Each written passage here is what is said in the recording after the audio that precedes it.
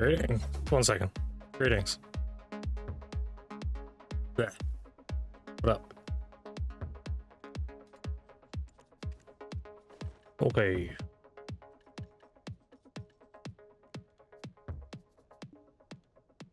I think that's everything.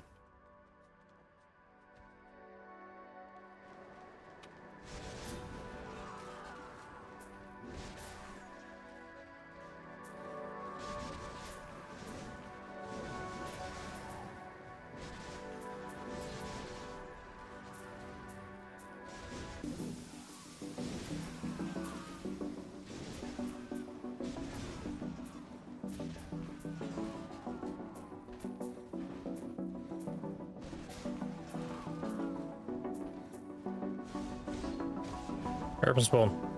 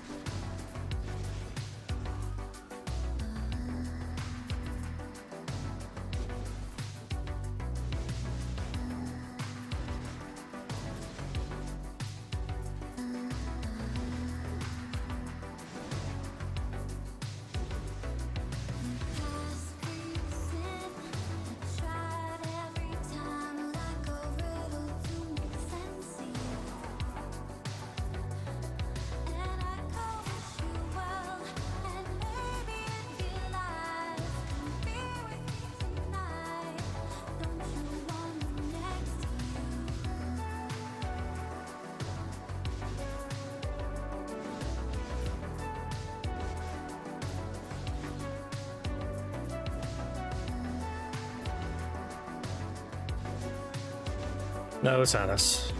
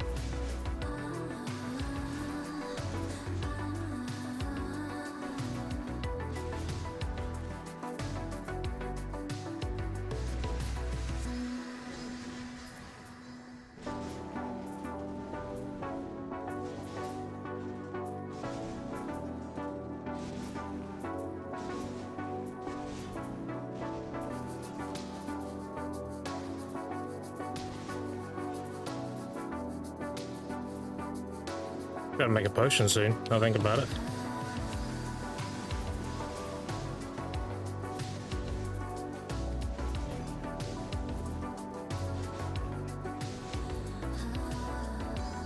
Yeah, big AC something.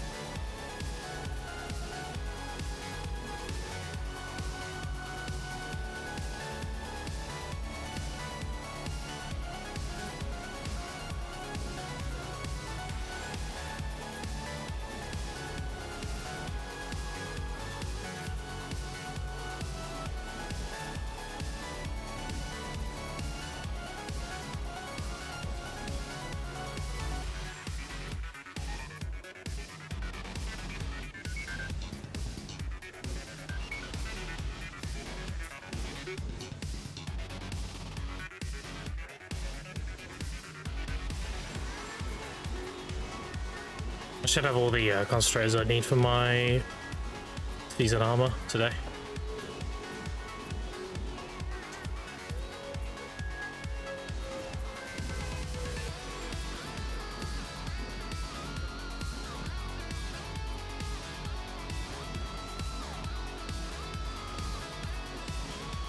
Another day, another grind. Closing the gap though.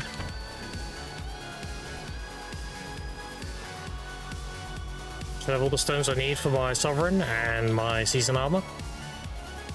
And then we just need the silver for the 2 Pandebus. I should have the 20k Caphras here in about a week. The pace I'm going. I'm ready back up to nearly 1200. 12,000 even. Yeah, it'll take about a week. That'll be done before the demos are done, basically, so don't have to worry about it. So I've got to enhance the Orphan to pen. I need to enhance the season Tavala to deck. That's just crons mainly, and the stones. And that's it. Then we graduate, and then I go grind DSR. And I play around with what's the best combos and everything. That being said, I will invest into a XP Lightstone set early on. Get amplified XP. XP at Darkseekers is like 5th best in the game. It's not terrible, it's decent. And I can get 66 while I'm doing that.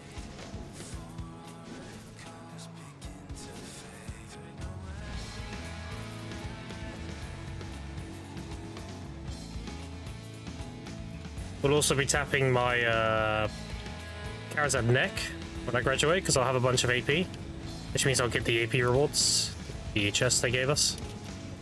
So all of those are going to be hammers for the neck. That's easily the best value for them. Outside of like a Dick Sovereign, but that's a long way away. And then we just hit Hardcap, for all there is to it really. All the pre-grind stuff is done and we do the actual grind. That's my house at Olvia. I'm right outside the Storage Keeper. Go to Storage Keeper, there should be a set of stairs. I have a balcony and there's a door there. That's my house.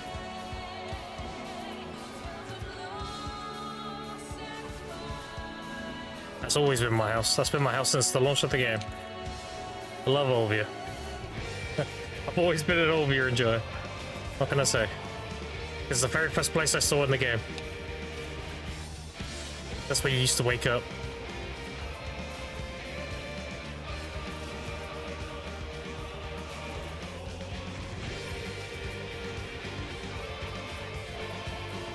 The very first thing I did when I played the game is I did the beginning quests, and I was like, oh, contribution, what's that? And I investigated. It's like, oh, you can rent stuff. And I was like, oh, you can have a house? And I rented a house straight away. That was my house. Because it was pretty. It had a balcony and everything. So that's always been my house. Technically been my house for over 10 years.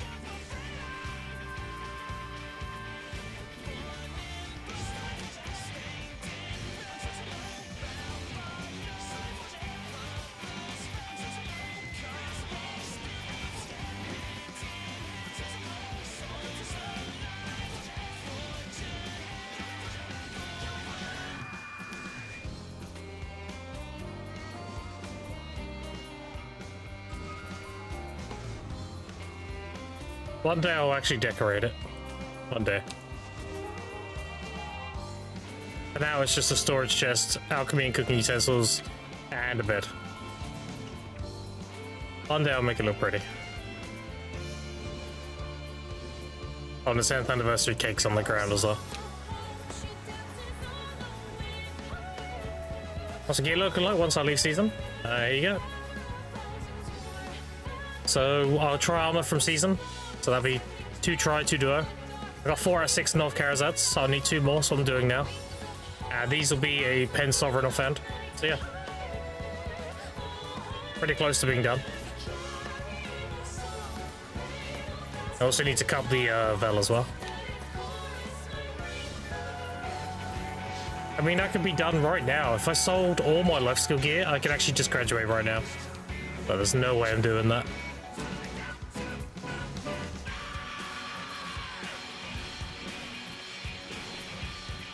Mental, I haven't really watched it since the start. I feel like that long ago. Yeah, it was only 90-something days ago. It's been just over 3 months.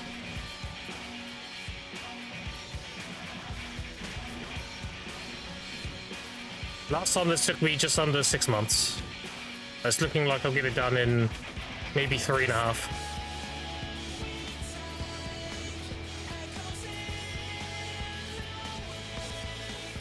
And there was a sub member on the other account you did? Nope, I never tapped those. My other account, I also bought them. You're on about the ones I tapped in Ulukita? They were ones I got Dark Seekers. On my previous season push, I also bought 6 out of 6 Pendulous. But yeah, I bought them again, of course. Tapping is, no.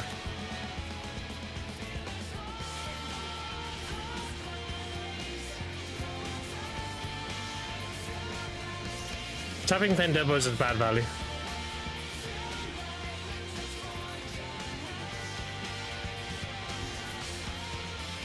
Grim with shades on. Yeah. That's left on.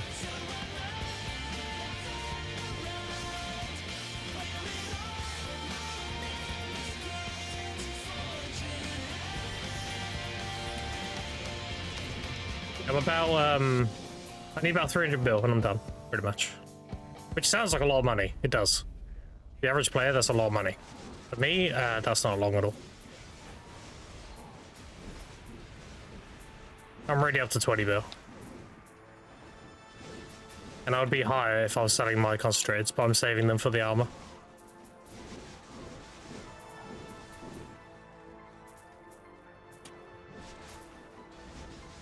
What, Tranian? How you doing?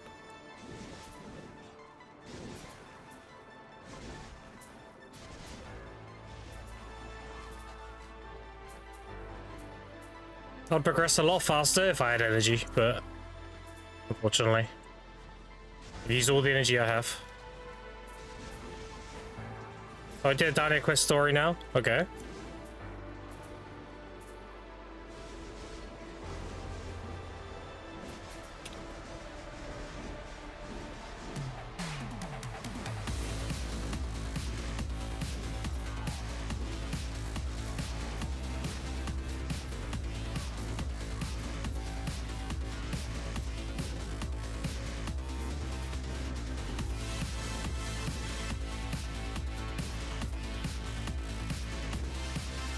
So I'll keep our people petrified after the Fall of Wars to prevent them succumbing to the Black Spirit Rage.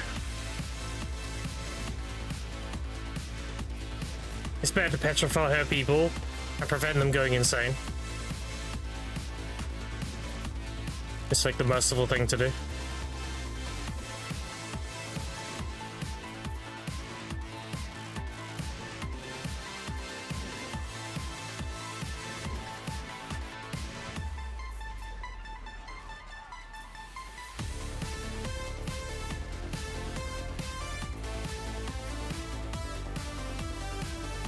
Slav's wrong though. I mean, it depends on your interpretation of justice, right? If you think your justice is more just than hers, then prove it. Esther in combat. Prove that your path is more righteous. That's the whole point of it. She's trying to enforce the will of Elion, but what she doesn't know is Elion is aligned with her doom at this point. So her form of justice has been twisted and tainted.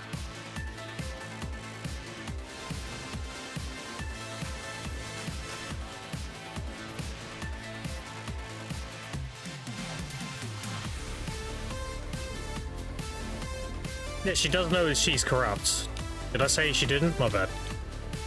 My point is, she thinks Elion's will and so giving in to her doom and everything is the right path, because it's the path of the least suffering.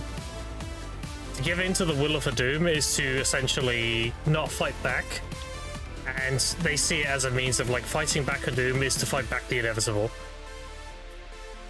Like you're just making it more painful and faster by fighting back. And our form of justice is we can be Hadum. We shouldn't have to succumb and accept the fate and our destiny and everything. Our destiny is to stop it and make Sylvia whole. But she sees what she's doing as a form of justice, and we see what we're doing as a form of justice. So like,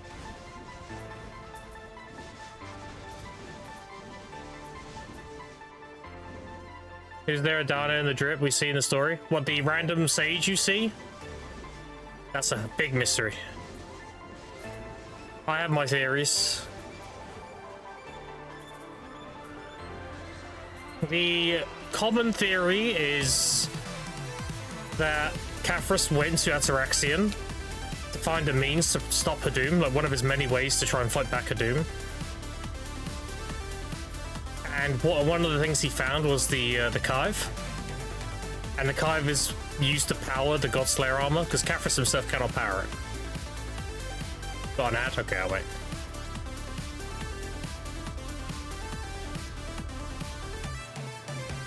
Oh, wait.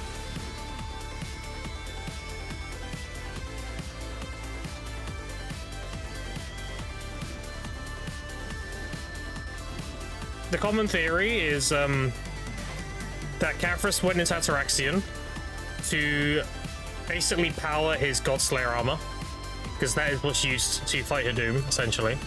But Caphras himself is not able to wield it. It has to be wielded through an Adana.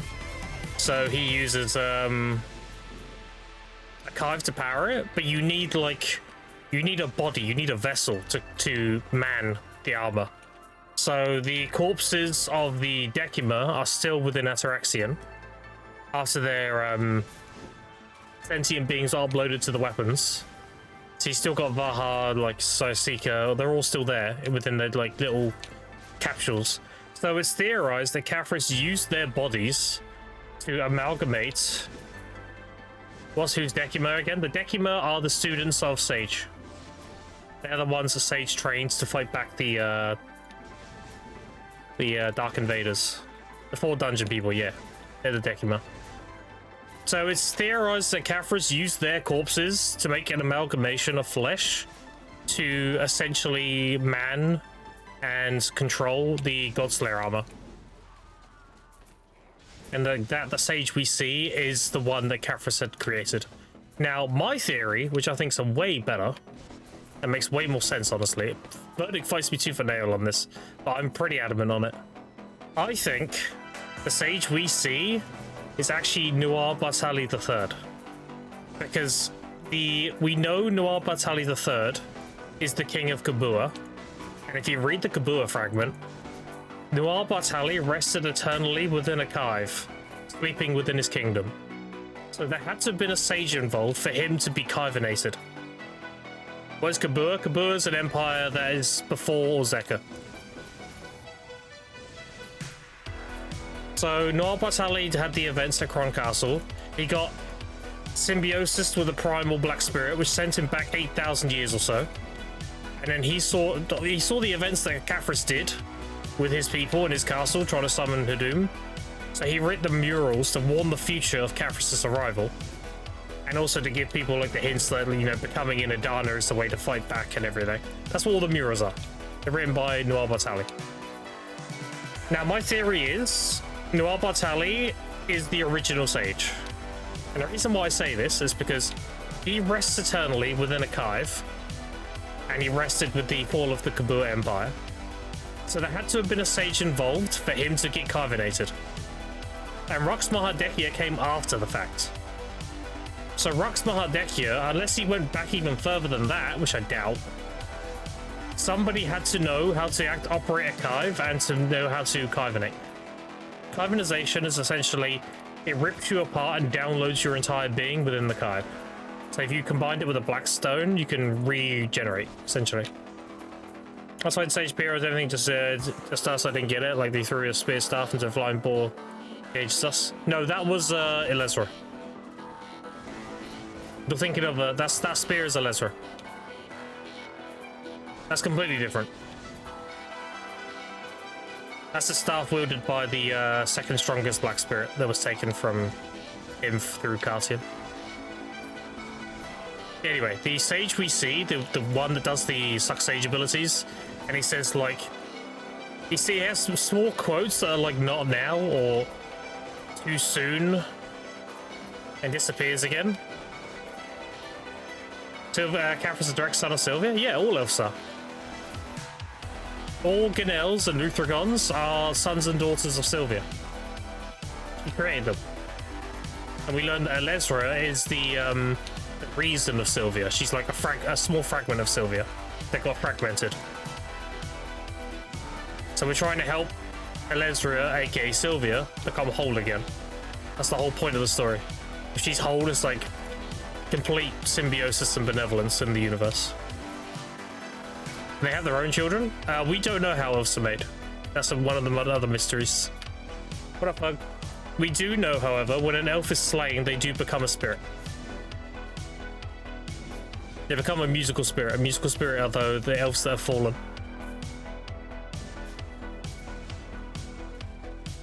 We know this through Meridora, because she says about like the tragic events and how many musical spirits must there be for this war to end and stuff like that. So she pretty much heavily hints that elves become musical spirits when they die. Now, we don't know how elves are made. That's a big mystery. We do know elves like to partake in physical pleasure. They do like to do the business, but that doesn't result in reproduction. That's purely for leisure. The real Sylvia being Elezra doesn't actually make sense to the past story of the issues. No, it makes perfect sense. It's why we never see Elezra in Camasylvia and Odalisa, because she doesn't want to see her children. She doesn't want to see like the mass genocide or civil wars that are happening over her with her children.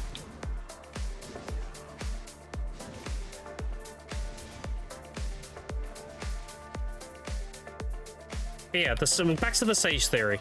I think Nuar Bartali III is the original Sage, and I think Rux Mahadekia, the Sage we play, and the Sage we know, I think he was Nuar's Decima.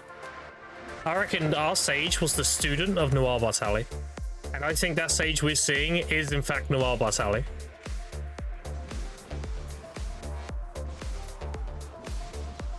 I reckon he regenerated himself with the Kive, and then he wielded the Godslayer armor, because he's an Adana. And now he's using the Godslayer armor to do something about a bigger picture we don't know about. Like, if he might just appear randomly when we're doing the... Okay, spoilers. When we do Adania Part 2... Spoilers again, chat. So cover your ears or mute or whatever.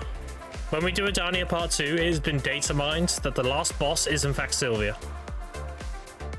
It would not surprise me if Nuar Bartali, being the Sage, appeared during the fight and was like, he knew all this.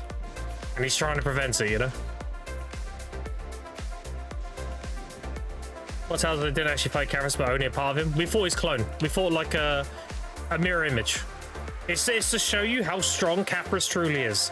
We gave everything to beat Caphras, and we barely beat a mirror image. And when he was like, okay, I'm actually going to step in the fight now, he one-shots us. How do we know it's a clone? Because it literally disappears. It's not a clone, it's a mirror image. It's like you are fighting like a fragment of his power. He's like, yeah, no, I'll make a mirror image, you can fight that. Because you're not worthy of fighting me. And we beat the mirror image just about, and he's like, okay, now I'll actually come in the fight. And he one-shots us. And it's to show you how strong Caphras truly is. He appears in the fight, yeah, he grabs us from behind. When the Caphras disappears and we get another one behind us, the one behind us is the true Caphras. The one that disappears is just a mirror image. He grabs us from behind, he uses the Heart of Atamagia, which is the giant orb, and the Heart of Atamagia has the ability to sever the tie between you and your Black Spirit. I pissed myself. Black Passy. So what Caphras essentially did is he grabbed us, He used the Hearts of Atamagia to separate our symbiosis with our Black Spirit, which makes us mortal. Like, he doesn't even need to kill us. The fact that he's separating us from our Black Spirit will just turn into dust. Because the Black Spirit gives you immortality in the sense of time. So we could be ancient. We could be thousands of years old. But if we lose our symbiosis with our Black Spirit, we'll just turn into dust. He was separating our symbiosis with our Black Spirit, breaking our, like, power. But then the spear you see is thrown by Lesra. She basically says, like, that's enough now. That's what that is. Like, enough bickering. And then Capris knows Sylvia, Lesra is Sylvia, so that's why he says mother. Kisses her hand, and then he becomes a spirit. Because all elves, they do have a mortal coil, but ultimately they're spirits. And Sylvia is the creator of them all. So he joined Mother once more. He went back into her embrace. Which is what he's longed for that for thousands of years. It's a very big moment for Capris. Does that mean Capris is gone? No. That just means he's with Sylvia, and if she wants to dispatch him to do something, like, oh, I need you to go do this, she would just pull him out again, and he'll have his mortal shell again, and go do what he needs to do. But the true form of every elf is a spirit. Every elf is a spirit.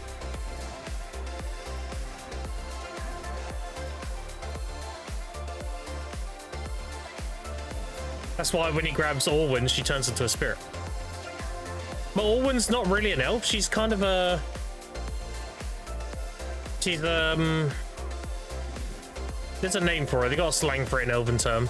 But it means, like, dirty blood, basically. She's not a Ganel. She's not like... She doesn't have a mother of a Ganel. She is a daughter of a Luthragon. But also the daughter of a human. So she's not really an elf. She's like more of a half-elf. She's a half Luthragon. Half human. So she's special in a way. She's essentially what you would call like a demigod, I guess. She's pretty demigod in terms of like lore accuracy, because Capris himself is pretty much one step away from being a god. So him having a daughter, especially with the talents of Cartian or Carshan, then she's a demigod basically. So that's why I'm not sure if she has a spirit. No, she does. You see it in the fight. Capris grabs her from behind, destroys her mortal coil, and takes her as a pure form as a spirit. And then he teleports her elsewhere. He basically removes her from the fight. And people don't realize how strong Capris is. Like, you're talking to the man that has seen and done everything in our universe. Like, Capris is crazy. Holy Giga Chad. Speaking of Chads, what up, boys? Congrats on your Splendid. You got it eventually, after many years. Just took hitting pity. Appreciate the shout out. Give the man a follow, of course. We're just talking about lore stuff and being a nerd.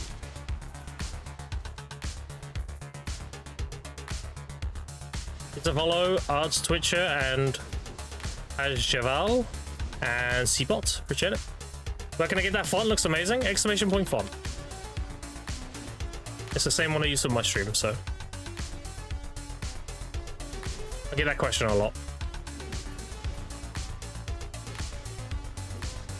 A little TLDR on who I am, chat. I played BDO since open beta. I originally played on EU for 7 years as an Awakened Warrior. And then I rolled to NA because I met a lot of friends in New World from NA. And I played with Ethereum as a Suck Sage.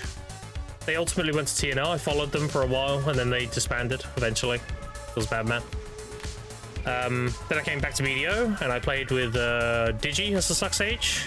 And then I had to go away for a month in November due to health reasons, IRL. Not me, my family. And I came back in December. Here I am. Now I'm gonna Wake Musa. And the reason why I'm gonna make Wake Musa is because it's a better Suck Sage.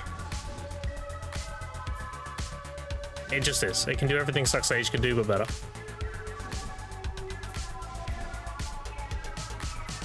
It just doesn't have the God mode button that Suck Sage has. It's more consistent.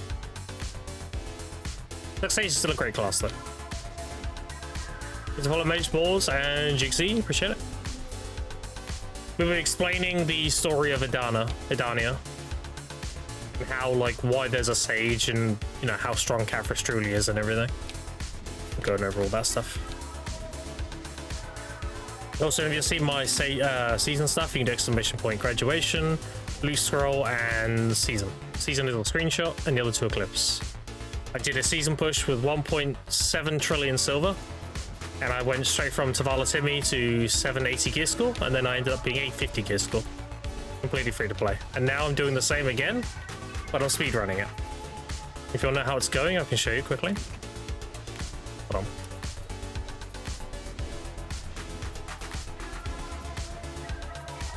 So my storage is like this so far. 4 out of 6 knock Charizards. I'm saving up for the last 2 now. I've got the cups, I got my Veil.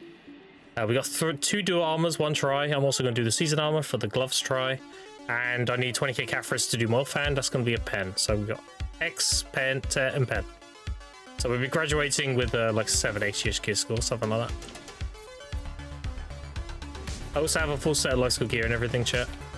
I've got like 400 billion in life skill gear.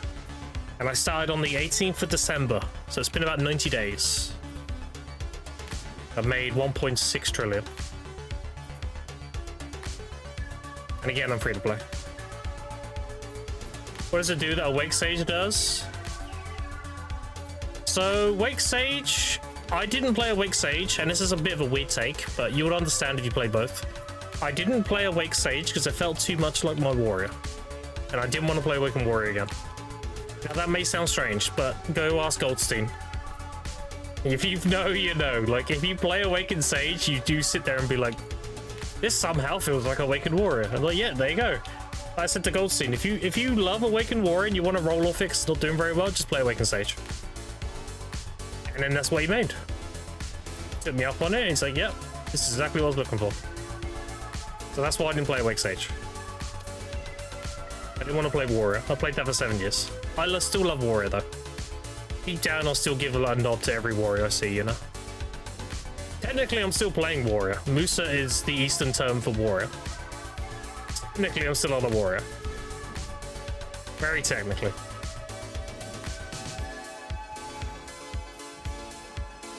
What'd you say about Suck DK and PvE? Suck DK is one of the best classes in the game. If you love it, go have fun.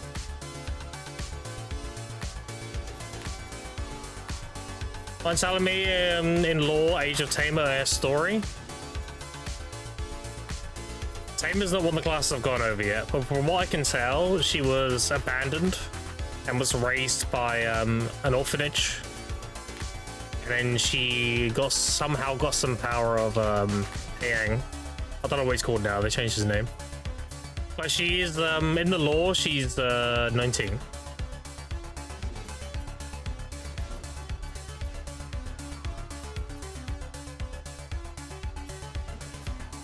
Use a free pets they give you? Yep.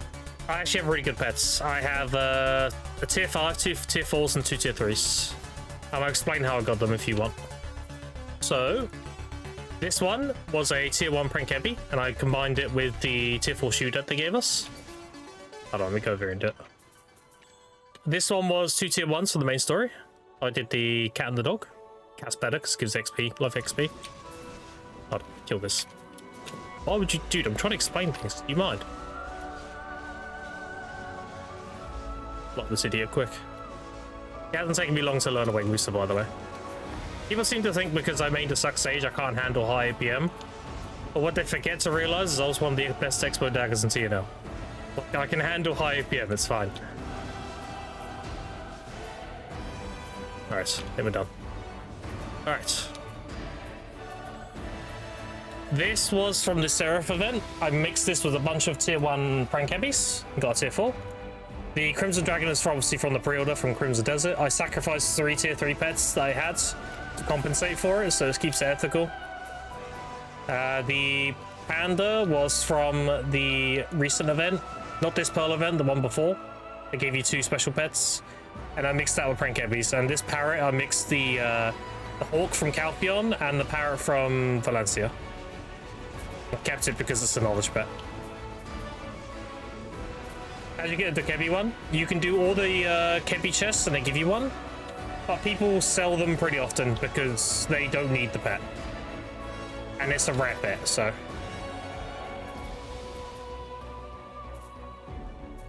Everyone who did the journals for the power that came with Kebi chests, they give you a prank Kebi instead now.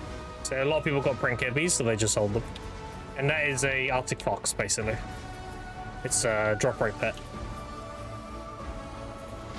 Which is why tier 5 did as soon as possible. For that 5% drop rate. It's up, you have all extra quests and normal for Tamer. Oh, okay. So easy, just need stamina, frame, SA, rotation practice. Yeah, pretty much. Well, Moose is one of those classes where it's easy to play, but there's definitely a high mastery to it if you want to min-max. And it's mainly about cooldown management.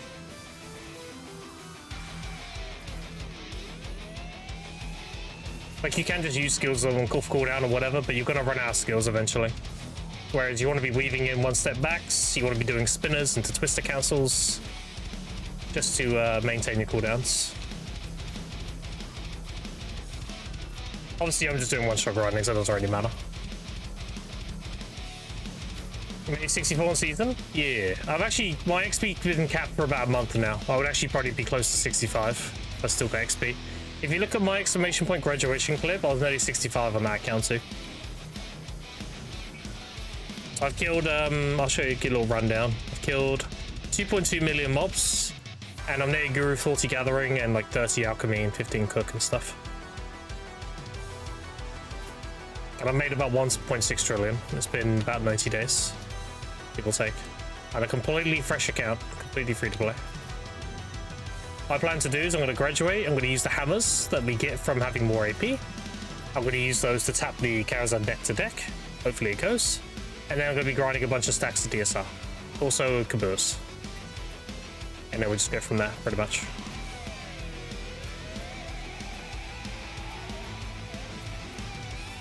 Yeah, it's pretty easy to get level cap in season, especially if you grind a spot for XP. Like, Kadri's terrible XP.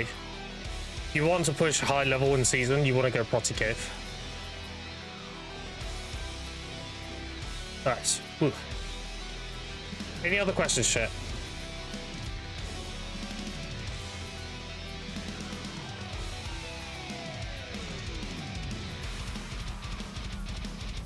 How people usually ask, like, why am I Kadri? Why am I grinding this? Well, Kadri is the best silver and Seinfeld per hour in season.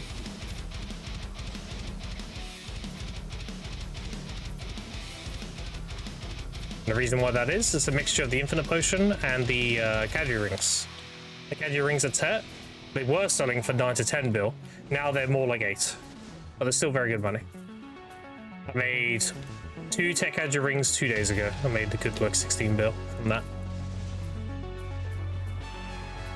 Gonna grind Merchant Ring after season? I will be doing everything after season.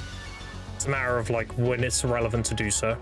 I'm a completionist. I do everything in MMOs. I've already completed quite a few MMOs in the past. Some being Ragnarok Online. I completed World of Warcraft during Battle for Azeroth.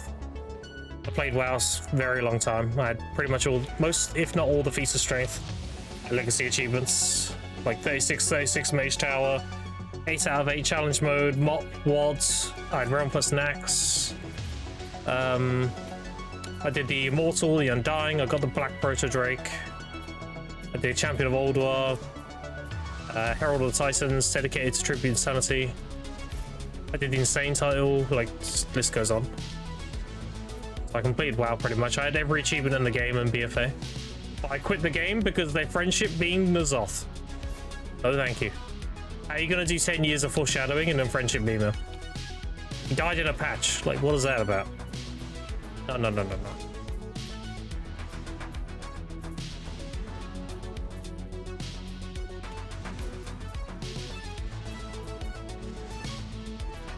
play 9 days and 4 to 8 hours a day.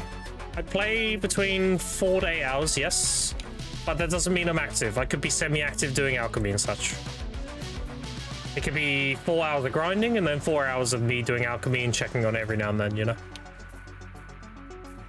You can make a lot of money if you know you do. Hall of Fame feats, strength 2. Yeah, Ribbon Dares, Blue Pro Drake. Dude, I had all the red mounts. I had Ashes of Allah, I had Blue Pro Drake, I had Ribbon Dares, I had the Swift Alliance Steed from doing Tribute to Dedicated Insanity. I had the Mimron's Head, you name it. I got the First Invincible on EU Lightbringer.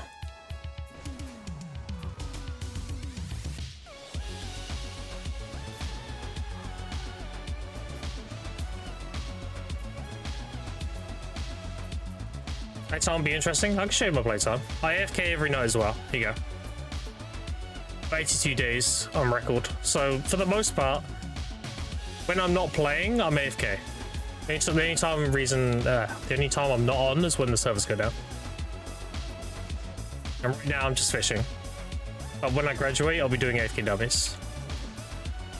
Because AFK dummy XP at 64 is kind of whatever. It only really matters 66 onwards. And then it falls off hard at 70. Lazy to grind, but I've got tongue grides, another grade. Nice. So I'm not really grinding chat, I'm more looking at chat than anything else. What's 2k? Yeah. Deontay Law, the abandons was dude, I'm gonna be honest, I don't know Tame Law very well. So if I butchered that, I apologize. I only know some classes when it comes to the law.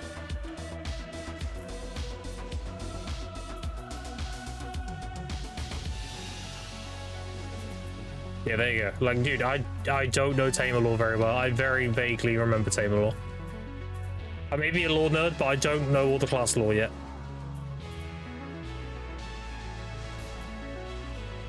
I know some, not all. Did you like Musa before just because the best for your speedrun?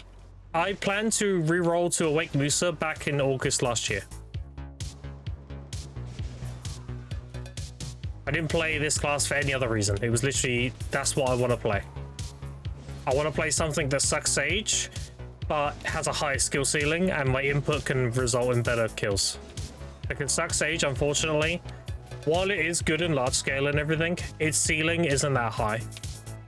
Like, you hit a wall of like, damn, if I was playing anything else right there, I could have killed like 3 more people, you know? But you were too slow because the class is heavily gatekept by its cast speed. And Awake Musa just does everything Suck Sage does. It has the big bursts and everything. It doesn't have the big God Mode button, which is a Z buff, but it's more consistent in DPS. It's perma protected if you play it properly. And it has the benefit of actually surviving a disengage. Because on Suck Sage, if your shot caller calls to pull off, you're gonna die. If their ball is chasing your ball and you're trying to peel and run, you won't be able to run, you'll die. You can ref chain backwards, everything, you'll die. You just eat too much SA damage. Whereas a Musa, you're gone within 2 seconds.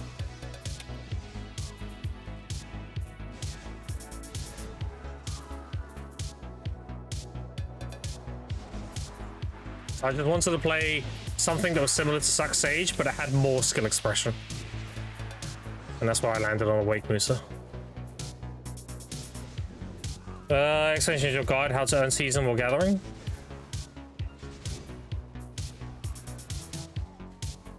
How to earn on season with gathering. You just get mastery. Dude, the gathering money in season is super easy. It's the most, you don't even need a guide for it. It's simplistic as fuck. Get as much mastery as you can, as close to 2k as possible. Over 2k is ideal. And just go gather. What you gather depends what you're doing. If you're doing alchemy, then make sure you get the saps needed for harmonies. If you're not doing alchemy and you just want profit straight up, then you can do pilgrims and you can do metal solvent for a little bit of alchemy, or you can do herb gathering, which is straight up pick it up and sell it. The only thing you really convert is the dust into Caphras, and you convert the sharps into one of 2 things. You get concentrated if you just want to sell the sharps, or you make primordial blackstones if you want to sell sharps and Caphras. And that's it. Everything else is just get it and list it. Super simplistic. I do Wild Herbs because it's simplistic. It gives me all the fruit of nature I need for alchemy. And it gives me a ton of gathering XP. I mean, I'm pretty sure You can correct me, chat. I'm pretty sure I already have a high gathering level. I think I already have a higher gathering level than Bicep. And the account is 90 days old. Just to show how much XP you get at herbs. It's crazy. It's actually enjoyable at the moment after the past 3 days and they fixed almost all issues actually based. Yeah, I had no doubt, dude. There's one thing, we can flaw PA for many things. You can say like, why don't they do this? Why haven't they given us AOS season yet? Why did they get rid of hardcore servers? Where's the Shadow Arena? Whatever. There's one thing you can never fault PA for, and it's their quality of life. Their quality of life team is 11 out of 10. So I had no doubt in my mind with Crimson, if it had issues, the quality of life team would have stepped in and been like, they're all fixed. And that's exactly what they've done, so. EA is very, very good at quality of life. As you get enough energy to have good gathering runs, I talked to all the NPCs, I discovered all the nodes, I got a C rank on all the mobs, and I did the main story and a little bit of side questing. And I'm not even done. I still have a lot of easy energy to get. I've still got to do Ecology in Medea and Valencia, and I've got to do Medea, Venture Store, Journals, and Valencia. If I do all those, I'll have another 60 energy. Put me close to 700. I just haven't done them yet. EDO Codex is your best friend for doing your energy. You actually pull up the energy, you go into the comments, and it tells you exactly what to do and everything. What quest it is, everything. Just go through and do it. I'm also missing about 15 energy in Land the Morning Light by interacting with things. So I would have over 700 if I wasn't lazy. I wanted 550 at least for season. 625 is plenty. Just so I can use miraculous herbals. Jesus fuck, man. What up, boys? How do I power level to Guru? Because I'm not down the water. I heard you said bear is bad. Bear is bad because you don't get any seeds. Just do my gathering rotation at Olvia. That's it. Again, like, I don't need to make a guide for it. It's just pick the flowers. Just look at my VOD or any of my previous streams where I'm doing it and just do exactly what I'm doing. Do the rotation. If you get full on seeds, vendor them at the stable. Use your seed pouch as a buffer. If you're like halfway through the rotation, you get full. Just throw them in here. You can take them out and vendor them when you get to the stable keeper. I burned 600 energy in about 28 minutes. A very fast burn. So we need to make the trash.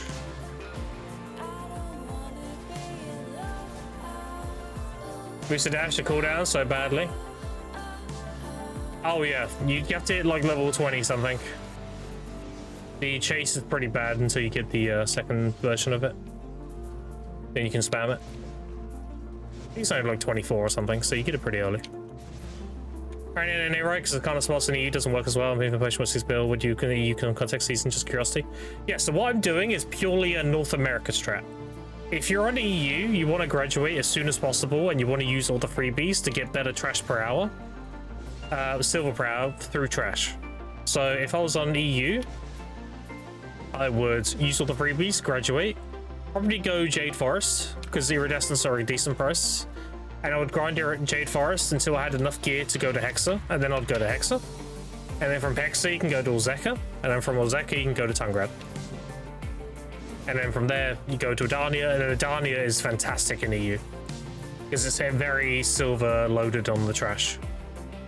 So you want to get like to all beta onwards, and then you're hard chilling. I wouldn't sit in season and do all this on EU, it's not worth. I would have a season ult, and I would gather on it to get loose rolls that way.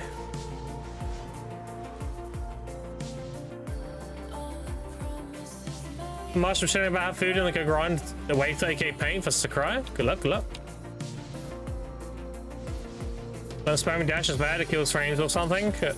The dodge? What, this? It shouldn't kill you frames. That just sounds like your game is badly optimized.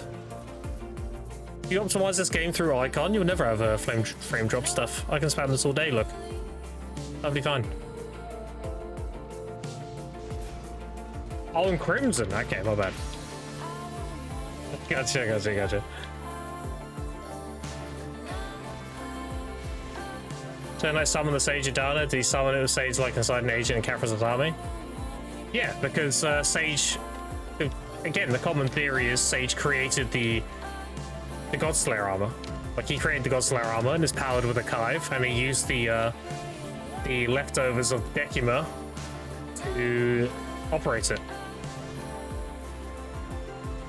So yeah, it would be technically on his side or whatever. Because the Shadow Knights are working for Caphras.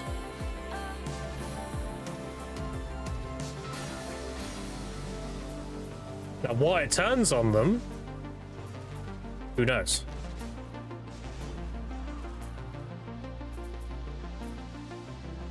Probably do that on close to extra requirements.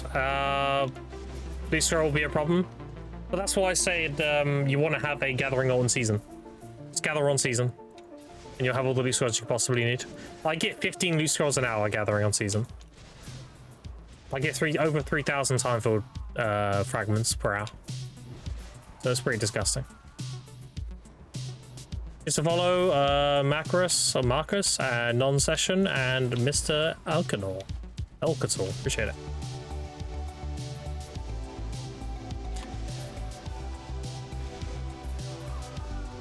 Belmont or wherever he's got a guy possessed Jordine. Oh, Jordine extradited or Belmont. When he took the Yinix Flame, or the, well, it was actually a fragment of Hadum. When he took that, he became Hadum's servant. And he just completely expelled Belmont. I mean, Verdict would be better to ask. Verdict's in chat. I'm very much an apprentice of the law. He's the law master. You're getting the law like secondhand through me.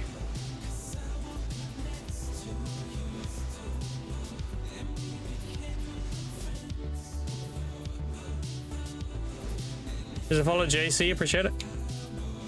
Who is Belmont? He was the last ruler of the Hexa Kingdom. The Hexa Empire was founded after Zaka was slain with the Yinix Flame, and he was resurrected by Hexamoa, and he did his rampage and destroyed all of Ozeka.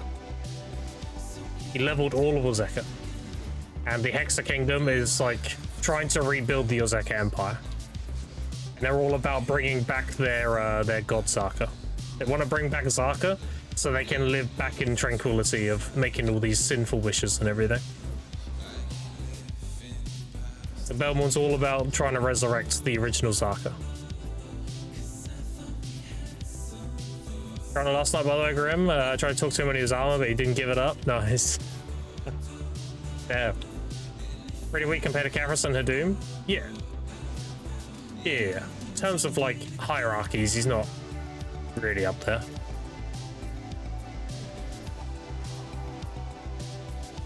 He's strong, but like he pales in comparison to the gods, you know.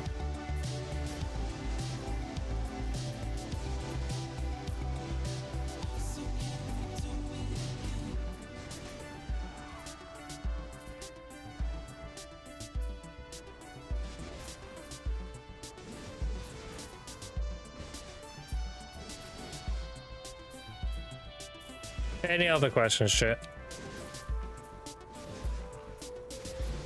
Do you want me to just spew out random facts that you may or may not know about? Let's start with some OG stuff. Your AP gets lowered in the rain. Obviously, that doesn't really matter now. Because the AP lower is like insignificant. You lose like 3 AP or something, total AP. But back in vanilla, that was a big deal. There was actually a weapon that was designed to not lower your AP during the rain.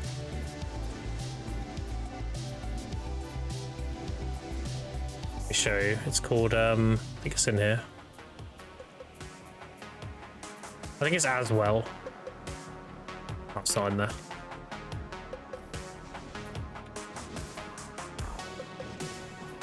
What do you do with the many time-filled fragments? Turn them into loose grass. Of course.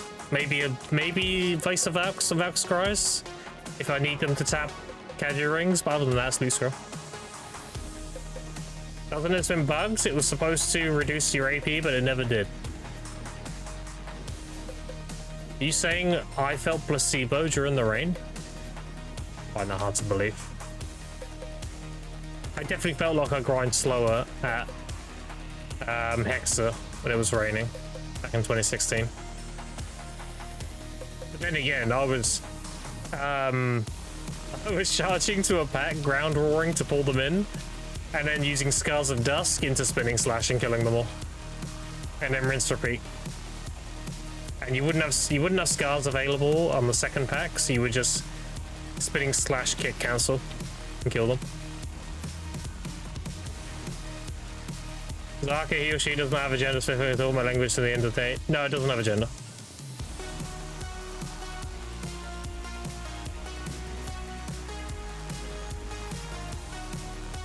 It's just a god.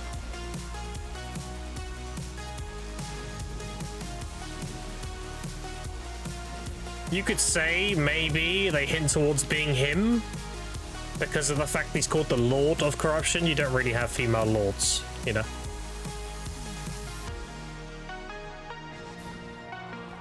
Going for like traditional terms.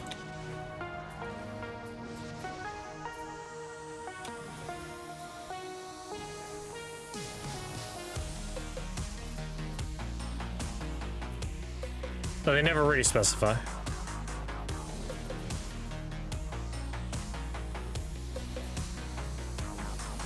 Oh, this? Yeah. I don't think Koreans can go without gender specific titles. Yeah. End of the day, I don't think it's something that really matters. Zaka is Zaka.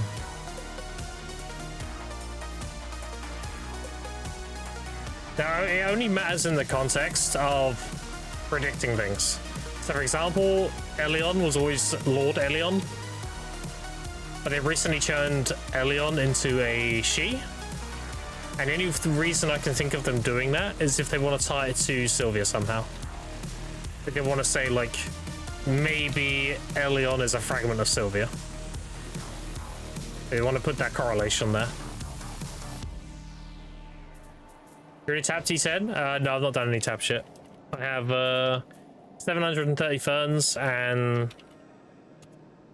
How do you pronounce this thing? There we go. 6 sensors.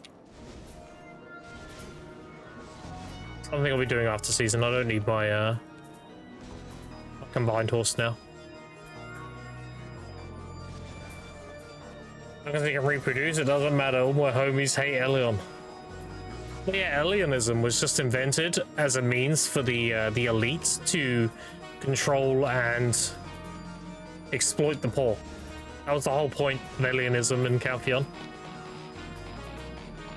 It wasn't until the Valkyries, who are supposed to be like the enforcers of the church, to enforce their will, to oppress the poor and everything. It wasn't until Valkyries started like actually doing magic that they were like, what the fuck? We made this shit up. Like, where's that magic coming from? And that's what the whole event with Margaret Brandt and Enslar and Zaka and everything. Like, they're like, we gotta get rid of the Valkyries because they could overthrow us. So they sent them all to die at Zaka. They sent them all to be sacrificed. It isn't until we got Seraph that we actually learned that Enslar never died. And it was actually Margaret that sacrificed herself.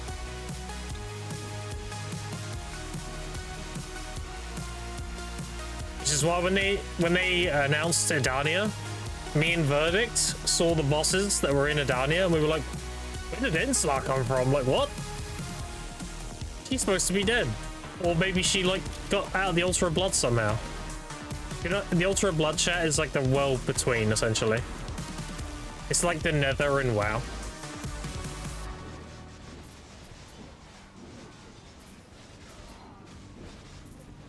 So we assumed that Enslar somehow managed to find a way out of the Altar of Blood. And that's why she's in Edania, but it was actually because she never died in the first place.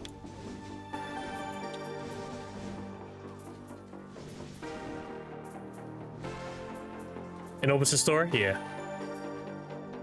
The lore's really good, chat. It is. I know people ask meme and they say spam and, you know, video has no lore, no story, or whatever the fuck. But imagine what's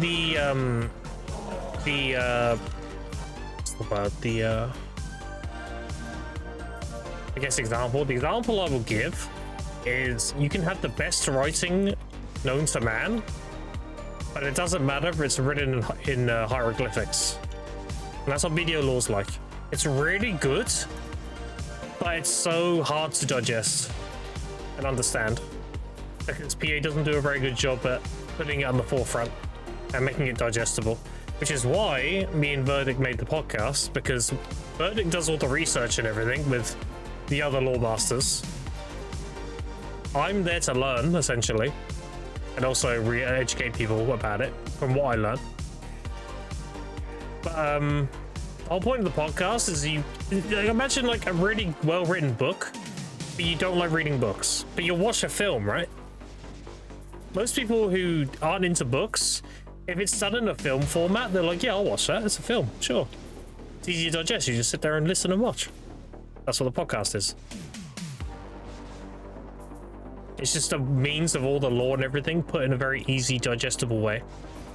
So you don't have to read anything. You just listen, and you understand. Like, oh, that makes sense.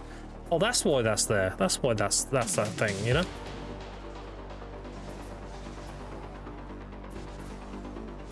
Like, there's a lot of things in video lore that people get misinterpreted. For example, the term demon. We all think of demon as like hellspawn. Like, oh, it's a demon, hellspawn, you know? No, demon doesn't mean that in video lore. Demon means like alien or unknown. That's why the Adanas, or the bosses, I guess, they are the demon lords. Because a lot of them are, we don't know much about them. They're alien. It's not that they're literal demons, they don't have horns and shit like that.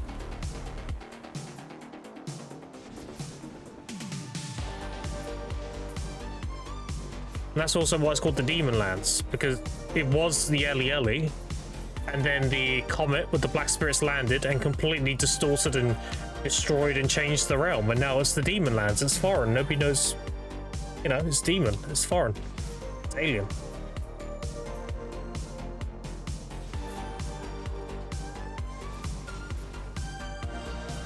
Yeah, a bit of retcons since I played 4 years ago. The retcons? Oh yeah, they have been, yeah.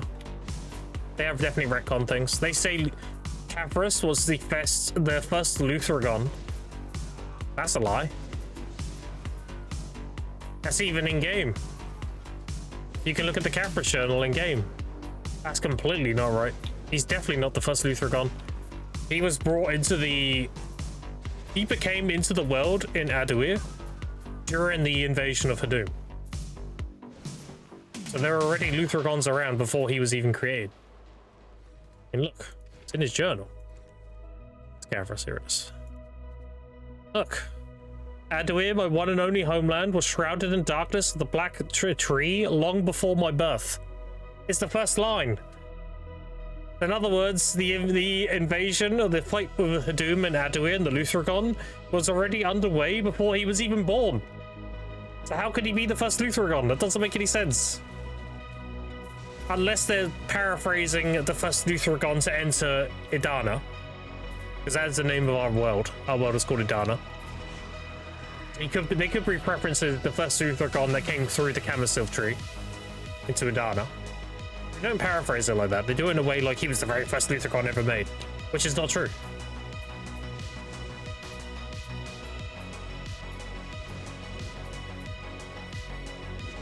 First is the most important. Nah. Nah.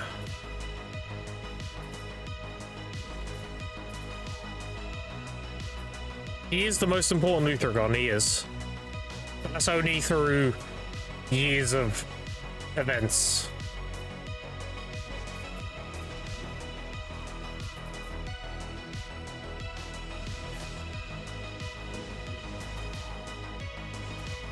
I think what they're phrasing to is him being the first Luthragon to enter our realm. Because Caprus came through our tree. The Ganel have never seen a Luthragon up until this point. And then the other Luthragons came through to undo what Caprus had done. But they're still doing that to this day.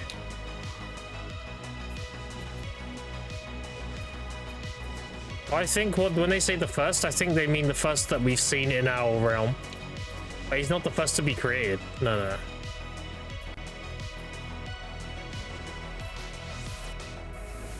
That created Valkyrie, she knew send them to sacrifice and make her weaker. She's say she couldn't do anything about it, really. She had an army of Valkyrie, she could overthrow Calpheon. Yes, but it's, think of it like this. To overthrow Calpheon is to overthrow your ideologies. And the ideology of alienism and everything is what makes Valkyrie Valkyries. So it's like you could overthrow them, but then what are you?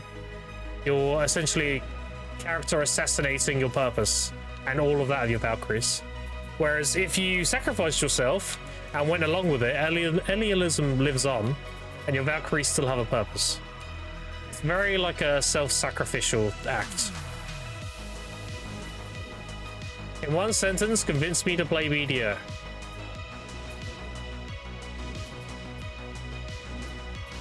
They finally released your class.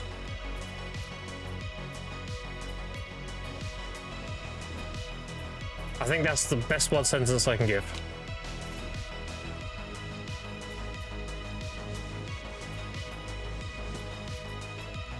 So what's up, Uni? That was a good one. I'm convinced to keep uninstalled. BDO has definitely changed over the years, Uni. Like, the game right now, if you're in a top-end guild and you're PvPing, then obviously that's your PvP. There's guild decks between the top-end guilds. The RBF changes are coming soon, TM, which could be like ranked RBF, essentially.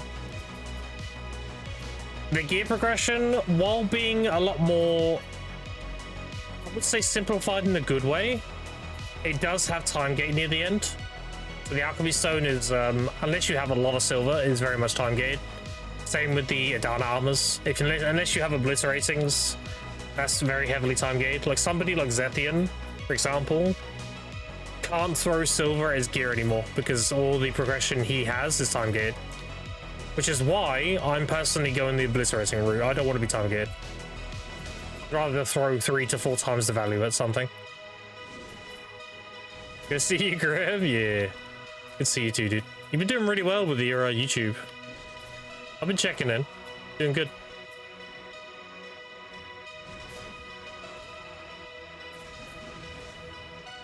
Mr. Should I call you Mr. Fake Uni? Yeah.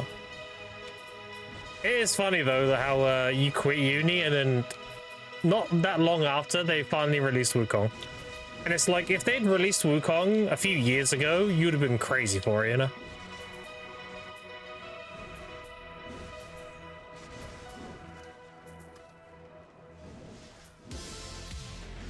A couple of channels going now, they're doing alright. There you go, easy. Ape shit over Wukong, too late now. I think what I personally think you should do, Uni, and you can take this advice or not, I think you should play BDO on the side. I think you should just play it casually on the side, and then whatever happens, happens. You don't have to overcommit to it or anything. I think you should just make a Wukong and play with it.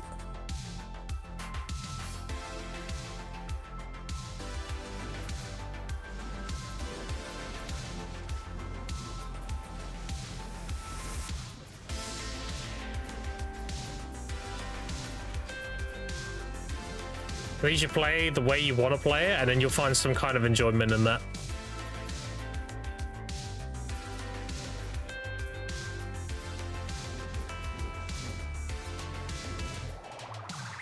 You and your catcher can play content, but then it's like 2 hours so valuable to me now. It's hard to validate the reason of playing still. Well, do a test run. Do like either a completely fresh account or pick up your old account, whatever you prefer. Make a Wukong, play around with it, and after 2 hours, think to yourself, was that worth it? The answer is yes, do another 2 hours another time. If no, then just you can be content and put it down. You're actually convincing me? Yeah, because I'm using logic. The best way to know truly the answer to something is to go seek out the answer. So if you're unsure if it's worth your 2 hours, go see how it goes. You 2 hours. If it doesn't feel worth, then you got your answer. If it does, then do another 2 hours another time. Before you know it, it might actually be a pretty fun hobby to do on the side.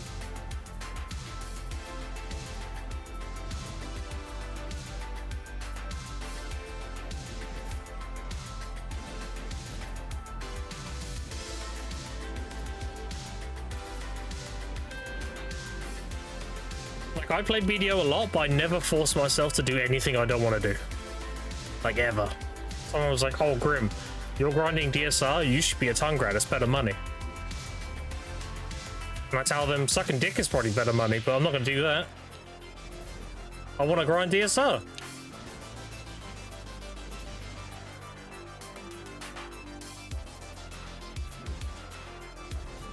Let's actually have fun, but I don't know. Uni, just do it. Just do it, dude. You know I'm right. Just dip your toes in. It feels good, maybe put the whole foot in next time, you know? Okay, I'll probably delete my account as I'm saying gone. Yeah, do it, dude. I mean, you're speaking to the one guy who has done the new account onwards shit. I've done it twice. And I've had a blast both times. I'm having a blast right now. This account's only 90 days old. I'm having loads of fun. Scan, you grinded 6k loose scrolls and ended on 5. I grinded 6,749 and I was down 1,400. So I was down to... Actually, no, you can look at the I could look at the VOD actually and tell you exactly how many I have. I was definitely down at least 1,300. And that was over 2.5 months. And that was including all the freebies. So we had 50 from hardcore servers and such, right? During that time. So I do burn them pretty fast. 1,300? Yeah.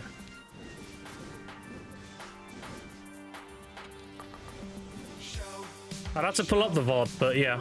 I did, when I logged into my account on New Year's and tapped the hammers, I showed my loose scroll total. I vaguely remember it being around 1,300 lower. I think I could play on EU. I mean, yeah. The only downside to playing on EU, though, Uni, and this is obviously like, I have this downside right now, being from the UK playing on NA. You're going to have like around 80 MS or something. If you're okay with that, then yeah. I don't really feel it personally. I'll play on NA and I don't really feel that latency. But that is also because I'm using Icon VPN thing, right? Tunneling. You gotta use the tunneling service, 100%. Otherwise you're looking at like 130 or something. That's noticeable. Start a new account? It is, yeah. There's loads of freebie codes and everything. I always played DDS and casually, so I'm not so a gear lord in his years, but I very much enjoyed the game. Yeah, exactly. Now, the worst thing you can do in BDO is become a slave to meta. Doing shit you don't want to do on a class you don't want to be playing. Because now you're turning a hobby into a chore.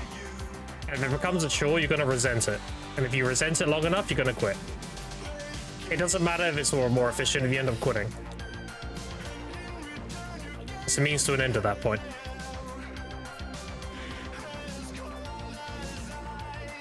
$1,300 lower or 1,300 total? Lower. Like I had 1,300 less. So it would have taken me just under a year to burn them all, I think. Around that. And A from Australia, 190? Yeah. Is what it is, right? Experience all over again. It's up to you, Uni.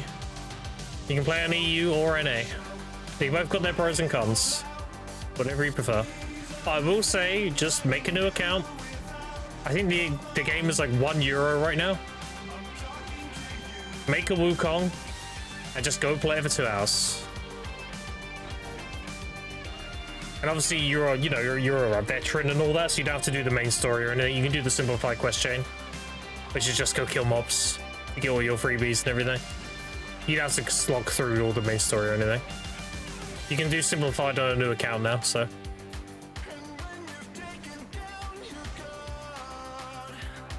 Meta Slave on Suck Wiz. How much value you lose for all? 300? Around 350. It was 300 pre-Adana release. With Adana release, they're around 350 now. I actually worked out my loose roll value the other day. I have 700,000 time filled, which is 3,500 loose rolls, plus 920. So I got like 4,400-ish loose rolls right now. That times 350 mil.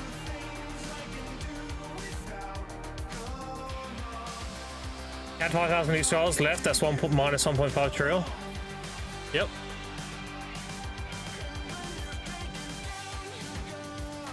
That's why when I describe what I'm doing, I don't give the true value of what I'm doing.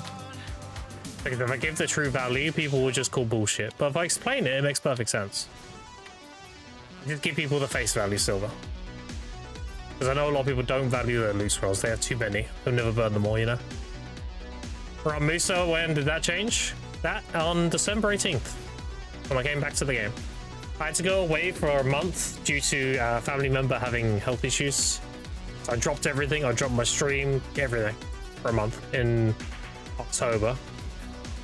Well, actually, it was November. It was early November. And I came back on December 18th with the new season.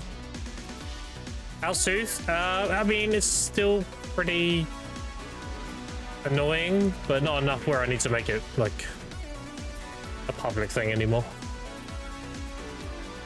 I had a wisdom tooth removed 11 days ago. I was still recovering. Nowhere near as bad as it was, though. Please follow Miyu and Royohan TV. Appreciate it.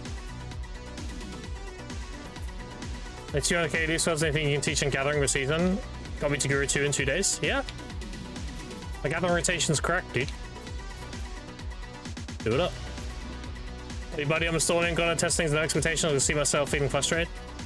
At least you can say you tried, Uni. Nobody can floor you for saying you didn't put the effort in, you know? They can't be like, well, you haven't played it recently, or you didn't even give it a try, or whatever. You can be like, nope, I did. I played 2 hours. Wasn't for me.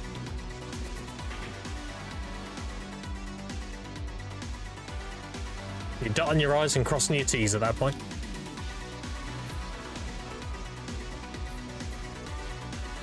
I hope you have fun with it, though. We could use a uni back in the category, you know? There's a lot of people who watch my stream bring you up on occasion. Miss your streams, so.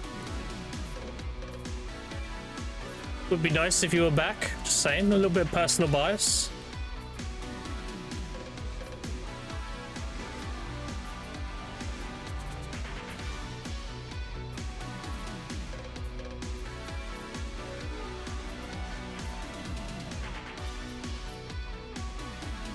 How you doing? What up, Side Streamer? I'm doing good. More importantly, how are you doing? I'm doing the same shit I do every stream. I go in circles, I kill cadres, I get full energy, I go pick flowers.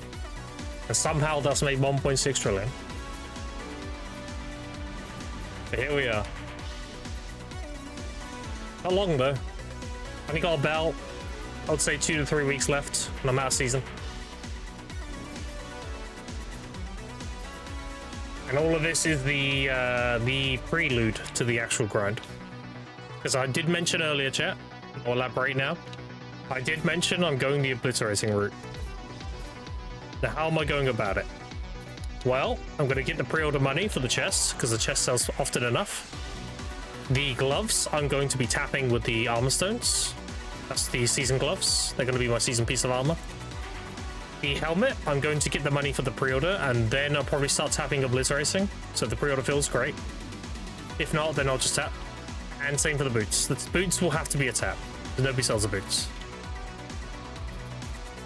But the good thing is, if I'm tapping the helmet and I don't get it after like a few hundred taps, but then I get the pre-order filled, the pity on the helmet shares with all the other armors. So I'll simply transfer over to tapping the boots instead. And the reason why I'm doing this, chat, and it makes perfect sense, yes, I'm overpaying. I know I am. I'm paying like 3, maybe 4 times their actual worth. It's very expensive. However, it beats the alternative. I would much rather have to get that much more silver and progress than hit a wall and sit on my hands waiting for every weekly reset. So that's my way of basically avoiding all the time gate. I don't want to be time gated.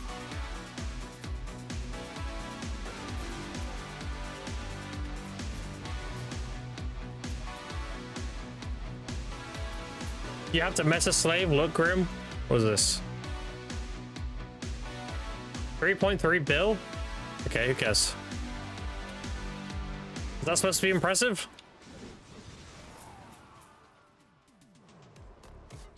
3.5 bill is the average for Darkseekers. That's below average.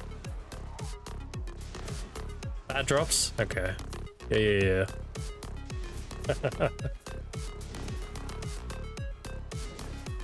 That's fine.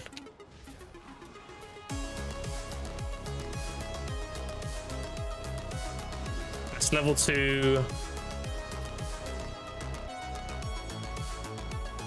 95k, so 46k an hour. Yeah. And how many tides? 2 tides. So yeah, the trash is good. And this is on Suck Witch. Yeah, that's very meta.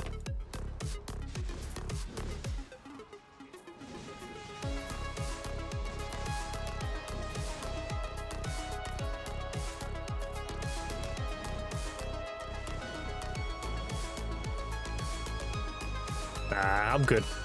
I don't like the whole meta slave shit. Well, the thing is, if you main Suck Witch, then you're chilling. Oh, is it Suck Wizard? Oh, it is. That's different. Damn, okay. Someone sell Huntler. He's up huge.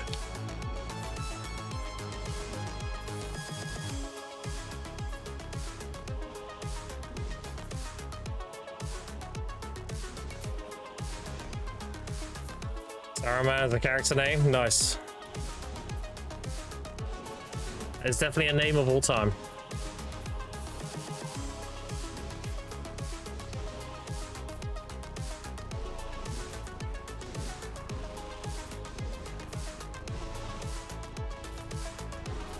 Fun class. I remember Zygen.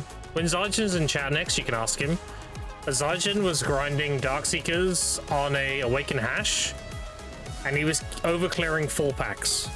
And the reason how he was doing that was with Hash having its tornadoes and that teleport it has, you can actually maintain 2 separate packs at the same time without resetting them. So he would go to 1, burst it down, throw a tornado down, instant dash to the next pack, DPS them, TP to his tornado, kill them, and then go to the wait while the mobs are spawning, go to the second pack, kill those, and then he'd kill the trash, and then kill the trash on the other pack, and then he'd do it with another 2 packs. By the time he did that, he was actually waiting a little bit for the first 2 to respawn. Need video? Yeah, he actually sent me a video a while back, I'm pretty sure. In DM, so I might be able to pull it up. Yeah, he was doing some crazy shit with the Wake Hash.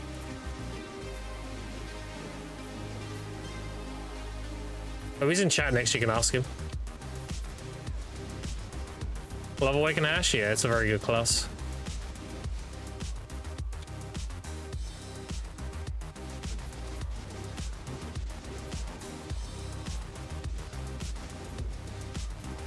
Let me kill this and then I'll pull up my my DMs and see if the video's there.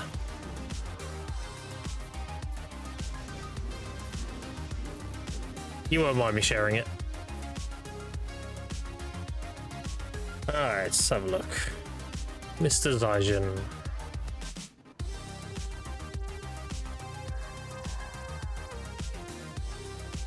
Hold on.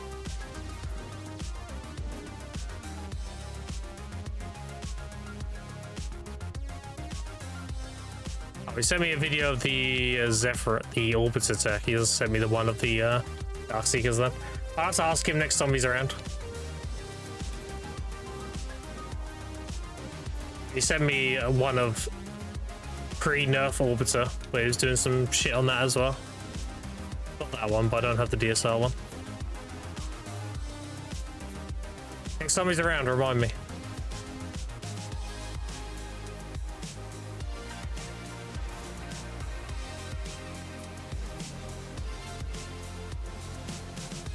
Ask every time I'm here? Yeah, do it, dude.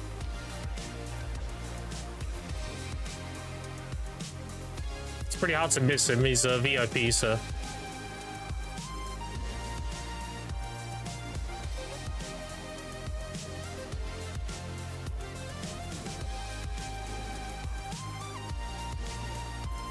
Easy, yeah.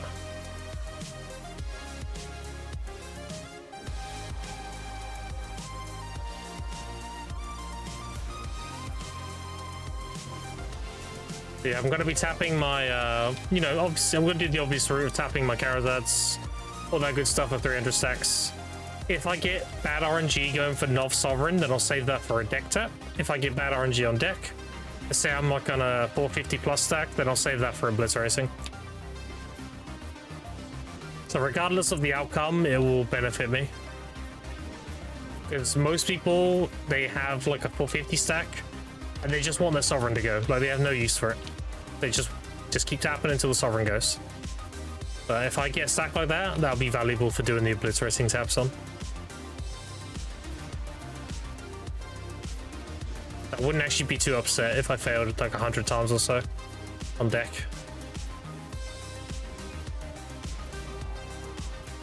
Everything, regardless of stack, always best. Only that were the way.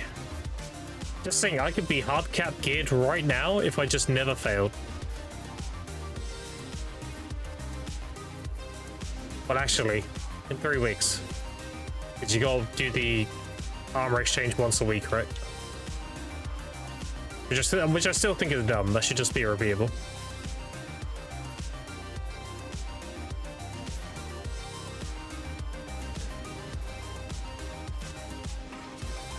I hate time gates with a passion. The only good time gate is preventing people capping it on day one. So Charizards were a good time gate, but they gave you like a stone per Rift boss. So it actually took like a good month to get all your Charizards done on average. That's a good time gate. A bad time gate is it will take you about 2 to 3 years. Like, what are we talking about? No, thank you.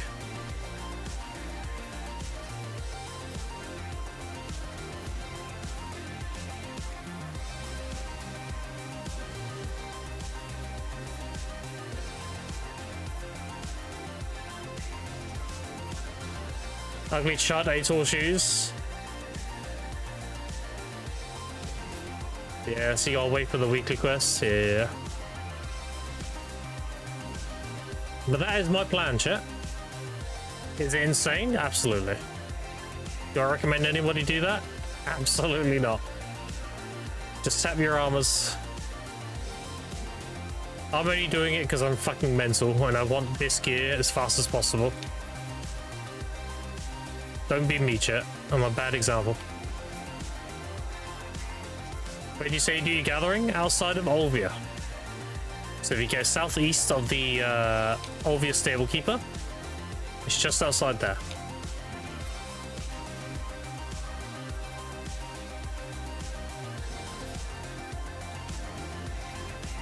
There is some silver lining though, chat. Wouldn't it be sick to watch your 100 taps on the Blitz Racing? Wouldn't that be a fun stream? Just watch this idiot blow up like 1.2 trillion. Yeah, why not?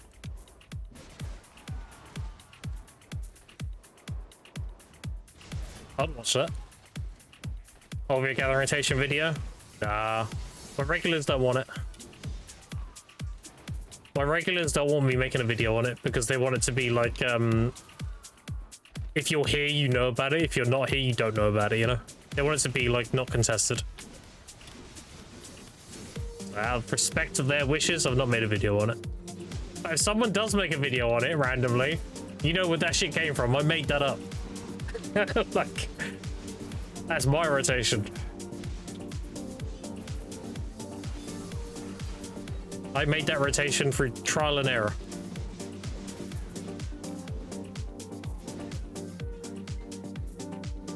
Twitch Vod to make the video, you mother trucker. Rotation any good in any of the VODs? Yeah, I do every stream. I mean, I'll be doing it today when my energy gets to capped. I'm always grinding Cadry and then my energy caps and I go do Mulberry rotation. And then I run out of energy and I come back to Cadry. That's all I've done. That's what I've done for 90 days. And occasionally I do some alchemy, that's about it. You should see my day 1 VOD on my YouTube. My very first day I made this account, I made a level 1 Musa. I went through the main story, I got to the end of Medea, and I linked up the Kadri node, and I went and grinded Kadri. You think I'm joking? Nope. And I saved up about 300 bill, and then I got my last school year. Well, it's more like 200.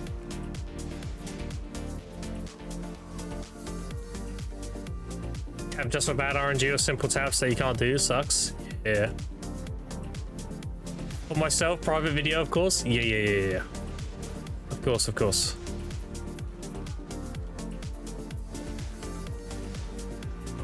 Yeah, because RNG is bad at the same time, I help save all the other taps armors and Alchemy Stone once I'm done. Deck off panel, go tap everything. Yeah, sounds good. I just don't want to hit a time gate wall, dude. Like, I detest time gates. That's some theme park MMO shit. No, thank you.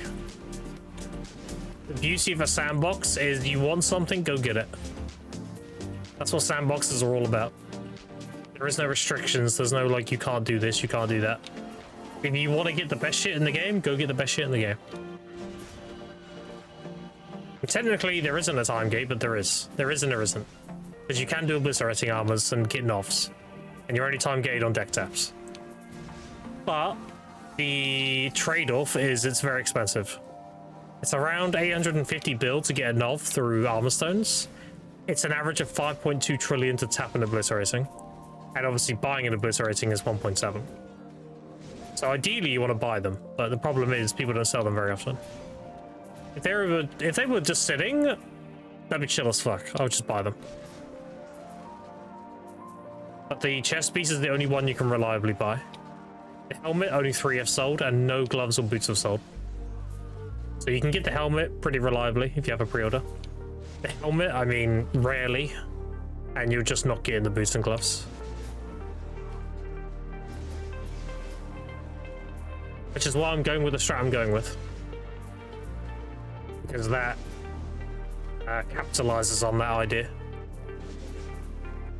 Pre-order the chest, get a pre-order up for the helmet, start tapping the helmet. If I get it, great. If I don't, and I get the pre-order, also great. Because then I can switch over to the boots instead. And I keep my pities. And the gloves I'll do through armor stones. Because I'm not going to need like a fuckload of armor stones doing deck taps. For the most part. I can sacrifice 1 slot.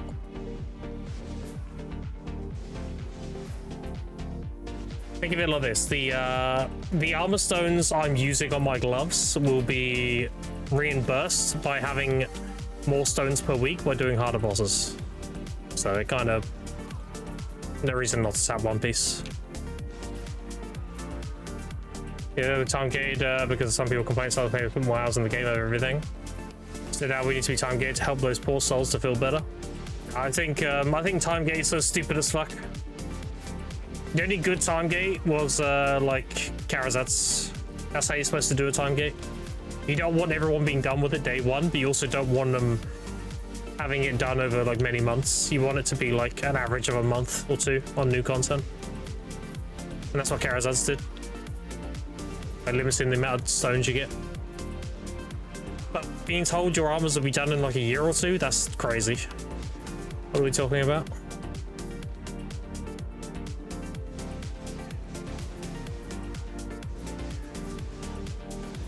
There's time gating and then there's that, you know, that's just crazy. There's Vola Phoenix, appreciate it.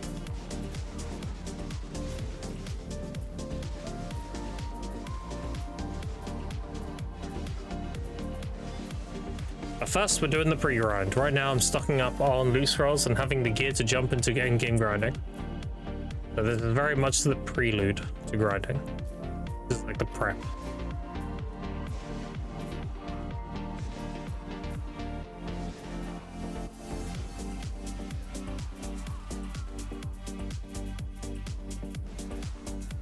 You can reach in a decent time by down armors, goddamn. Yeah, exactly. Like, I think everyone can agree that Karazats were done very well in terms of the time gate. But the time gate on the armors is just stupid. Even the alchemy stone is a stretch. It is a shining. So at the same time, like, I can kind of understand why it takes so long to pity. Because shining is supposed to be this super end game, near obtainable item back in the day, you know? I don't mind that being so crazy. But the armors? Nah, it's too long. There's 1 4 devs that'll fix this shit. Yeah, we'll see. In taps right now, I've got like 60. Nice. Even if I can tap and go 4 tet and 2 ox at least. Yeah, baby. All I know is I need, on average, like 50 stones per deck. Because you're tapping it on around a 2%. So the average is going to be 50 stones. But the pity's not terrible. Because the pity's like 85. So you're only going above the average, not that much. But the pity's pretty fair for the most part. If font looks sick, yeah, exclamation point font if you want it. I just took the font I used for my stream and I just put it into game. I was like, yeah, maybe that'll look pretty, and it did, so.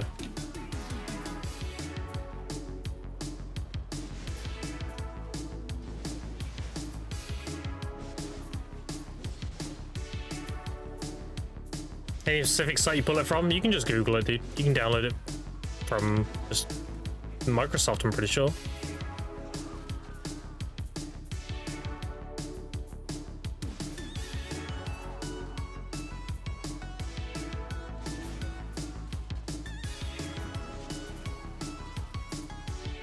Most Septimus Prime semi-bold. Oh no.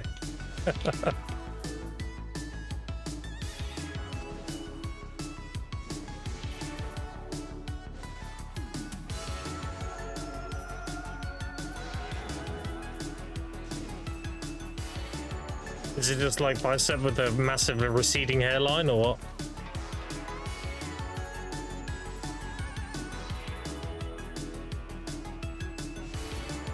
There's one thing I'm not worried about, chat. It's going bold. That's one thing I never have to worry about. I've got a fucking main. I'm good. Oh, do you want to see? The camera on quickly. My camera. Camera. Oh yeah. Where is my camera? What the fuck? Oh, there it is. What up? Look. I got a main. See? I'm good. I'm never going bold. I'm good.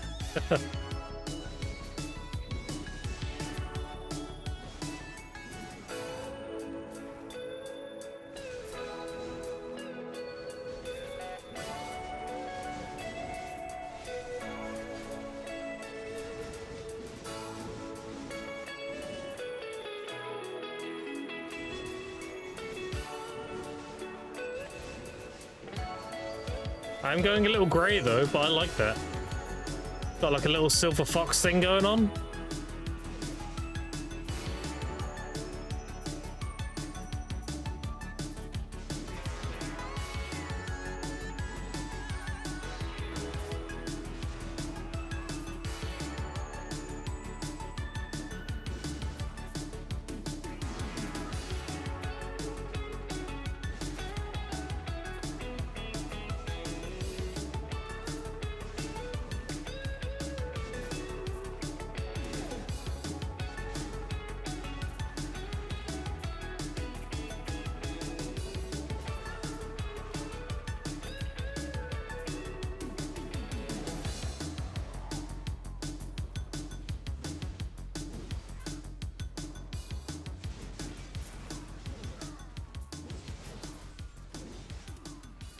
I know it's crazy, chat, but you don't need to be like a complete basement-dwelling, degenerative loser to have good gear and media. And you don't need to spend money either. It's crazy. That's a crazy concept. You just play the video game.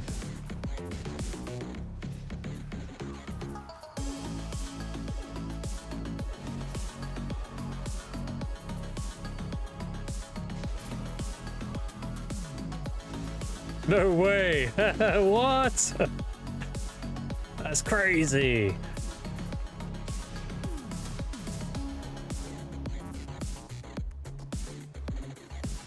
People often get confused with having to spend a lot of hours versus being efficient with their hours. Like, it's one thing to go grind Holger and base and make like 1.2 bill an hour and be like, damn, it took me 10 hours to get 12 bill. This is crazy.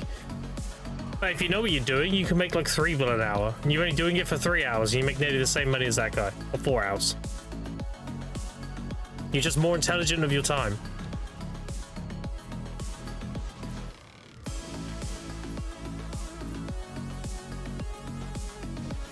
I guess I have 3 months is thanks to anyone doing be lucky and putting everything that's splendid. As a small saving the best money. Yep. It's easier to complain than to get off your ass and just play it and do it. It's much easier to just get miserable and molding about it. And misery loves company and all that, you know. Play the game, dude. How are you? What are you grinding for? I am grinding for silver and time filled, and I'm doing great.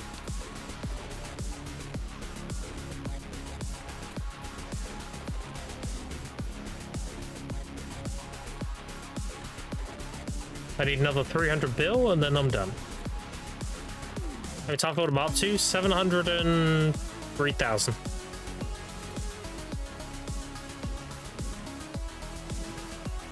Which is 3,500 loose scrolls. Plus the 900 and something I have on me, so.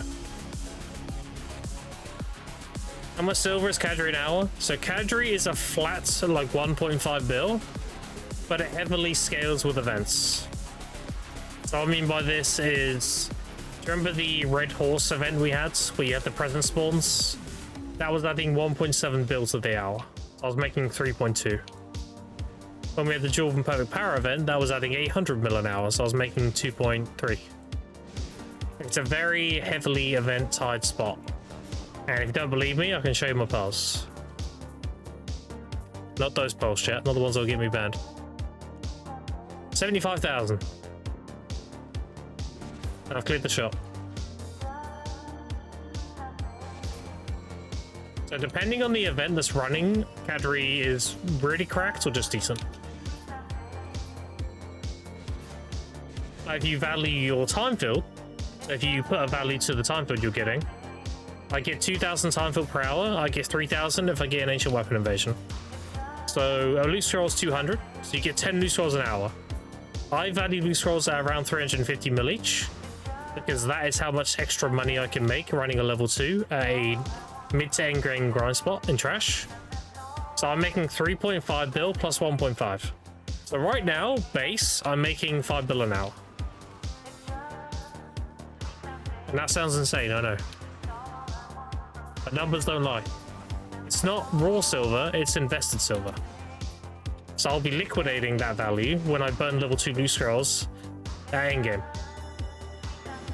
And you may say, yeah, but you get too many, so they don't really have a value because I never run out. That's true. Most people don't. I do.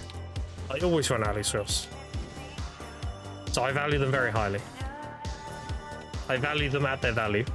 So if we were to talk about true value of what I'm doing, I'm getting 1.5 plus 3.5 plus whatever event money. So if we had the horse event, during that I was getting 1.5 plus 3.5, so that's 5 bill, and I was getting 1.7, so I was making 6.7 bill, which sounds stupid, but again, it all adds up. When I explain it, it's perfectly sound.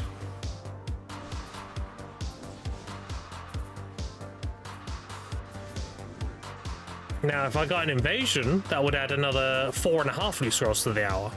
But you get around 900 time filled from that. So that would be adding 3.7, 1.4, 1.57 bill. And then you factor in the fact that the invasions also give you lightstones. I've sold hundreds of lightstones. Like, I still have a bunch on me, I think. Yeah, so these you get 10 mil each. Unless it's a good one, so like 8 to 10 mil each. depending on lifestyle value.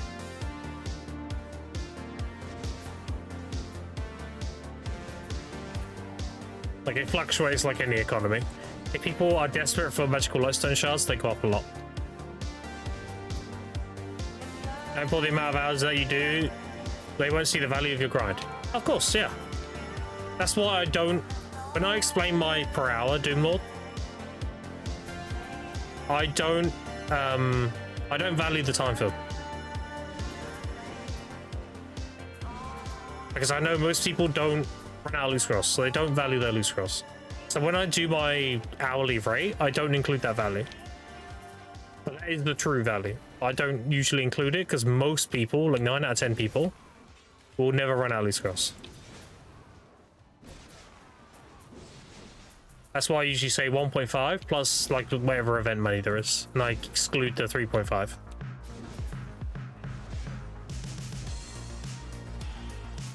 So I do try to lowball it as much as possible. Like even when I'm doing DSR, the hours I give are hours with like one type. Which theoretically you get 2 to 3 per hour, but I do the lowball. I have one type per hour. Because most people are going to get one type per hour, even if they're not very good at grinding. That's more relatable to the average player. So maybe you grind a season, go from 1 point build 2.4, no Agris, just try to sleep. Agris season 3.5, yeah. Yeah. The main difference between those spots and this is that this doesn't require any gear. Like, you should be making more money if you have more gear. That's just obvious. But the thing that makes this really good is the amount of money you get, and you can do it day one. So if you need loose rolls, this is the way to do it. If you don't need loose rolls, or you don't burn that many, then you might as well just graduate and use the freebies and make better trash bomb, better silver per hour using the freebies. I'm basically, to explain it better, I'm sacrificing a little bit of opportunity cost to get loose cross. Could I make more money if I graduate? Yeah, of course. I would be burning loose rolls and not generating them. And in the long run, it's better if I sacrifice the opportunity cost now to get loose rolls because my opportunity cost is low, versus me having really good gear and it's like I could be grinding Edania, I'm getting loose rolls, you know, because I've run out. Now my opportunity cost is huge. This is why I'm going so hard on season. I'm basically minimalistically losing opportunity cost for loose rolls right now. It works out very good in the long run.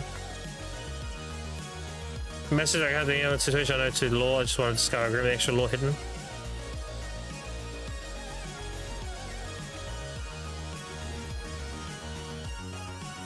Yeah. Yeah, I'll get around to all that stuff, dude, don't worry. More than likely, Verdict knows all this stuff, I just haven't been educated on it yet. The amount of the final product of your season grind is fucking crazy money. It is, yep. It is crazy money. And you set up your UI, you go escape, and then UI. Hit the UI, and you change what you want to change. If you want the, how it is up here, how this looks, you check the option custom HP bar. And it gives you the old UI. If you want that old UI I just pulled up, you probably have this, right? You click these little squares up here, it brings up this menu. Also the old UI as well.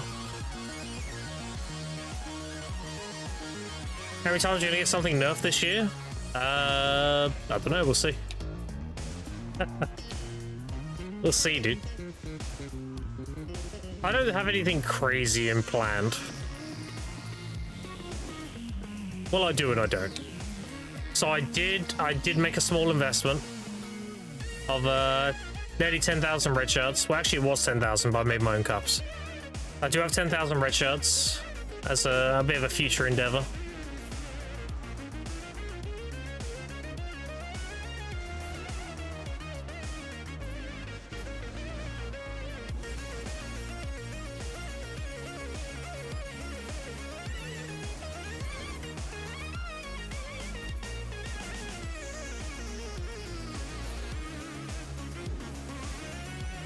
The reason why I got those 10,000 red shards, chat, is because I'm going to test Elvia Fogans at some point with the Musa to see how it is. This is assuming cups are max price, by the way, which inevitably will happen. I know people have been fighting me tooth and nail on this, like Grim, no, they did those new spots, they'll give shards, so they'll always be sold, blah blah. No, dude. I know the NA market better than most people. The supply and demand say otherwise. The demand is a lot higher than the supply. Even if you interject a large supply, if the demand is higher than the daily supply, inevitably it'll run out. It's just a matter of time. And that's exactly what happened. See? And if these run out and they go to max, because inevitably they will, they'll just keep going up and up and up until there's none left. Cups will reflect that price, which is what happened here, look. They started running out, they started going back up, and then it dropped again because more people came back to the game and unloaded their shards. Which again is an injective supply. It's finite. Eventually, there won't be people coming back to the game with a large amount of shards and selling them. Eventually, it will just be shards generated through Elvi Serendia or Dekia Gyfin Miramok. And the demand is higher. So, given enough time, all those cups will be 10 bill again. It's just a matter of how long.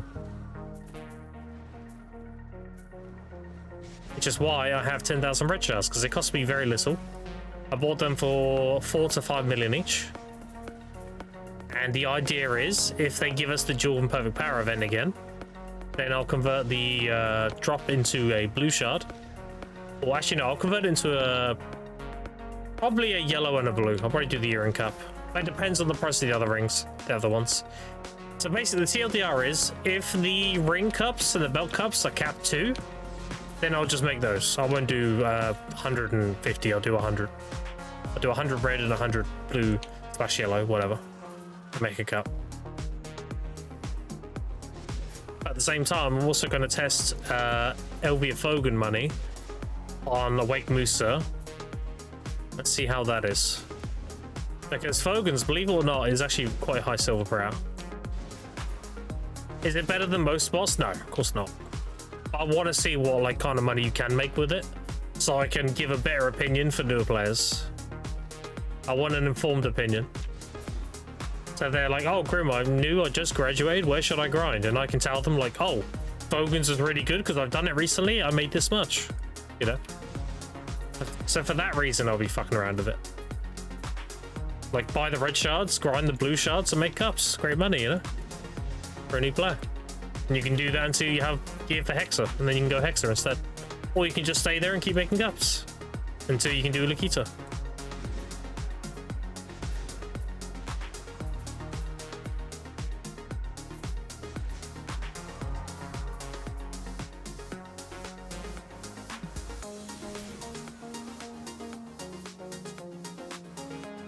There's one thing I like to test in MMOs is misinformation.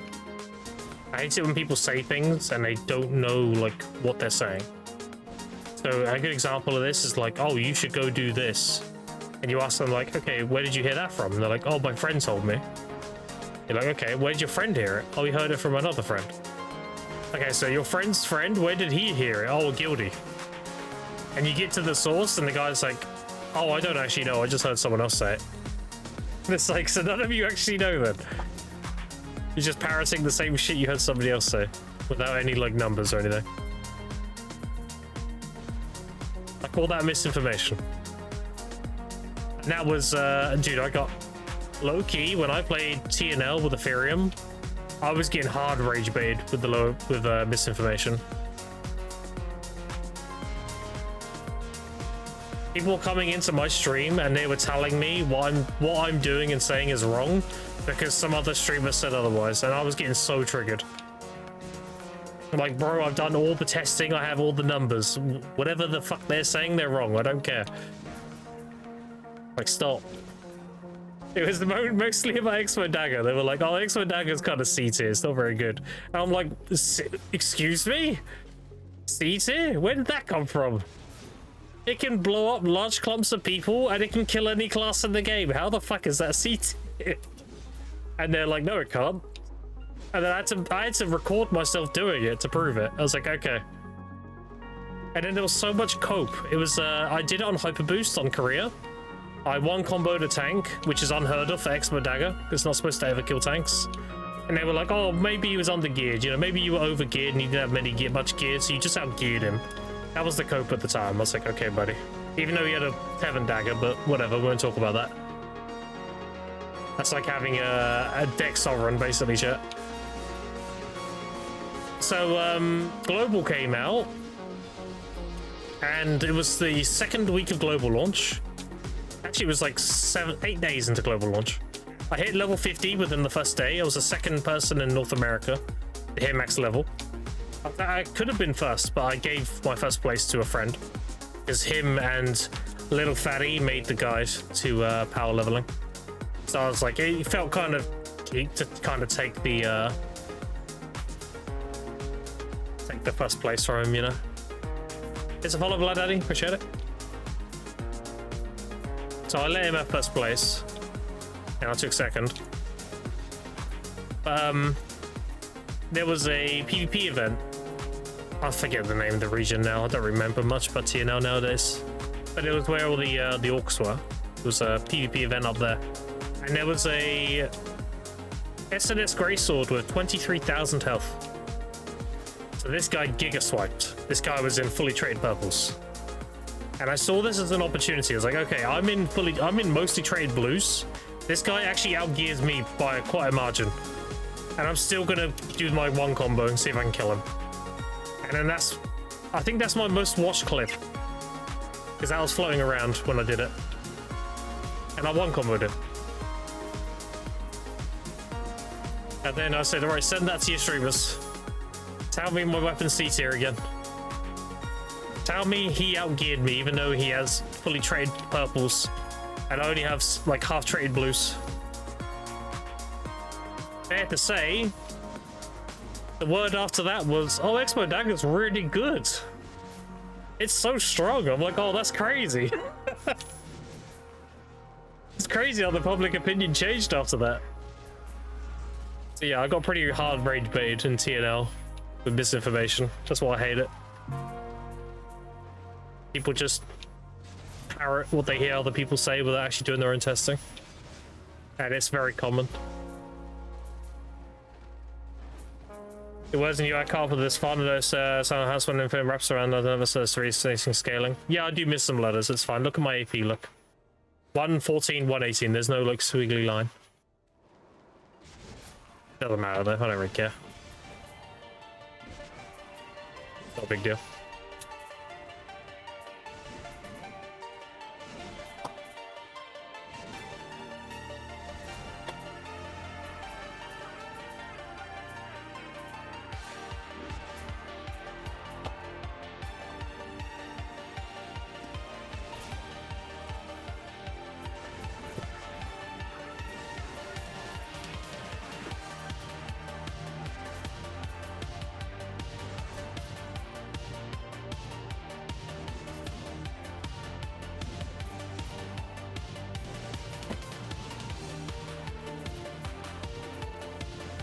It's good enough I can probably overlook the tea wrapping around. Yeah, it's whatever.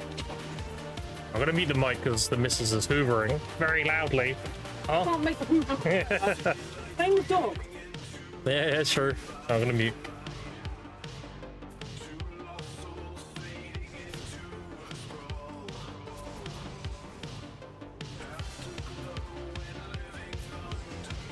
Oh, she's done.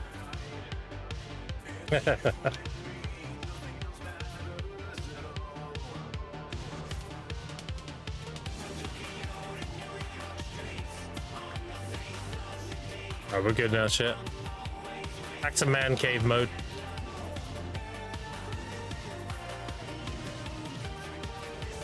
Although I have a pretty terrible man cave, not gonna lie. This is my version of a man cave, look. Ready? See how bright it is? Look, this is why. The radiant light! Like I actually have fresh air and everything coming in, so not much for a man cave, unfortunately. Flashbang, yeah.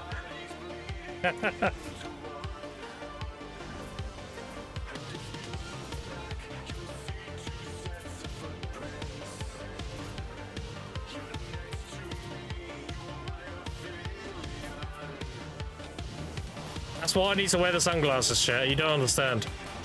I'm not doing it to be a douche, I swear. But it is just bright.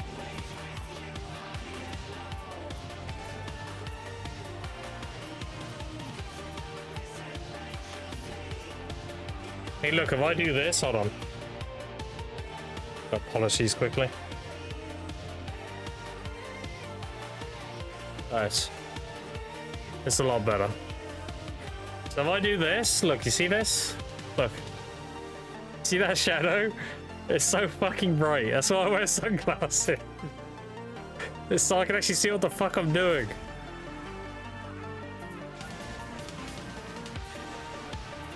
I'm not doing it to be a douche, I swear. It's so I can fucking see.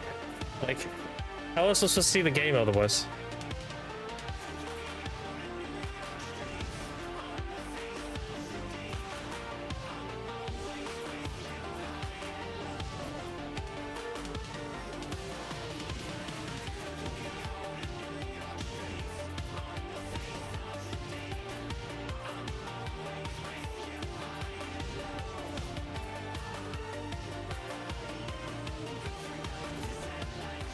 True, yeah.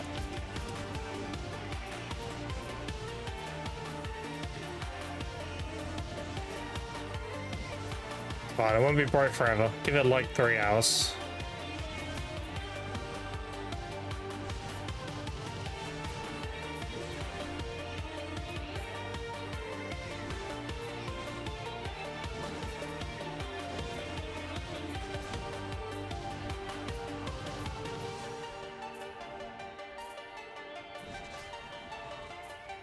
Oh, my hair's all together. Look, I had a shower before stream.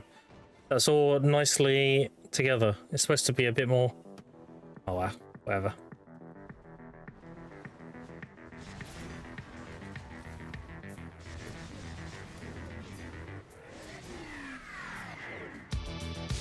At least I have hair.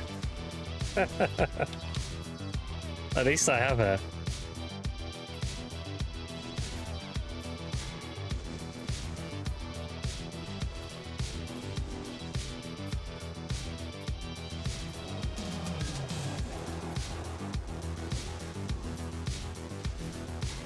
Regular mug now, instead of Keanu from Timu? Yeah.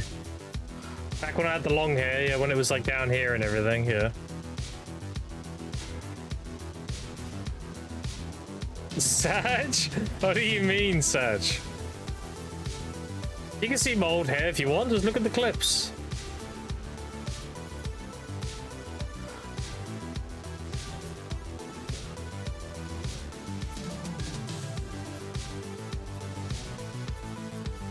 What, do you want me to grow it long again, chat? Are you that into it? Question, why do you continue to farm season on 64? Is it worth keeping characters on season to keep leveling? Levels don't mean anything. It's a short answer. The last level that has any meaning is 62. Levels beyond 62, they just give you a little bit of health, a little bit of willpower or mana, tiny bit of weight, and every odd level gives you 1 hidden AP. Or 1 total AP, I guess, nowadays. And seasons don't matter for levels. Like, if you're going to push levels, you want to just do it outside of season. So much faster. Okay, so his older hair for only nights? Exactly, dude. First time seeing a 64 in season? Oh, my Sage back in the day was 64 as well. He was 64, 92%. Fun fact, I was nearly 65, and PA nerfed XP rates on season. They capped it. Now, I'm not gonna say I'm the result of that, but they did a lot of things that I was doing. So a lot of things that I was doing, they were changing. Let's put it that way. I was nearly 65, so they capped the XP to 63.99. So, all right, crazy. And then they had a passive life skill XP buff on season. They gave like I think it was 30% XP. And I was telling everybody, like, oh, if you're doing alchemy or cooking or whatever, just do it on season, because you'll get 30% more XP. And then a week later, they got rid of that as well. So I don't know.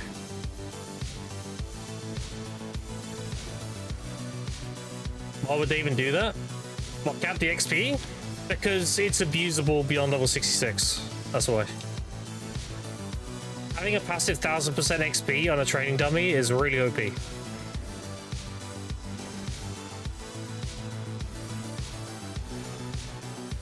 And the time field nerf, yeah. Extremely, yeah, no problem. In the ecosystem of their microeconomy? I guess so. They even deleted my gathering rotation at one point. That was a bug, though. Or so they say. Also, they say. I'm still sus about that. How was the best way to hit 67? I had to do it, I'm sorry. The best XP in the game is 2 Tower Orbiter. 2 Tower Orbiter, then it's Sakraya, then it's Orbiter regular, then it's Tenebrealm, then it's Star's End, and then it's Darkseekers, I'm pretty sure. You want to be grinding with a XP Lifestone set. So you want the amplified combat XP ones, which gives 500%. And then pop all your buffs and everything. There is no real easy way to get max to go above level 66. It's supposed to be difficult and hard, but that is the best way to go about it. Somebody who's a friend of mine who is pushing very hard in combat levels, Jimmy, he's doing 2 Tower Orbiter, and he's got like all buffs running and everything. He's currently 68. But yeah, that's pretty much the best way to do it. There's no real easy way.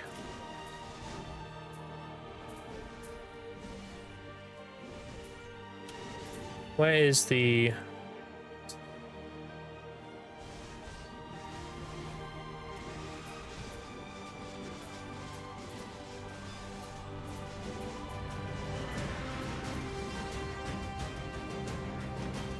And bro looks like a Chad daddy? Well, I am. I have 2 kids. One's 9, one's 11. You don't have to be a complete like degen loser to be successful in BDO. I know it's a crazy thing.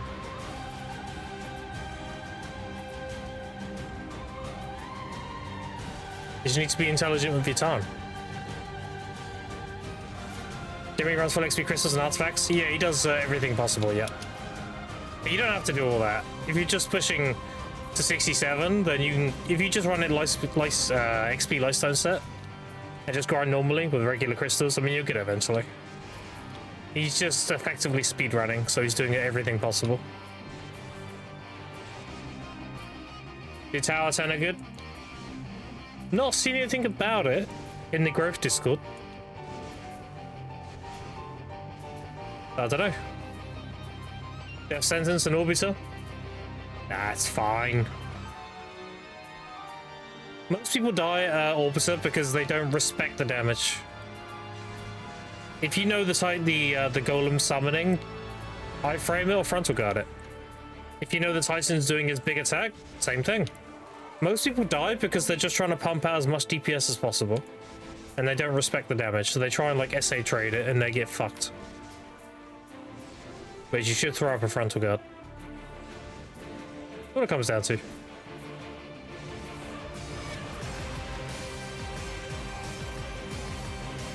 He's 7 or 9%, level 4%. Nice. Hard to get XP, it is, yeah. And there's back near Cassian's clothes as fuck together. I mean, I could see it being viable if you like party up and you duo grind. And be within range of each other for XP. I could see that being pretty solid.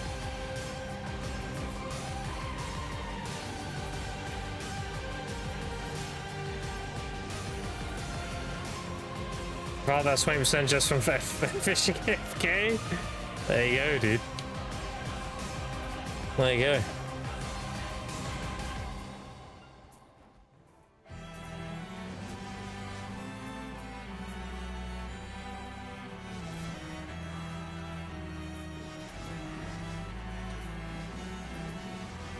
Yeah, we'll be grinding here to Menchi caps, which is in another 150 energy, and then we get burn.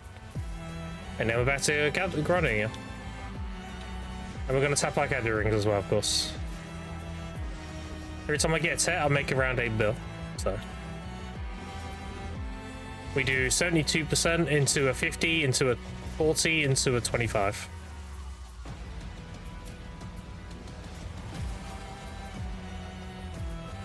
And you get quite a few rings, so like I've already got 10 rings on me. So even though the odds aren't super great, you get a ton of rings, so.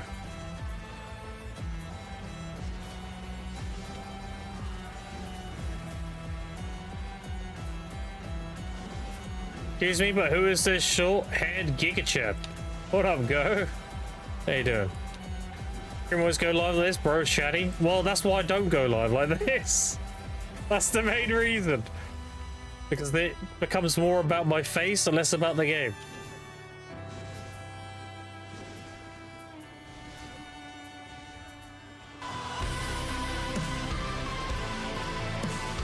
Holy. That's a holy Giganite moment.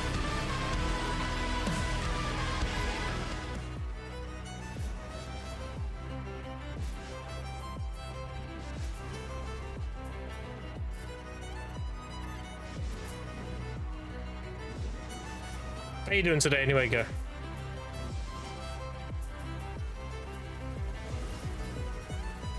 Also, you need to show off your gold bars more, go. You need to go on your I pissed myself. True, he did piss himself. You need to go on your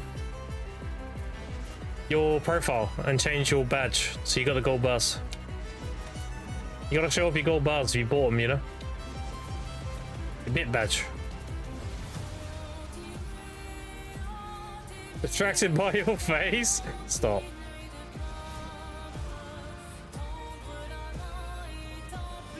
Stop it now. Do not come. See you girl, no time. Nah, I've already got the best. Well, I don't want to steal somebody else's.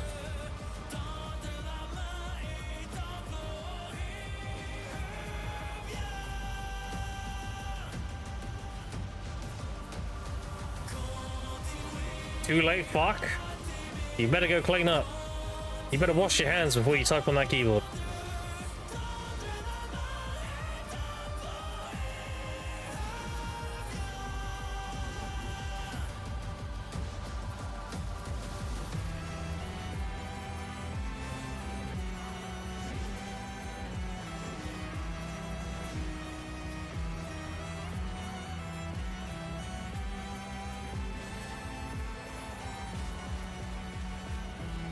Where? I was over there. I went down.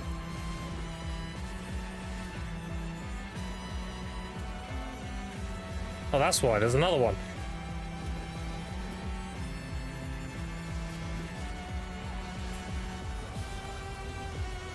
They killed him? Holy shit, that damage. Then one more. Okay, we're good. And dead.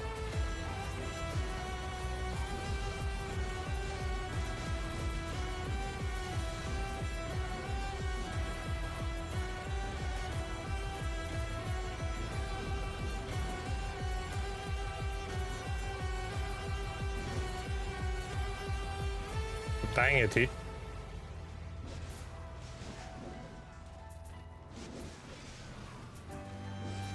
Not even got to the best part yet.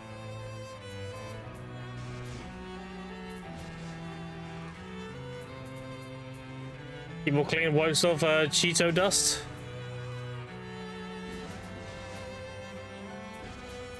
Mate, you want to keep that Cheeto dust on your hand, dude. It gives it... The missus will appreciate the flavor. Assuming it's the hand you sort yourself out with. Nothing wrong with that.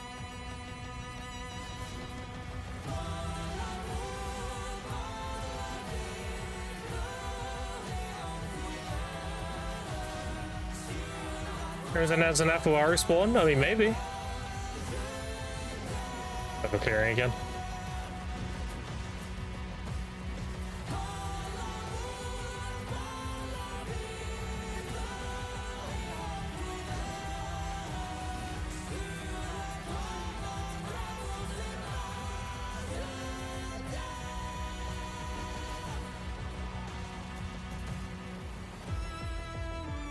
Back on the wall, classic.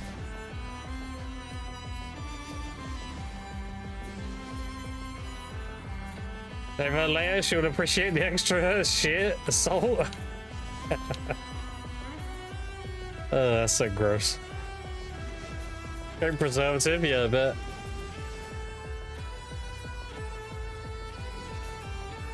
I bet.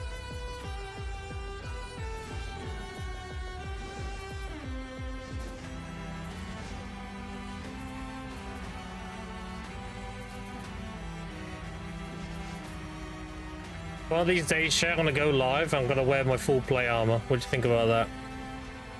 Everything but the helmet. I still have my plate armor.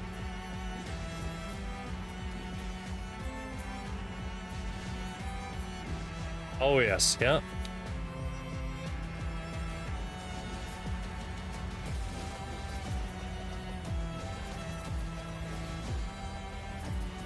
Is it plate or chain? It's plate.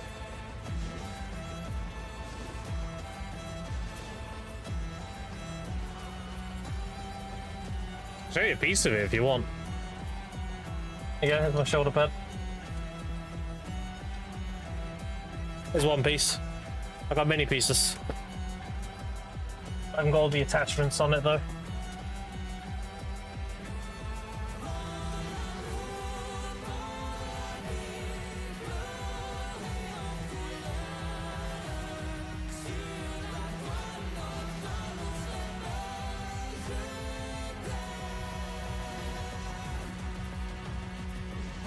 Drop from the boss? Sure. That's a better story than buying it. You need help getting dressed? I did want to first put on. Nah, I know what I'm doing now. It was pretty awkward when I first put on though, I will admit.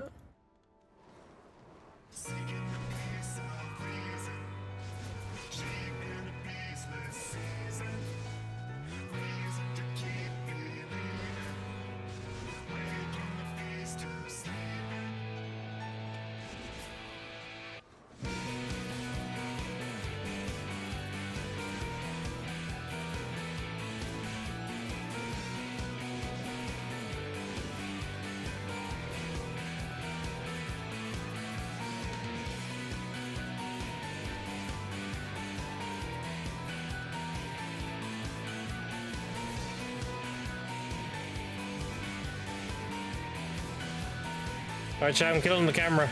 I don't like leaving it on very long. So say goodbye to Grim. Say bye-bye. Where's the camera? There it is. Bye-bye. You just have to deal with the image, Grim. He's also wearing sunglasses. Crazy. Now he is wearing them to be a douche.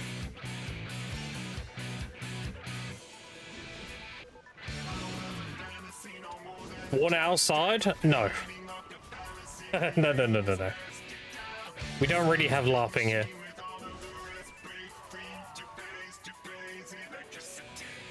I'll have to go further up north for that. Oh, invasion, nice.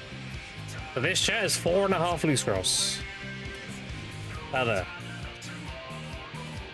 So we keep grinding until the mob spawn, then we go to it. It also gives you around 400 mil in light stones as well, give or take. 400 to 500 mil. Depending on how lucky you get. Now, if you pull a big light stone, I mean GG's. I pulled a few like patience and everything from it. Do the commander and we'll do that over there. This is where cadre density go burr. It's also one of the reasons why it's crazy for events. All of these mobs here also drop the event pearls as well. Like all those invasion mobs, they drop them as well. So that means they drop like present spawns and stuff like that too. We have those events. The problem is you don't want to kill them too fast, because you will just despawn the loot. Because this invasion is mob based. So it's not timed, it's about the amount of mobs you kill. So you want to make sure you pick up every single one. So you'll see me do this quite a lot. So I just chase backwards, flip to iframe, pick up loot, and then kill them. That's just me making sure I pick everything up from the invasion.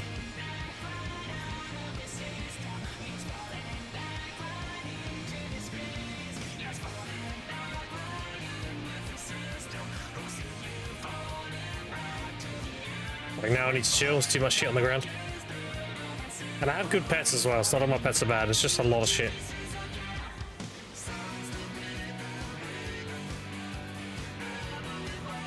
Okay, good.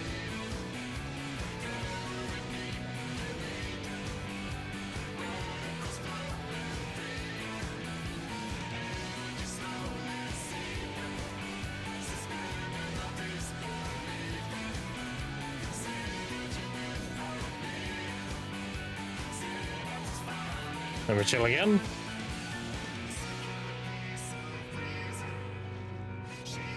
That's also why I have my loot window open so I can see when I'm done. I have my AR-15 strapped. We don't have those where I live. The only people with guns are the like guards at the naval bases and everything.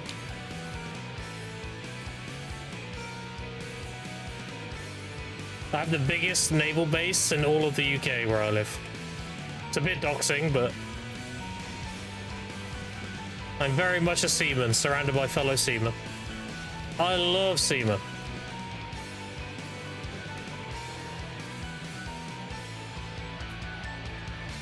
Where is this? I'm at Cadre. Regular Cadre. Oh, Casper. That's a good time for you to join. I mentioned I love seamen. I pissed myself. That's crazy. Also, Yeti swears he did not piss himself. Yeah, I have a redeem of him saying he did. It's crazy.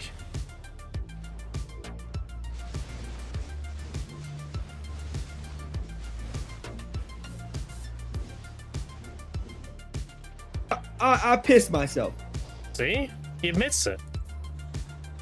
We might hang out with Yeti later on today, by the way, chat.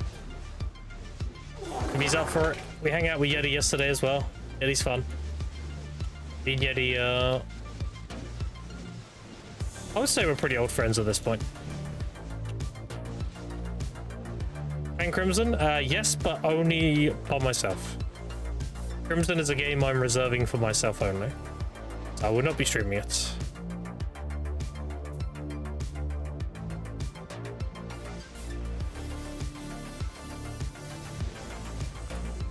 I'm in no rush to play it. I haven't started yet. I'll probably play it a few months from now. I refunded Crimson. Well, it is what it is. You didn't like it, you didn't like it. Doesn't mean it's bad, you know, it just means it wasn't for you. Although I will say, when it released, it definitely had its problems. It does look like they put out their release patch today, which alleviates a lot of those issues, those common complaints people have had. So yeah, they were very quick to address the issues, which is really good. The major one being the control scheme. It's been the most common complaint, and that's fair enough. But it should allow you to just rebind everything, honestly. That'd be so much simpler. Let people pick what they want to bind shit to.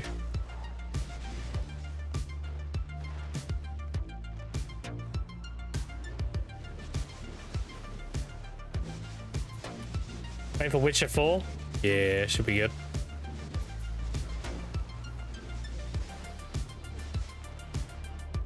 Also, Go, how's TNL doing? Is that game, like, actually fucked now, or is it still somehow going? I heard it's not too bad on EU. Apparently the EU scene is still going.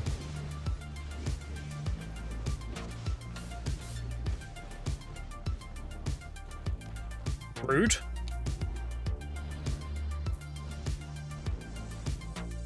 Rude.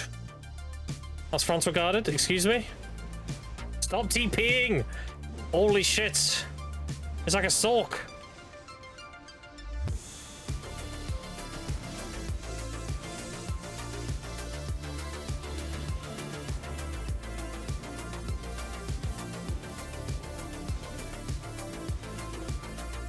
I saw 3 months ago for the second time. Okay, fair. Fair.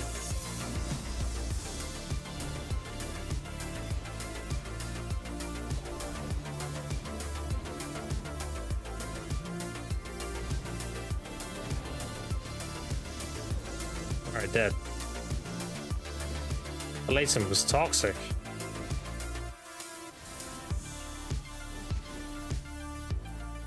I won't play Crimson, but also get these upgrades right now. It died 20 out of 30. Oof.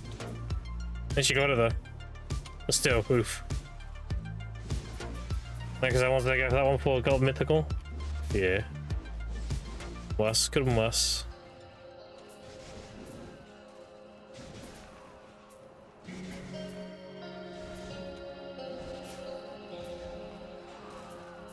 Your passion's out doing its house at work.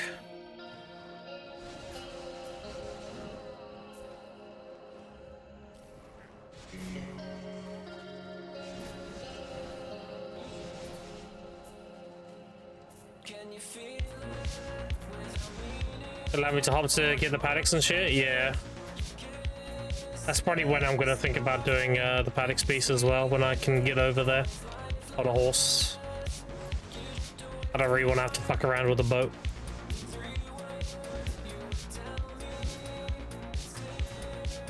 Controversial maybe, attract some more bad apples. I hardly ever get to ban anyone now because the community is too well behaved. Yeah, I need to say some super controversial shit, don't I? What can we say about BDO that would trigger people? Oh, I've got one. I think the one-side deck changes getting removed was good for the game. I see any people get triggered by that. That's pretty good rage bait.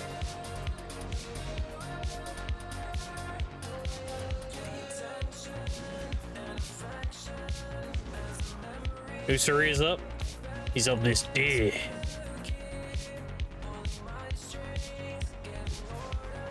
Answers shouldn't be able to fail. And Nuva? There's no pay to win. That's a good one. There's no pay to win in Blackness Online. I can't even say that with a serious face. I think there's some good rage bait chat, so we can get some angry chatters. Low tier bait? Yeah, it was pretty low tier. It super triggers the PvPers though. There's only like die-hard PvPers, they're instantly on that keyboard.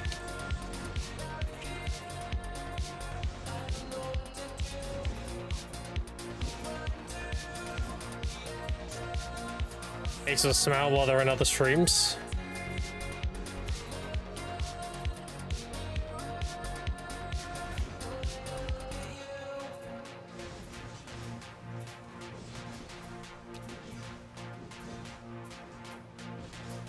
If we want to get some real like rage bait, we need to do some drama, dude. We got raided by Bicep today, so I'll tell you what. I don't think Biceptimus's flex is as big as they used to be. I'll put that for a rage bait.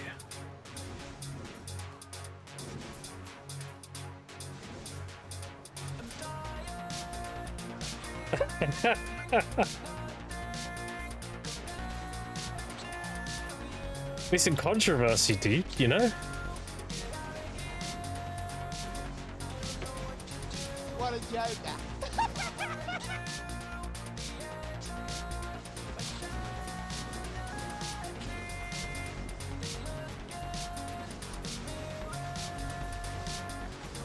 Oh shit. Oh, don't die.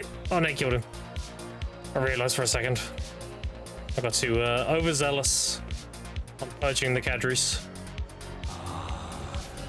You were at my side all along. Wait, if I say controversial shit, people sub? Holy, no wonder why people drama farm. Script here, appreciate the prime. Thank you. Appreciate the Jeff Bezos money. Enjoy no ads. Oh, me. Oh, shucks. So similar biceps. Read the fucking room, lad. You crossed the line. Damn. Well, I'm a BDO player. I can't read, so checkmate.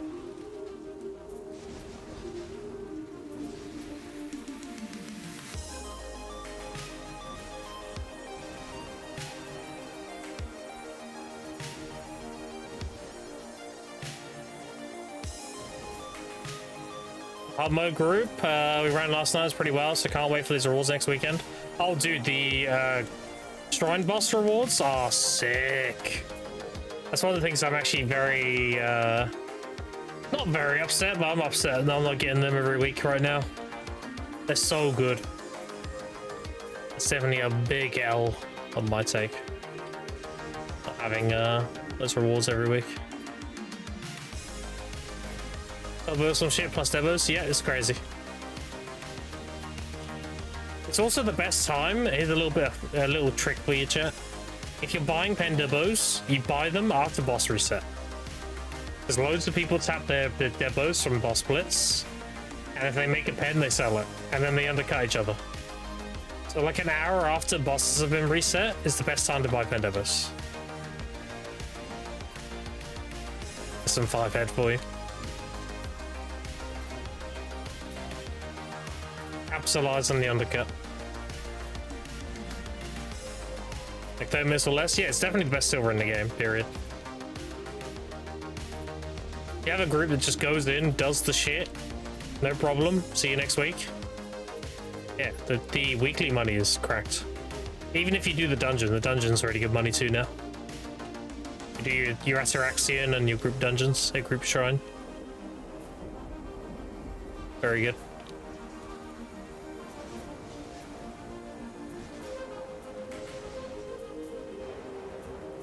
That's something I am looking forward to when I leave season. I'll be able to get that money every week as well.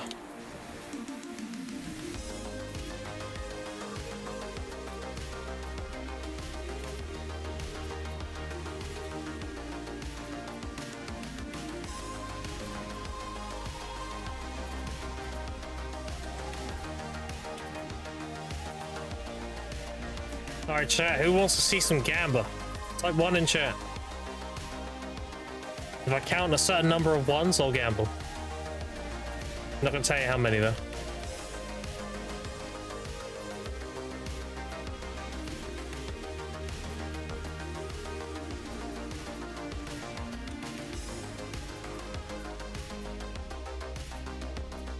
Not me, gambler is cool and we should boycott the entire gambling industry. Proceeds to type 1. Which is it, Casper? That hypocrisy is real.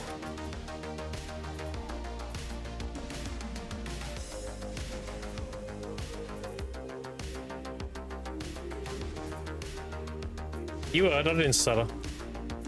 You said gambling's bad, and then you typed 1 for me to gamble. Doc steps on your keyboard? Yeah, I'm sure. Alright.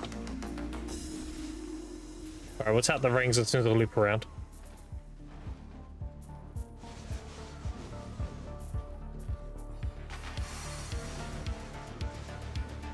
Why is there a scam train? What triggered that?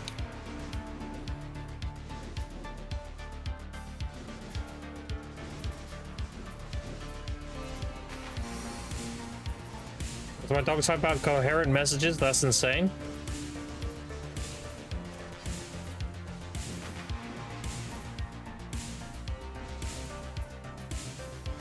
Maybe the dog isn't a dog after all. Maybe it's your mother. I know, so it's easy to get confused.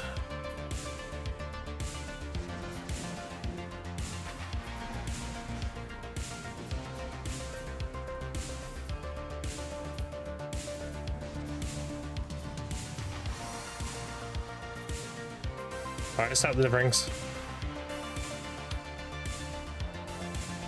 I can't heckin' wait to blow up all my rings. Oh, that's what triggered it. Appreciate the 5 gifted. Oh, shit. Oh, I don't have any 40 stacks. Alright, chat, we need to go back to town.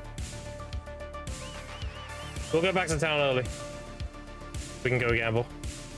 Appreciate the 5 gifted go. Thank you. Very generous. Your gift to the sub makes you say thank you.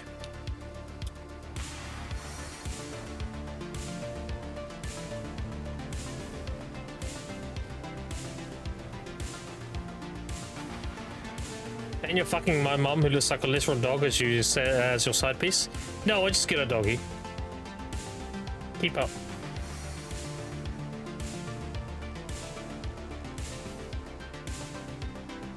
Bro pre-ordered Crimson. Actually, I got gifted Crimson. By Bionicle. Free-to-play account stained. Whoa, whoa, whoa, whoa, whoa. Hold up. Let me crush those claims right now. So this gives me these stats, correct?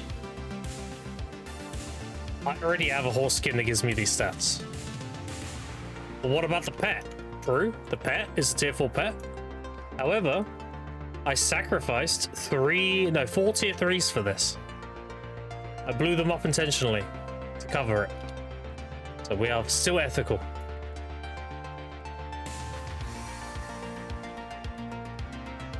Just follow Jump, I appreciate it.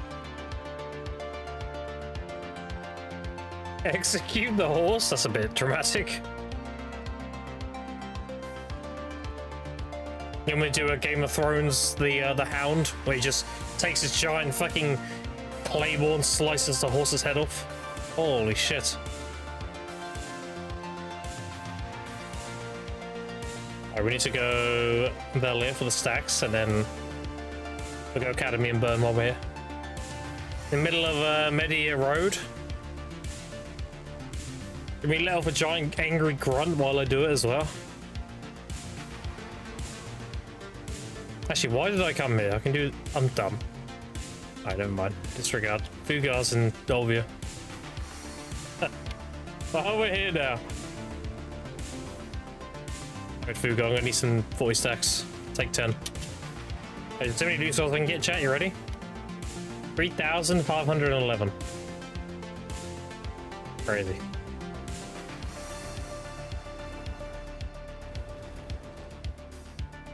We might as well tap him here while I'm here. 8 iron, whoa, yeah. Wait a minute. Wait a gosh darn minute. Alright. I'll do our inventory clear. This ain't gonna give me an ogre ring. Never does. No cheer, no cheer, no cheer. Then we need to melt all these. Execute the horse you got. I've still got it in a box. You on about the Peggy? It's just in a box. I'll probably just leave it as a box, honestly.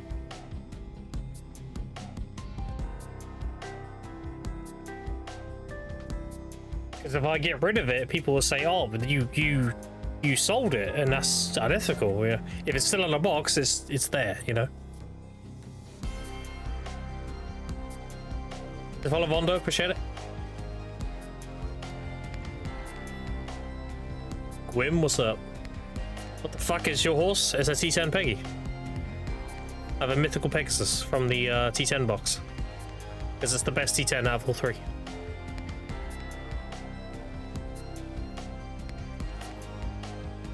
Now, if I knew we were getting another one, yours doesn't look like that because you don't have the skin. This is from Crimson Desert pre-order. It's this skin here, Ashen Crow. So we'll take it off. It's just a normal T10 Peggy. Put the skin back on. Yeah.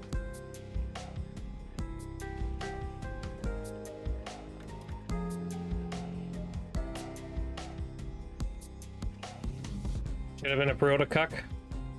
Honestly, I've been approached by people having codes, like community members who don't play BDO. So if you ask in my Discord, I'm sure somebody has a code they're not using. Like, I got a code from my good friend Quinn, and I gave that code to Bayrock for his birthday. Because he was like, "Oh, it's my birthday today." I was like, "Oh, shit." So I'll do something for him, you know? Alright, that in there. Oh, we got more rings in here, chat. Wait a minute. Wait a minute. More Gamba.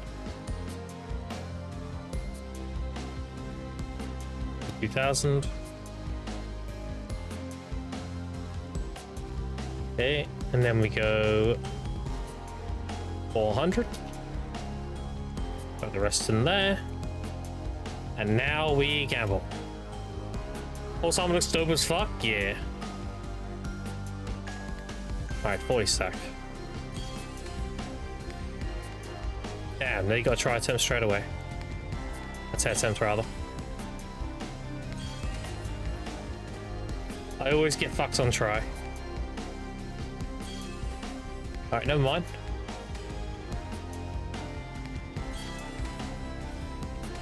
Oh.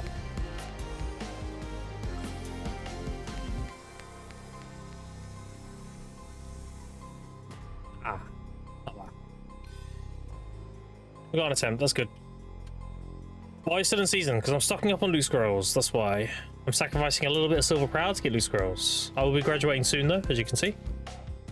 I need 1 armor, 2 pen demos, and like 8,000 more Caphras, and I'm done. I'm graduating with like 780-ish gear score. Something like that.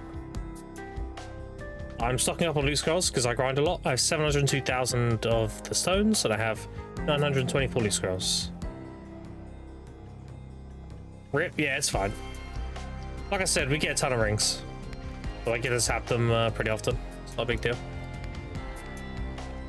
Alright, let's go burn quick, and then we can get back to grinding. Costume, there it is. Need to grab these. Change this to 2. Difficult lore question. What does Olvium Frontier mean? I don't know. I'm a noob, probably. You gotta shout I'm a noob to complete the quests.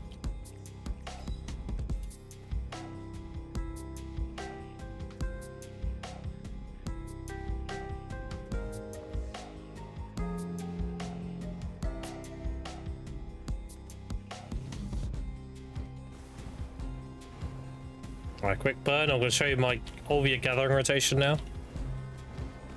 Some bad translation? Maybe. Or could be like their attempt at doing Latin or something. Double check the inventory quick. That on. That's on. Be good.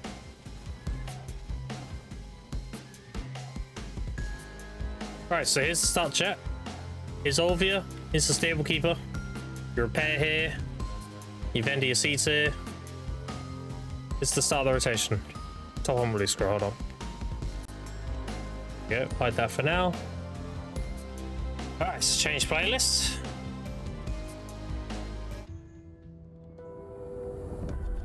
Here's the rotation. Start right here. Go here, you go over there, you go over there, go there, up there, go here, down there, and then over there, and then you're done. And your farms are in the middle. Usually I do my farms first. And then we go burn.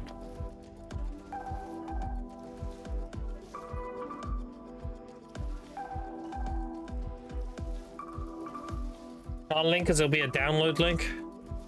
Monka Giga.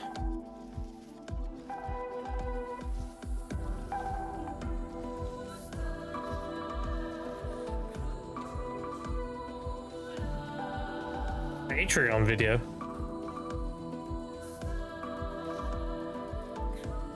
Olvia rotation. Okay. That's crazy.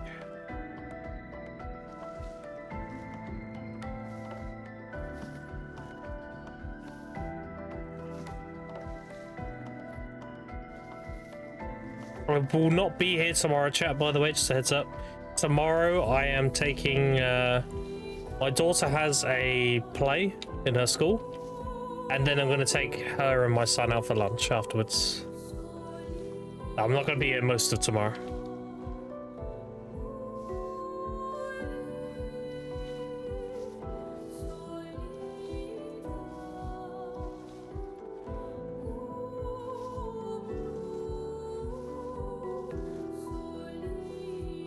What is the title of play?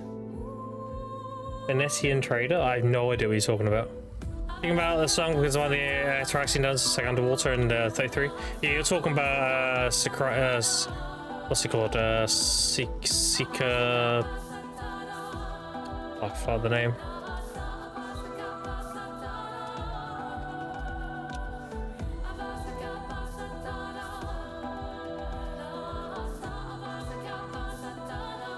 That's made by Seeker.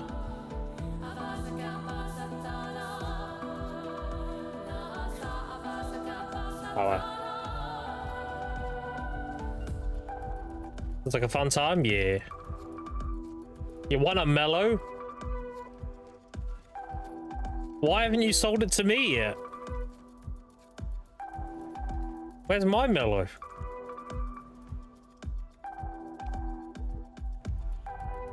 $17.16. That's 2 minutes ago. That was mine. It was went to the wrong person. I think you should relist it. Do the right thing, folk.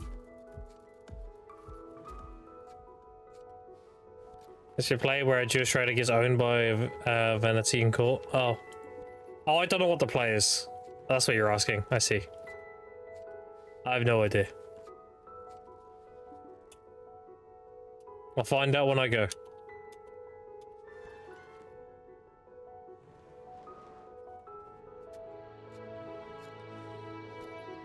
It's just less fun Australians, by the way. Something has been bothering me. Less fun? I don't know about that. Although Australians are pretty fun. That's a pretty hard bar to beat, you know.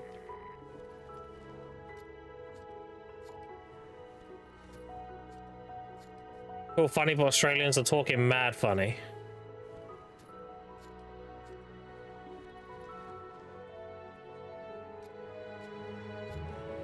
Australians are jailed Brits, yep.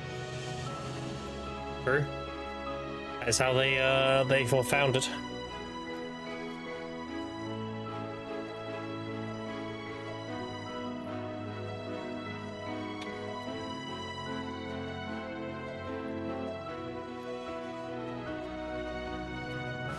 So I'm from the land of banter. We talk shit to each other all the fucking time. Very thick skins. There's the reason why they call it like what's the word? Like a sailor's slang. Where they're just swearing all the time and shit.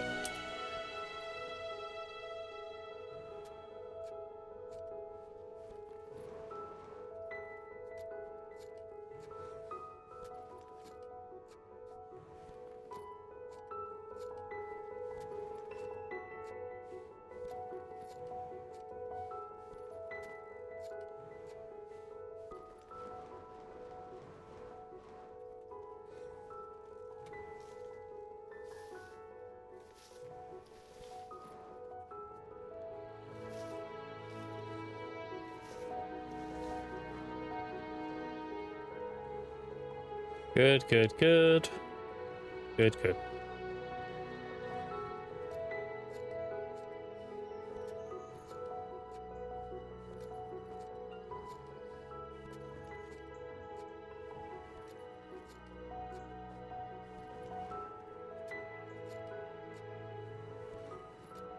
Watching an LTE show recently, almost no matter what they talk about, it's just funny.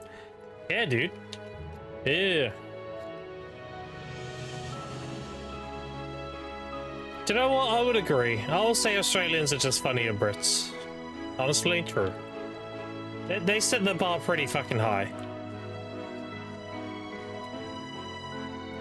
But British comedy in general is so dry pan. It's so funny.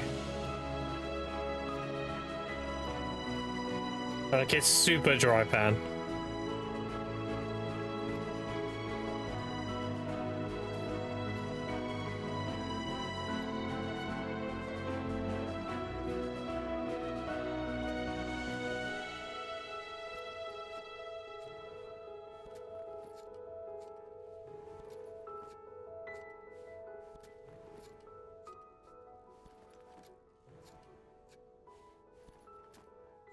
One of my favorite, things.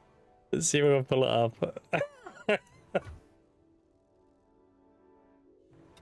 My boyfriend, British, the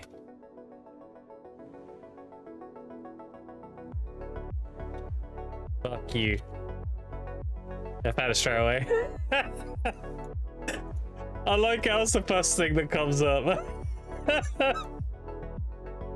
Oh god. Hold on, hold on, hold on. Which is not too loud.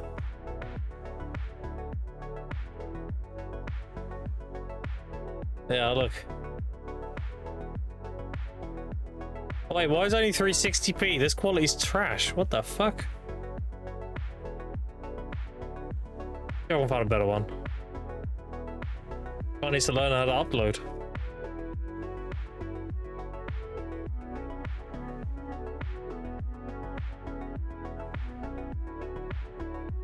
$720, that's better.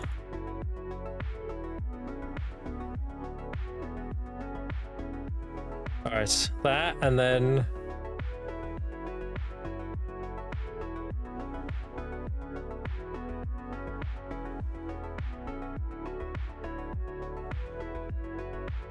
Alright. This gets me every time, I don't mind watching it. We'll watch it together, chat. I love this shit, it's so funny. This is British humor. 1-to-1. Alright. Get the game sound quickly. Okay. This here. This gives me every time. Alright, you ready? Can I help you with that? Are you sure? Absolutely. My lady is in distress, and I'm here to rescue her. Thanks. They say chivalry's dead, but I think you're making a pretty strong case for its revival. Well, I'm always ready to help a beautiful lady. I help the ugly ones as well, but I definitely say you're in the former camp. Where am I taking this? Well, it's only a few streets away. I'm moving in with my boyfriend, Fuck Ian.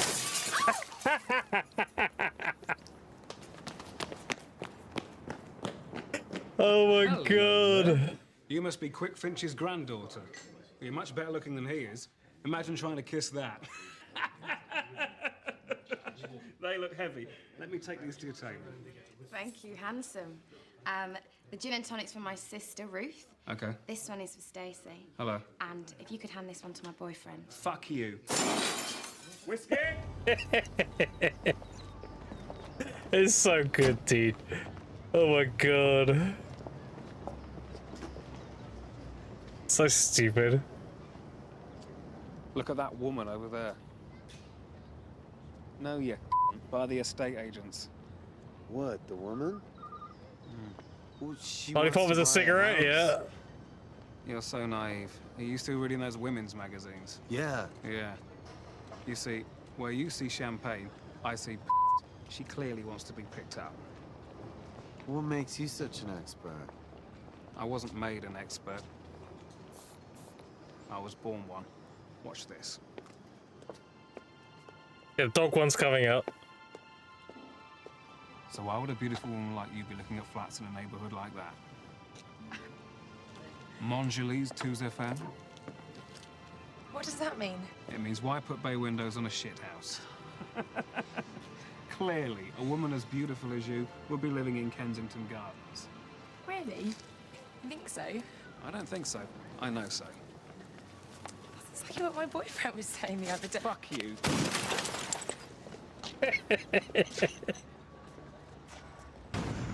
Here it is. Hello there, beautiful. Oh, hello. Piss off. I guess I needed a shorter lead. Oh, yeah? thank you so much. You're such a gentleman. Well, it has been said that I'm a gentleman, but never a gentleman. Can I accompany you on your journey? Sure. I've got to get Scruffy back to my boyfriend and then... Fuck you. Oh, dude, it's so good. Holy fuck. Jesus. Yeah, that's British humor.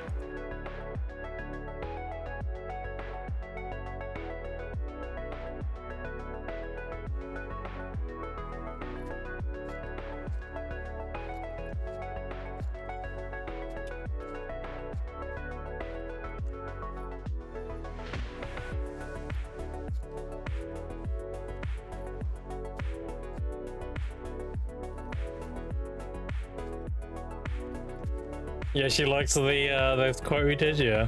It's a pretty common quote around here, honestly.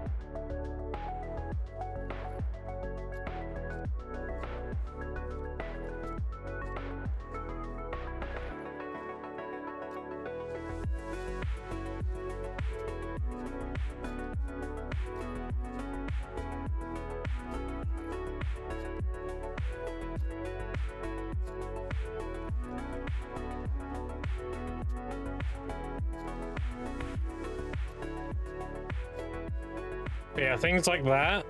And The Gentleman and Peep Show, all that kind of thing. Yeah, that's peak British humor. And obviously you got The Office as well. Just super dry pan.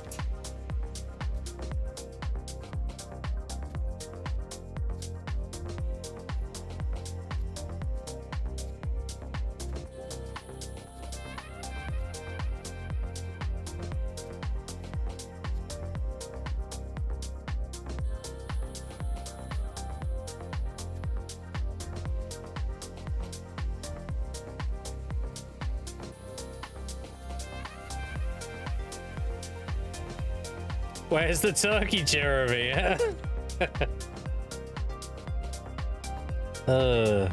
You also had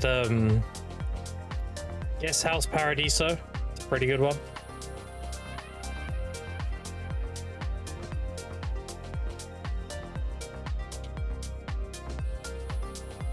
Beep, one boiled egg. Beep, hello.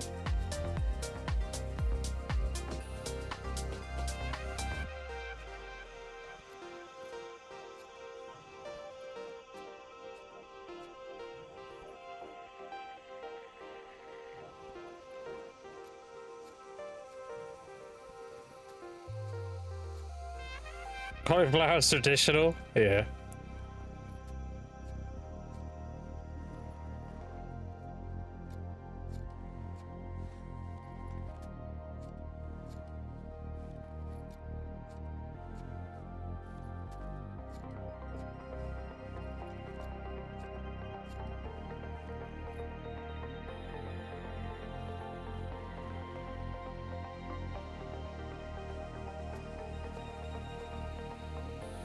Icy Crowd's really good too. The Mighty Boosh was good for a while until that ultimately they cancelled it. Old UK shows are really funny, yeah. There's definitely a lot of them.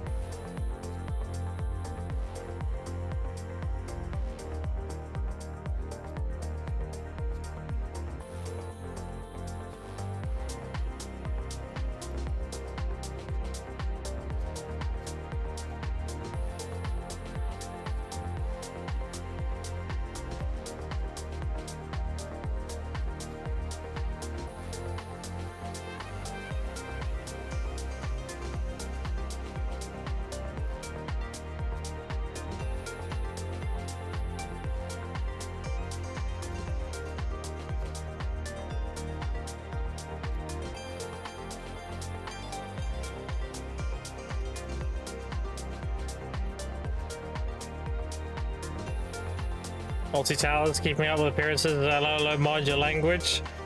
Hey, Blackadder, yeah. There's so many dude to list. You also got like Dad's Army or some really old comedy. Things like that, there's tons of them.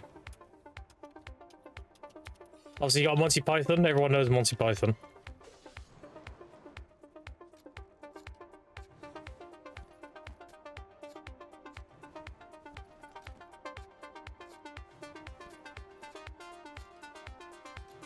Biggest dickus.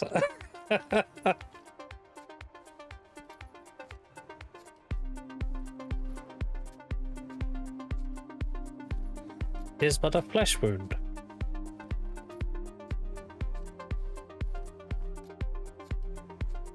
Or like the bridge guy. What is your favorite color? And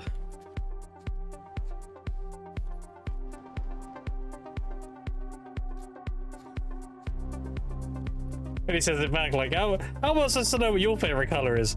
What's my favorite color? I don't know that, and he gets flung. Oh, so good. So why what's a Lincolnian Clown Fiesta? Okay. What do we have? What do we have? Hold on. Never a ginseng. Let's have a look, see.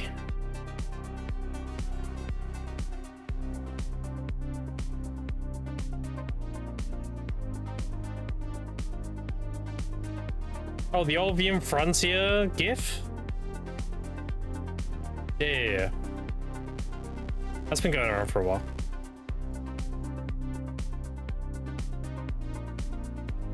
It's become a meme at this point.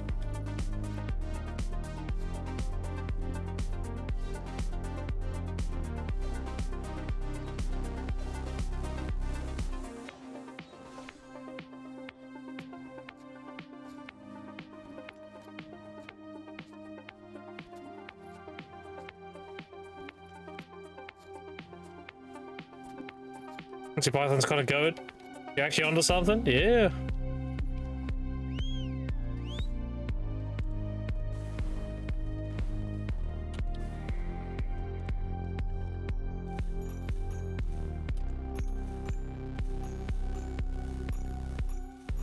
Like, Australians are fun to hang out with. They're funny people and everything. They're super energetic and very comedic. But when it comes to the shows, like, you can't beat British humor, dude. That shit's peak.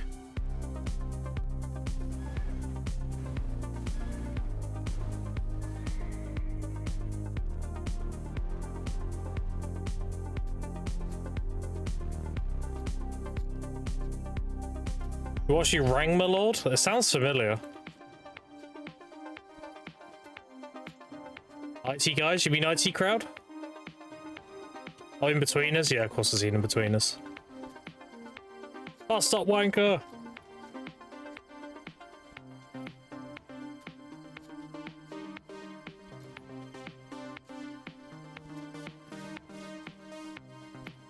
In-betweeners is good? Yeah.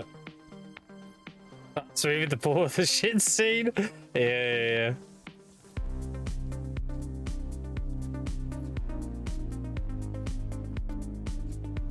I think In-Betweeners gives a good idea of what it's like around here. It's pretty accurate.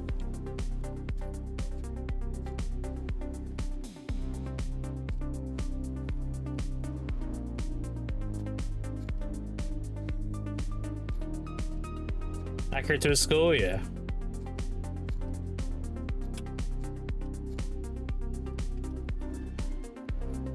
I would be inclined to agree, yeah.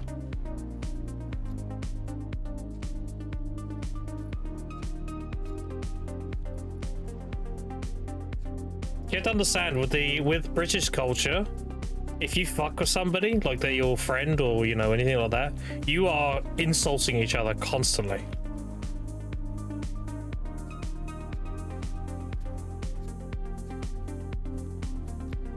Like, my brother came to my room right now, like he came round.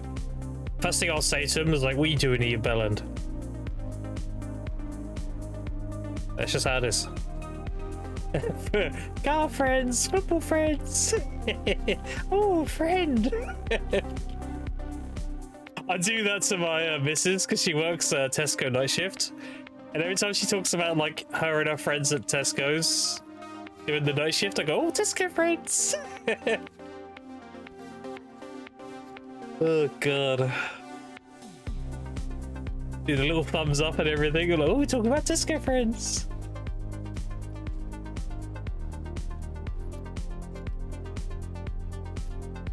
Are you Ben?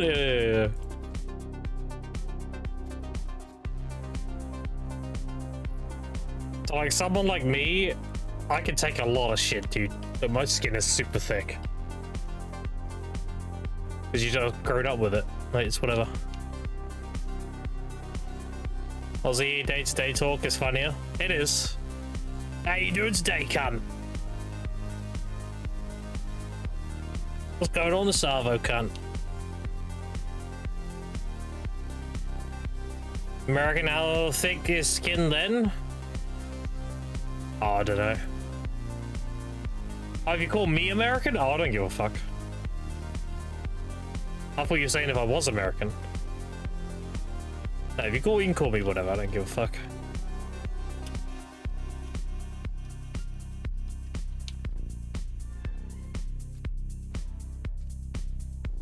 You love saying cunt, it's crazy? Yeah, it's a greeting. Like, our greeting is like dickhead, wanker, bellend, twat. There's his cunt.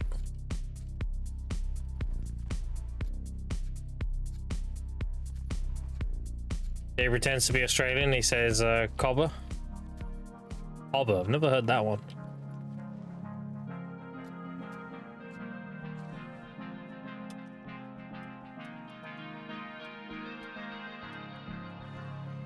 I wonder what that's slang for. It's like friend. Okay.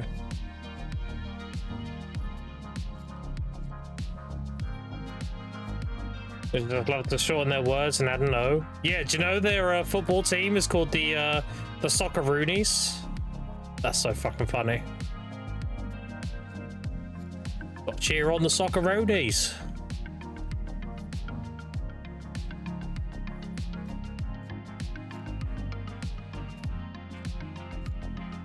Australian isn't real. Australia just gives me lad vibes. Like, they didn't fall far from the tree, you know? It's just the boys, you know?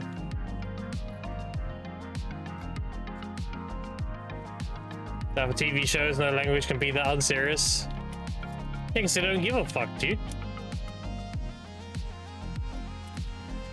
That's the best way to be. Everyone else is crying about all these, like, being offended by this and that, and then Aussie in the UK, we just don't give a fuck.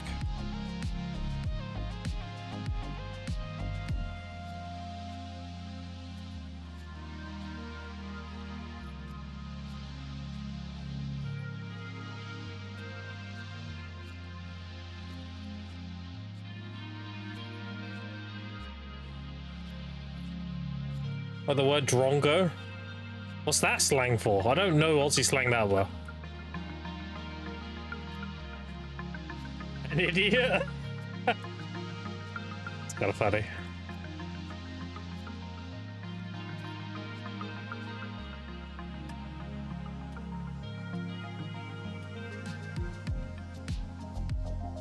You're not playing Black Desert Offline Crimson? Nah, not on stream. That's a single player game I'll play in my own time.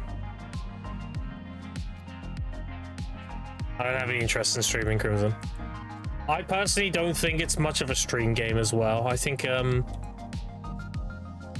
it's a very slow pace, open world exploration game where you do things at your own pace. And in terms of streaming, generally you want you want to play something you can interact with a lot. You can't really interact with much with Crimson. That's not why I don't stream it though. I don't stream it because I simply don't have time. I have too much stuff I need to do in BDO. I'd rather just play by myself, honestly.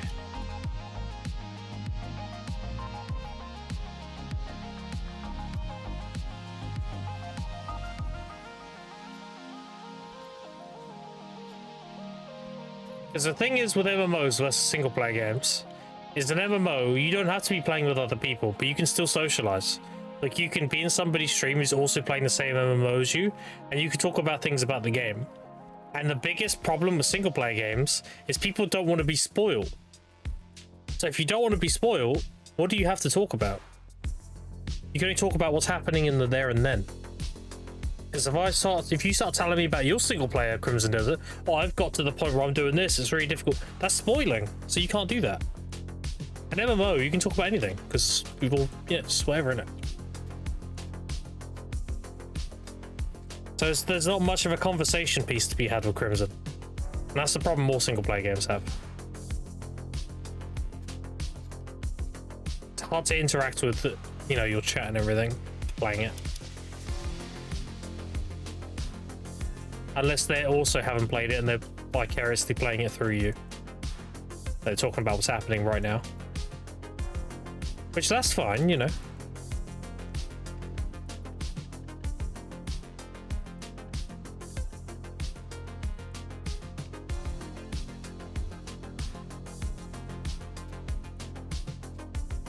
I play with flying, can most 7 no distractions already get into the game, especially when it's open world. Exactly, yeah. Well, BDO, for me, you dickhead, you talked about how you kill monsters to get silver. Don't start this double-faced bullshit with me. You mean double standards? Well, Casper, I've been grinding your mum for years, and she drops quite a lot of silver. So it's not really much different, is it? It's a different grind spot.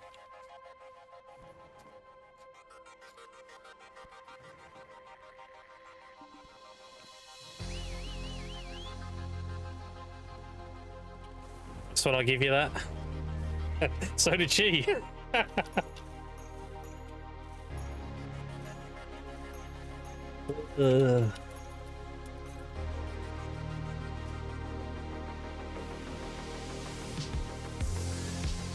Dude, there was a video I watched recently. I think I talked about this recently as well. Well, these two lads in a work van. So obviously, like they're builders or whatever. And they're having their lunch, and one of them answers his phone, and he starts going like, you know, hello, and he's like, you what? You dirty slag, and stuff like that. Like, you're gonna do what? You dirty slag. All right, see you in 10 minutes. And then the other one looks at him like, you know, who was that? And he goes, oh no, but it was just your mother.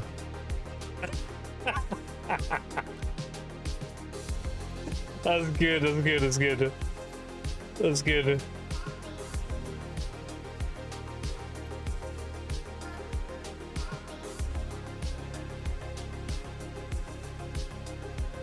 It's good shit. Good shit, good shit. Good one. Energy. Well, if you sold me your mellow, I would have energy. Technically, if I run out, it's your fault.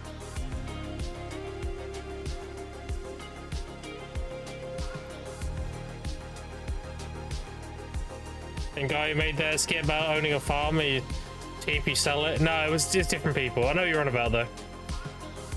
I know you're on about. That's a good one as well. He's actually in. He's in Peep Show, which is why I said it's one of the good things to watch.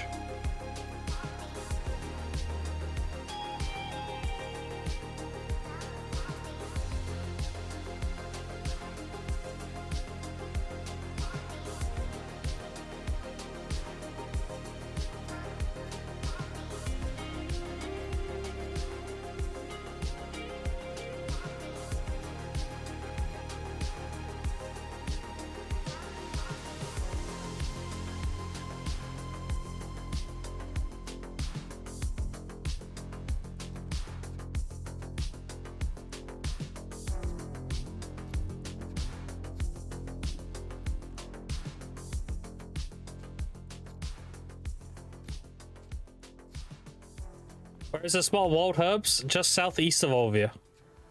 I'll show you on the map quickly. Hold on. There you go. Olvia Academy. Olvia. Here's the stable keeper. It's just here. It's a rotation I made myself. Very, very good.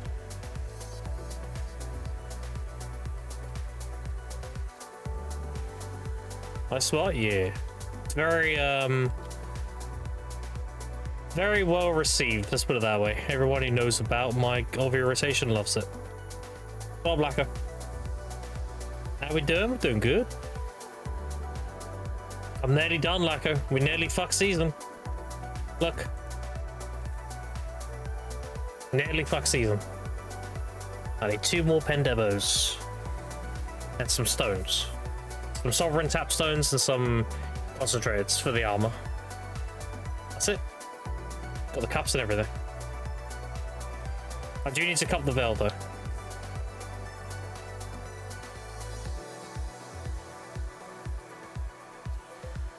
I need about 300 bill. I'm done. Good about time. Yeah. next season. The thing like, oh, will be fucking season for the last time.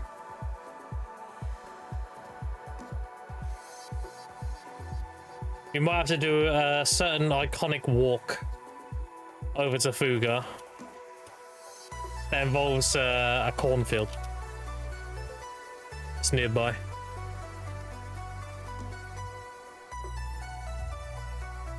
New font? Yeah. Exclamation point font if you want it. Yeah. What we might do for graduation day is we'll go over here to this field here, and we'll walk over to Fuga and hand in all the loot scrolls.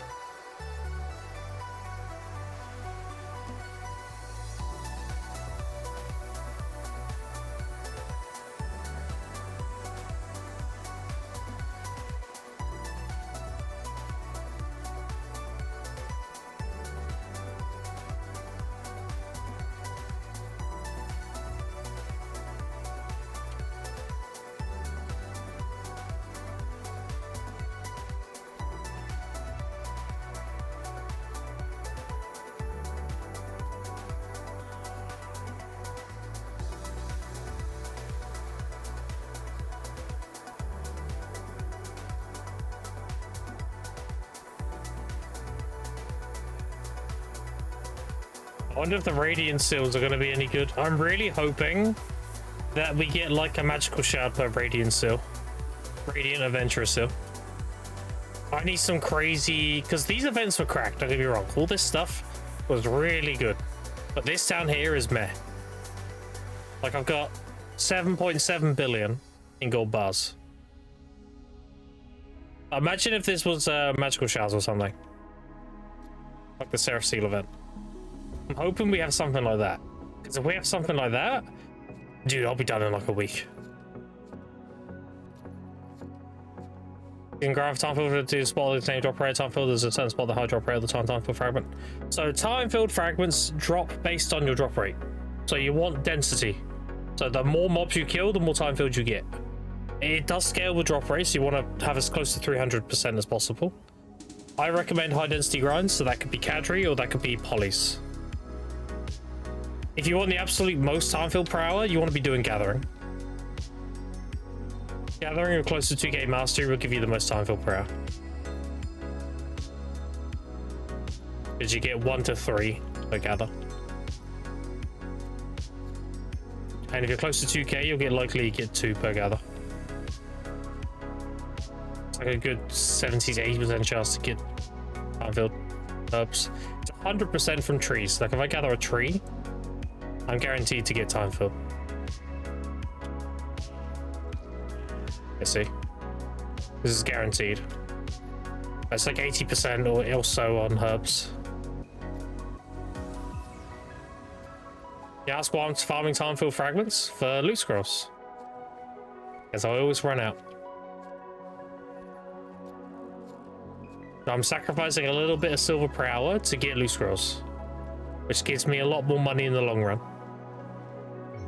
Because a loot scroll is valued at around 350 million. Assuming you grind it at a decent spot with level 2.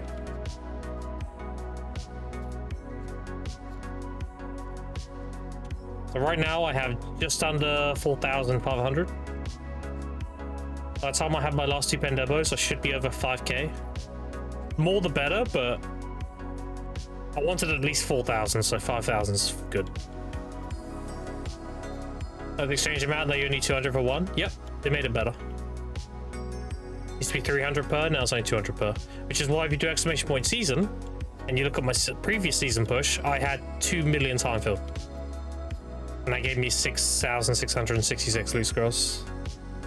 Whereas if I had that many this time, that'd be 10,000 loot scrolls.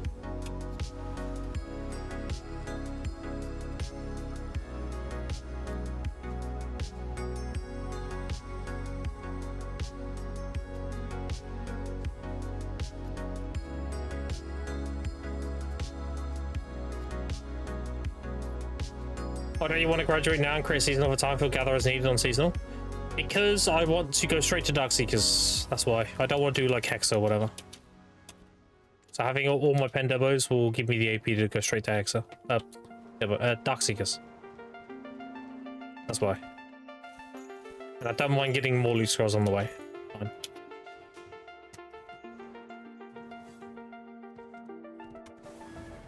I want to go straight from Season to Ulakita onwards. Alright, done gathering. Put them away. Now we change all our shit. You do Tangrad meanwhile? I don't like Tangrad. Again, I don't do anything I don't want to do. So, I don't like Tangrad. I'm not gonna do it. I'll do it for the compass piece, obviously. But, like, I'm not gonna be staying there. I'd much rather just do DSR. Okay. That's everything. Grab one more stone. Not 20. Oh damn, I don't need that many. Max only had the max on. Yeah.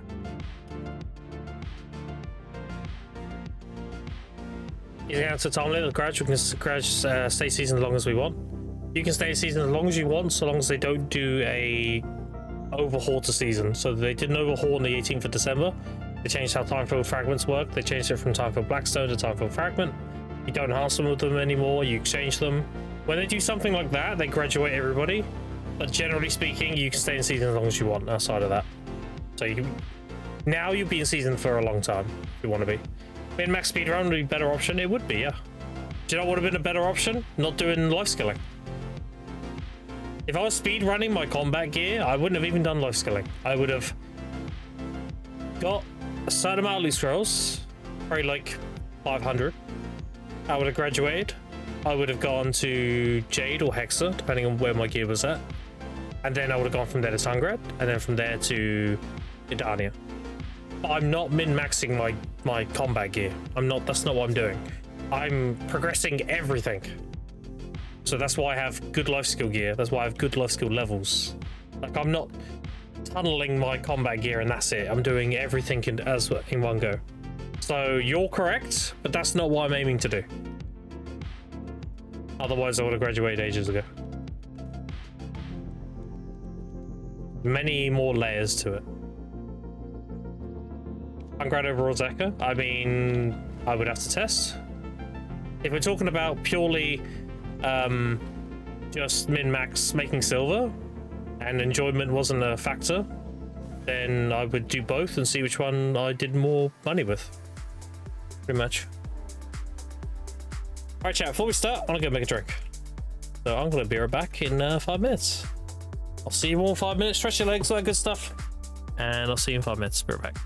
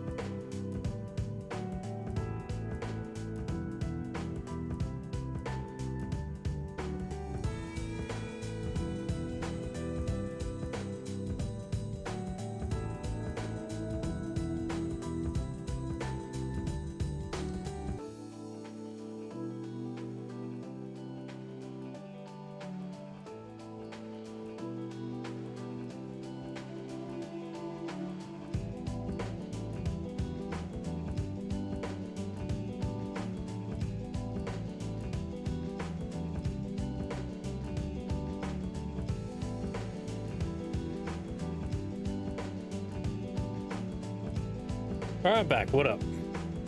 Apologies.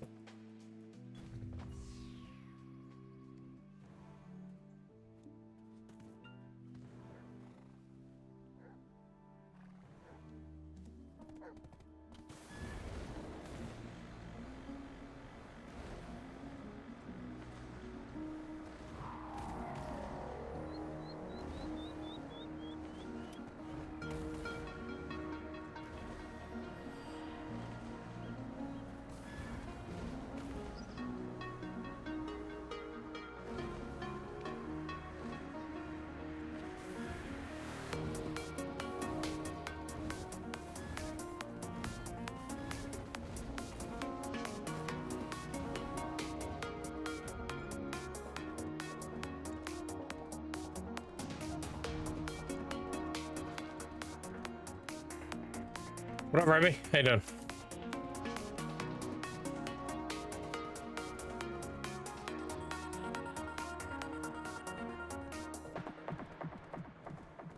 What up, what up, what up?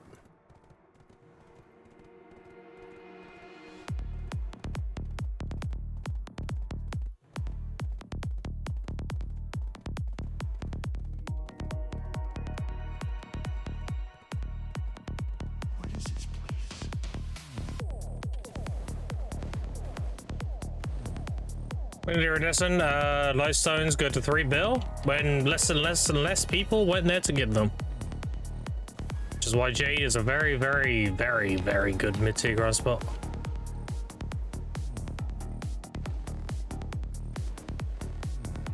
Like 400 mil? Yeah. It's just a natural order of things, right? People move away from grind spots to provide certain things. So those things become more expensive because the demand is not being met. So people pay more. Very common.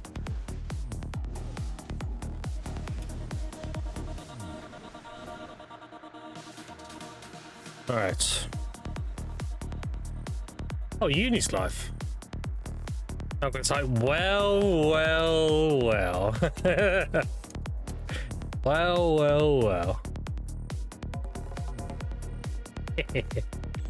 Alright, let's get back to grinding. Drop rates.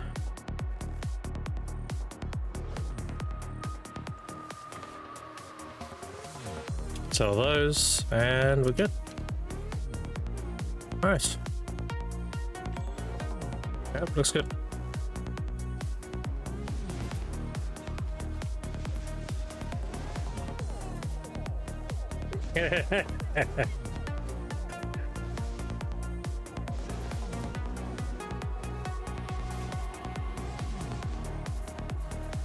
Smile. That's funny. I hope Uni has fun with video again though, genuinely.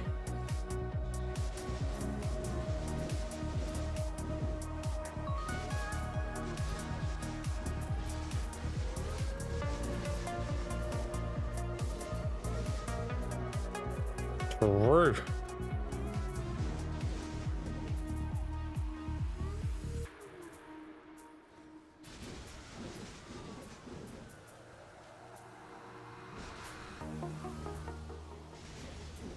The bosses drop them too? Yeah, but rarely. You get them from guild bosses, and apparently you get them from Land of Moonlight bosses, but they're pretty rare, so.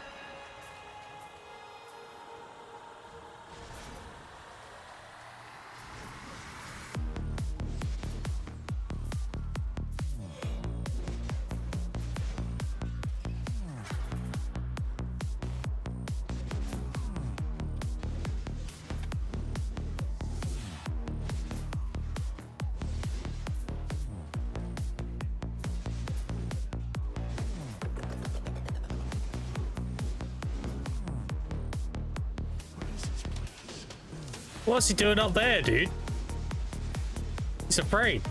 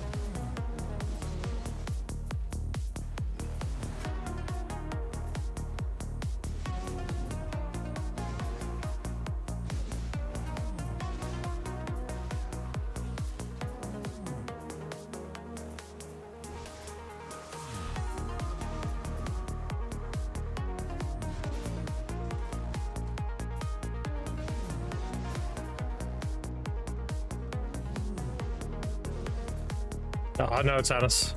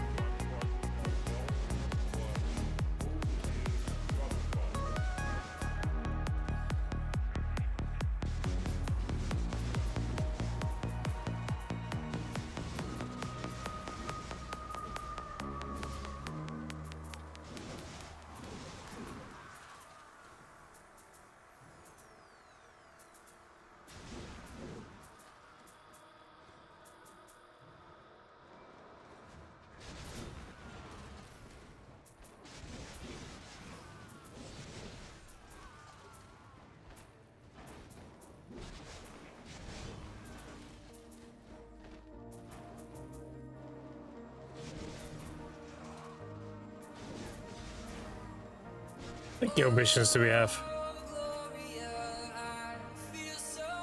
I'm assuming we're not saving these for anything special, so I'm just gonna pop them.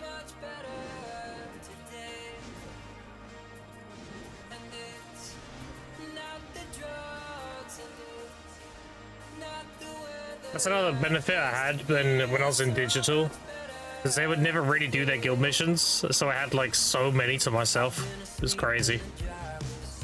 Like, I remember we had the event where they get the 10k guild missions. Wait, it wasn't 10k, it was 20k. 20k guild missions. And I was just doing them back to back, dude. Just getting like 200 mil per one. Doesn't sound like a lot, but if you do a bunch of them, it adds up.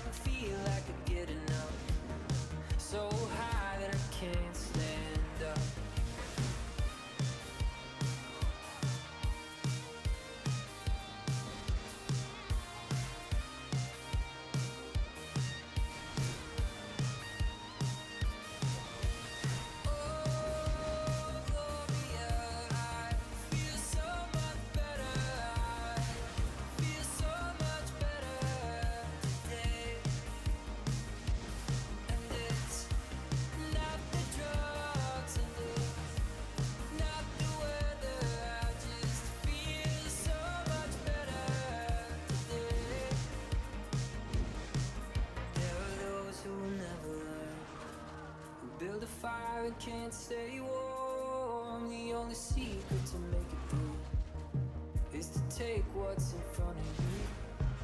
The fear of death and the thrill of speed, and all the lights in front of me. Drive till the coast is clear, faster till it disappears.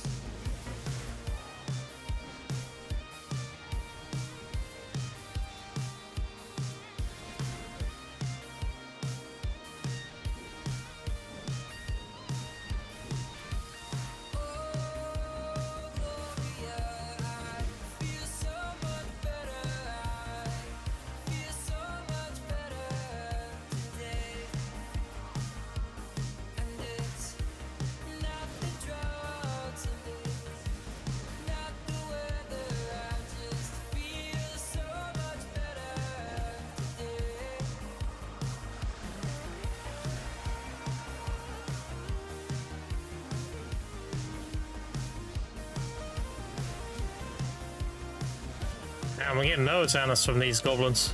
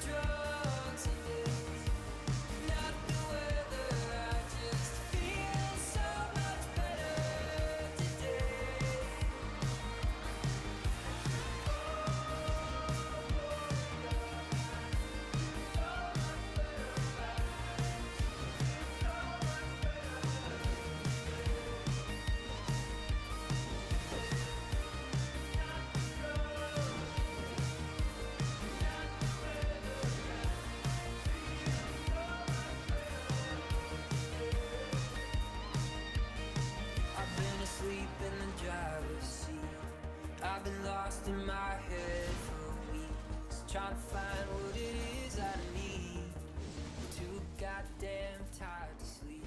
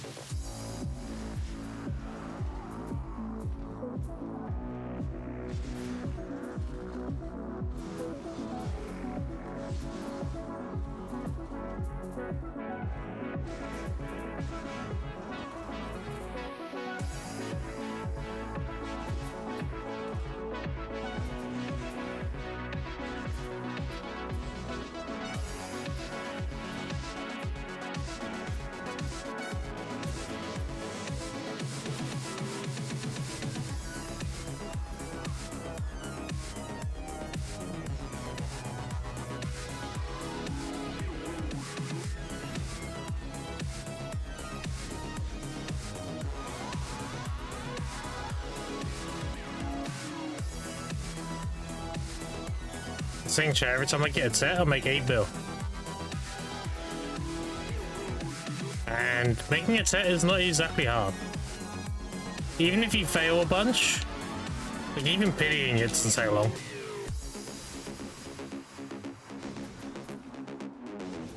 And you have a 25% chance to get one if you have a try.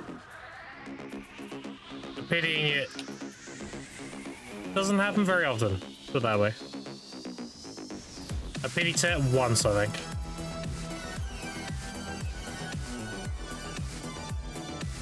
And I made 2 of them back to back, like 2 days ago. So if you look at my pity, I think I had, like, what, 4 pity?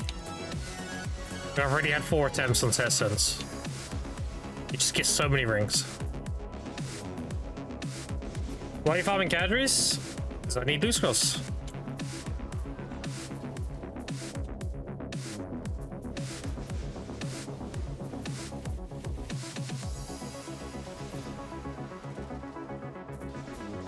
Be surprised the amount of money I make here. How many more? Well, I'm on 4,500. I would like to have over 5k. But I'm making like 25 to 30 bill a day.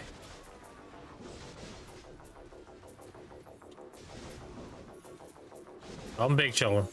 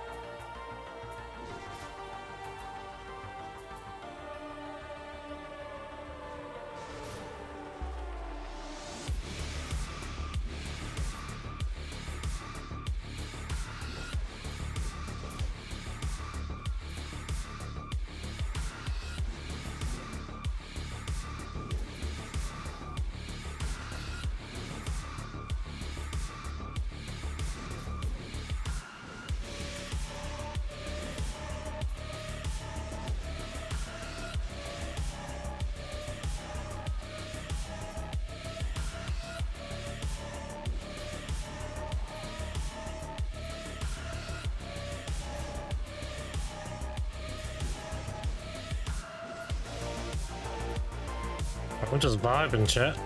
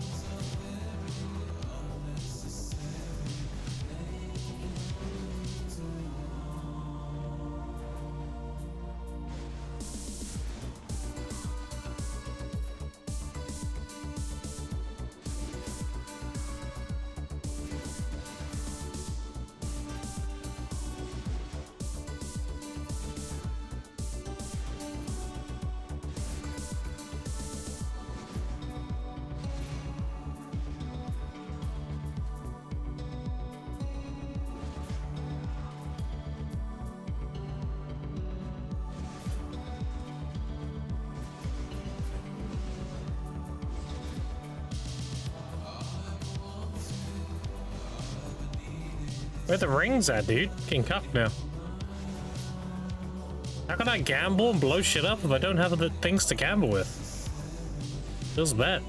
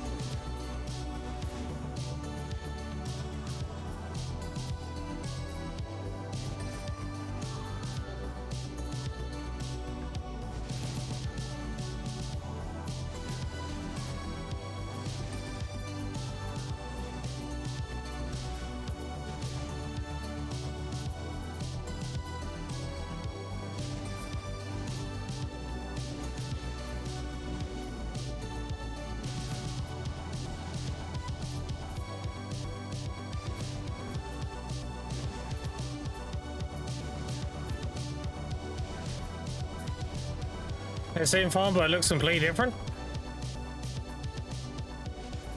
You're using the exact same font because there's two versions of it. There's Princeps and there's Princeps semi-bold. Use regular Princeps, then it looks different.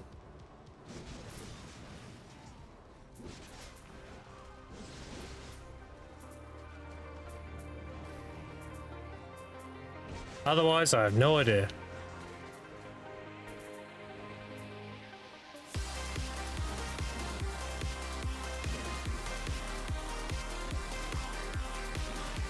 Same bold, I'm confused. Dude, I don't know what to say.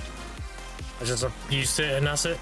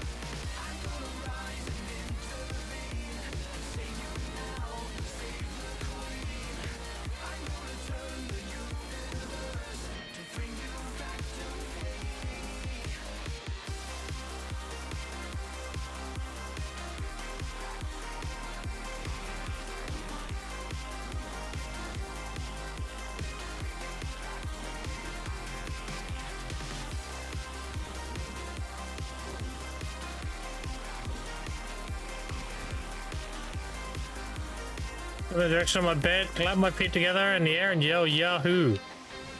So I'm going to bed. That's a very interesting image. And I'll see you next time, Casper.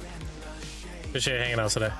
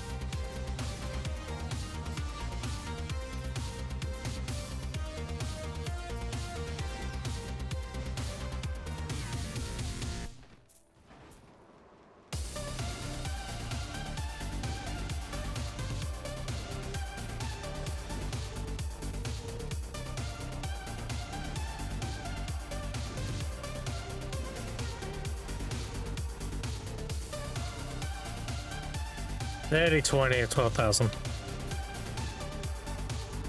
I'm assuming Caphras are still super cheap because of the Divender event.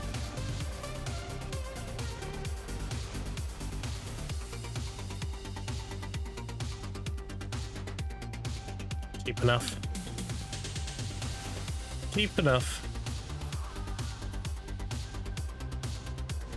I'm not worried about it though. I'll have 20k before I have my 2 Pendibus.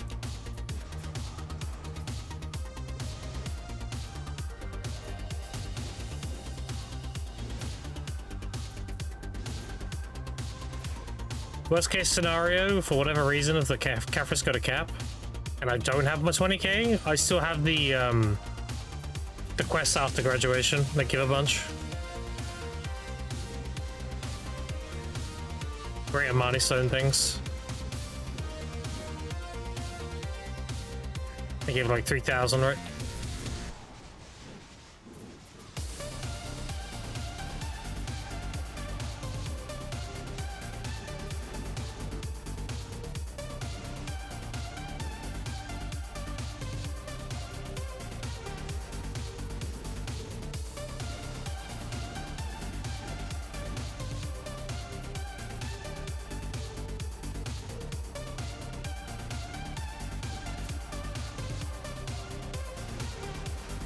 I still think you should be able to grab those quests while in season. It doesn't make sense. You've been grinding potion spots in season to only, like, oh, you've graduated, go back to the potion spots. But they should have made that a quest that you do within season. Like, the Atanis and the Caphras should be quests that you can do in season.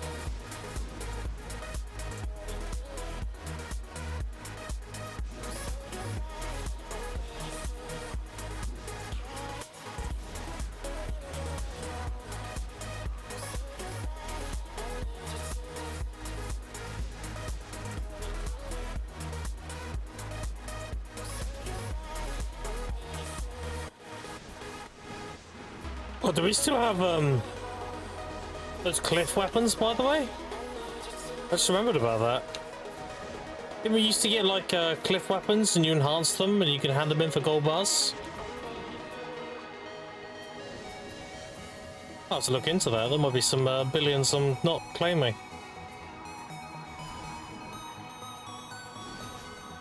100 mil ones? Yeah, I think Tech gave like... Didn't Tech give like 1.5 bill or something?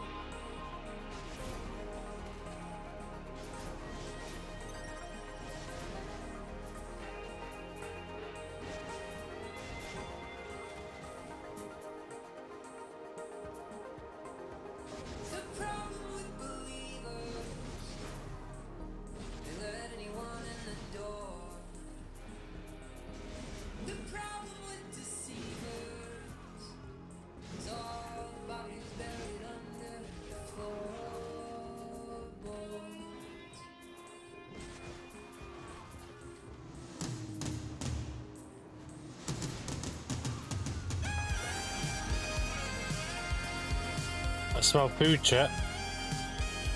Food.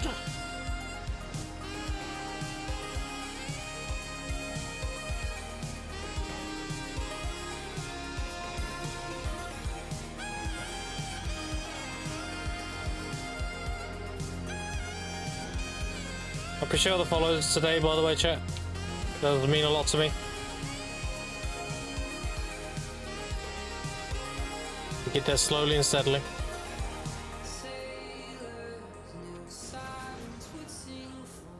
Follow DJ Poppy, appreciate it. There you go.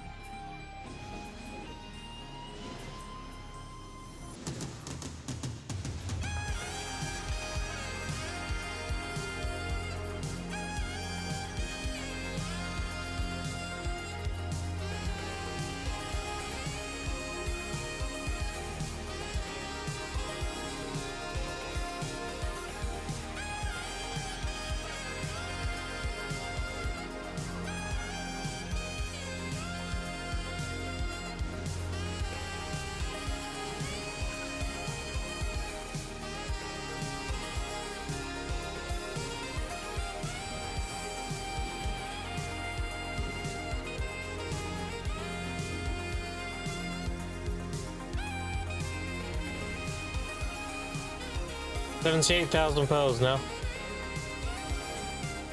Doesn't sound like a lot, but randomly having like nearly 8 bill in event drops, and I've not really been like, it's just a byproduct.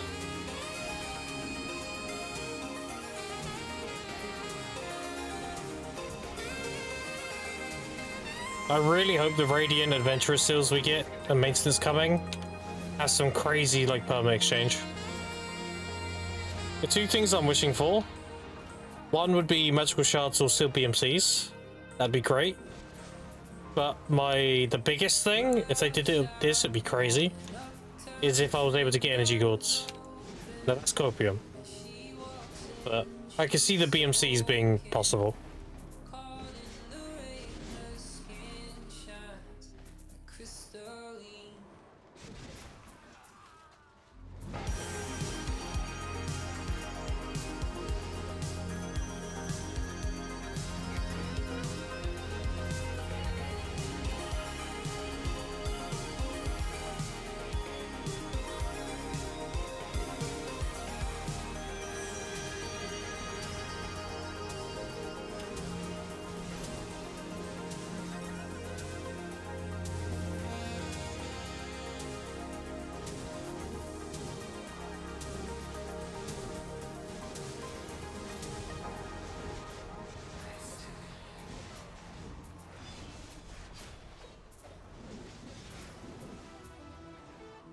How come I'm still in season? I need loot scrolls, that's why.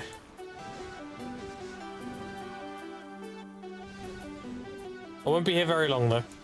I need 2 more Pendebos and I won't be in season anymore. And then I'll be Darkseekers.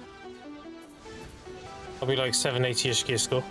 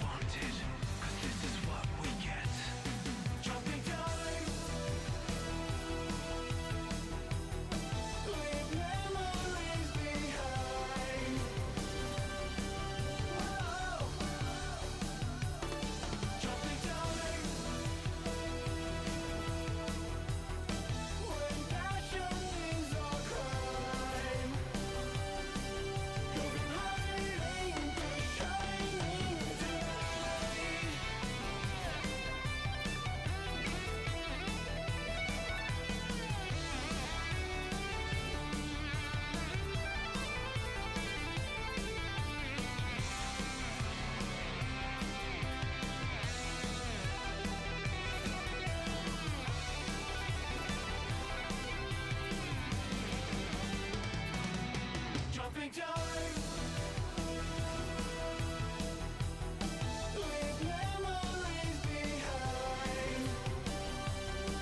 many rings do I have now? 2. Oof. A 2-ring hour. Pretty bad.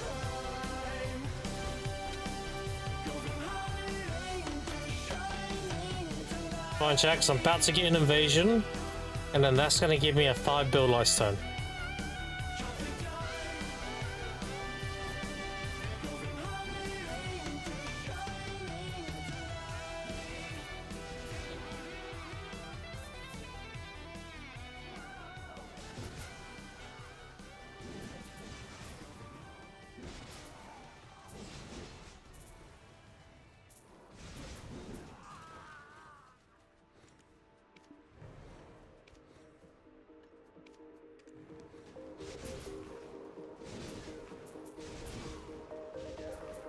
Fishing could possibly be faster with better pets. Yes, but the problem is I'm going at the respawn rate. So if I go faster, I actually meet respawns. So I'm actually going this slow intentionally. I'm going at the speed of my pets looting.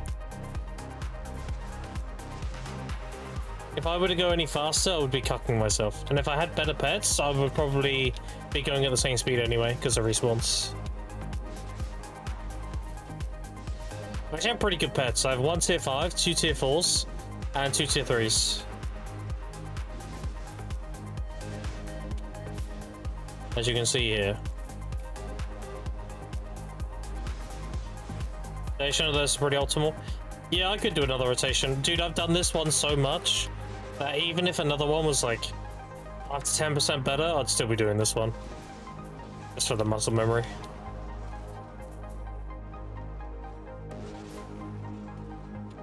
Like, look, see this? I go slightly too fast. I'm trying to just go at the pace of the pets, pretty much. I don't meet respawns.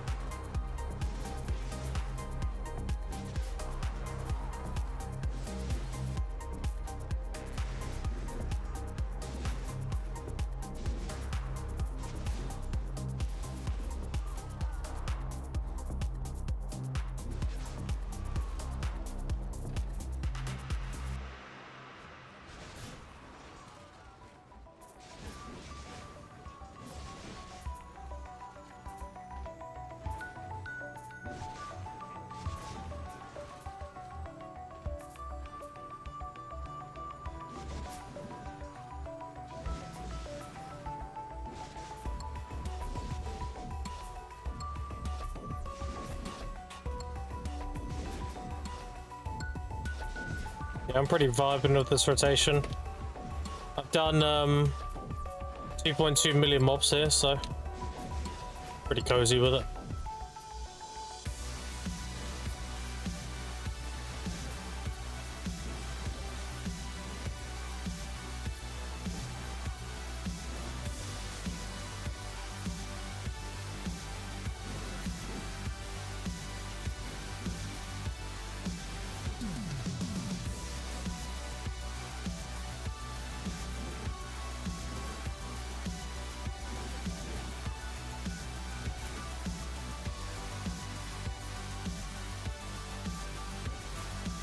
Pretty low opium class 2 here. Yep, barely have to do anything.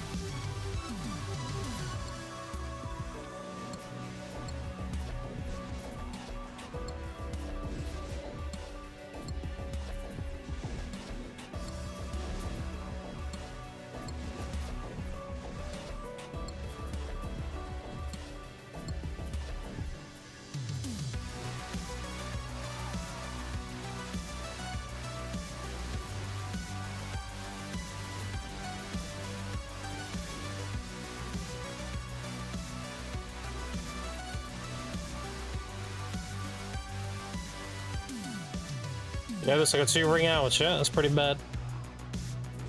Feel bad, man.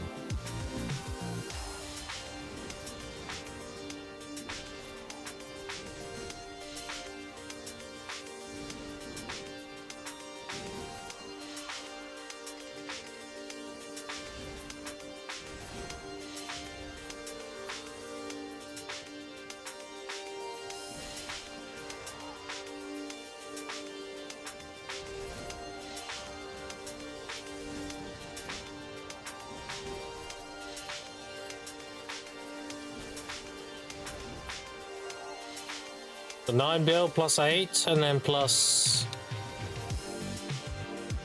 8 bill there as well.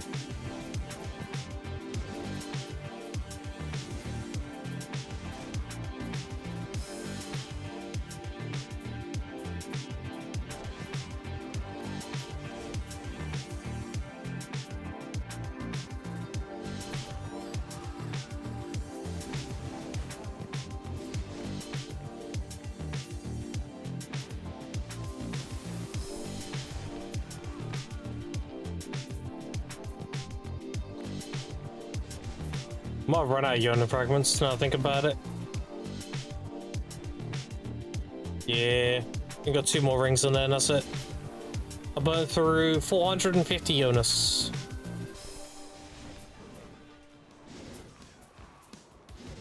I made like, what's that, 30 rings?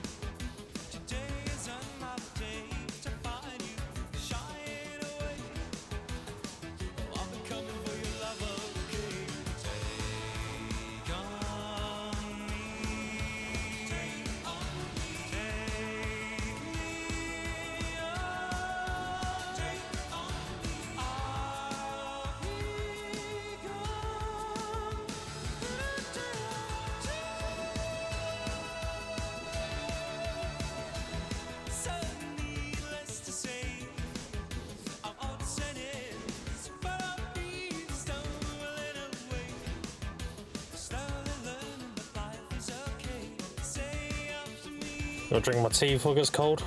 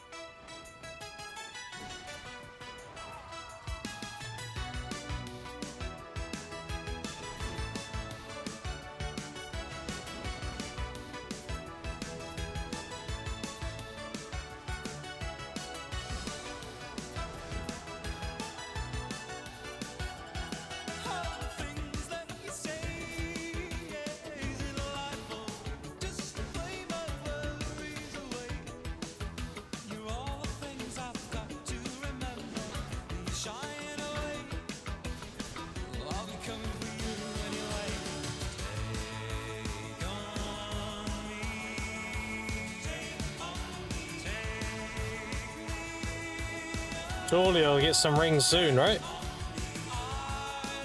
We're on cap drop rate. Just getting cucked.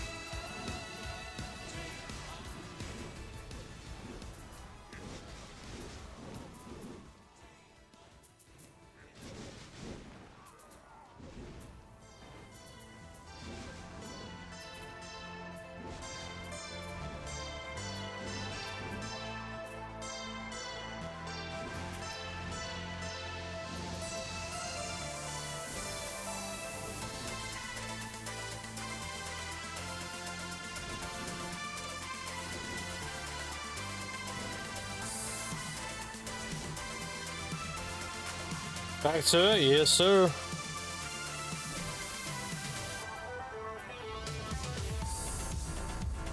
Gotta finish the season push.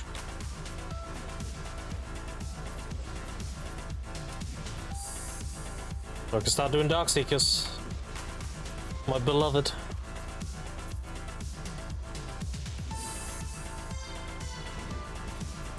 Pardon me.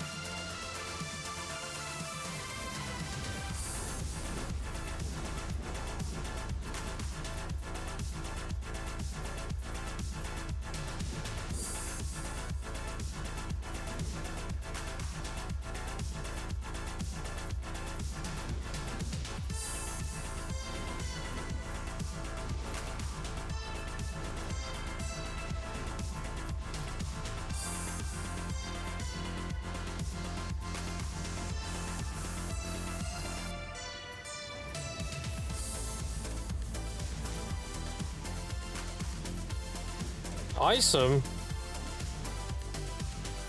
You mean drops?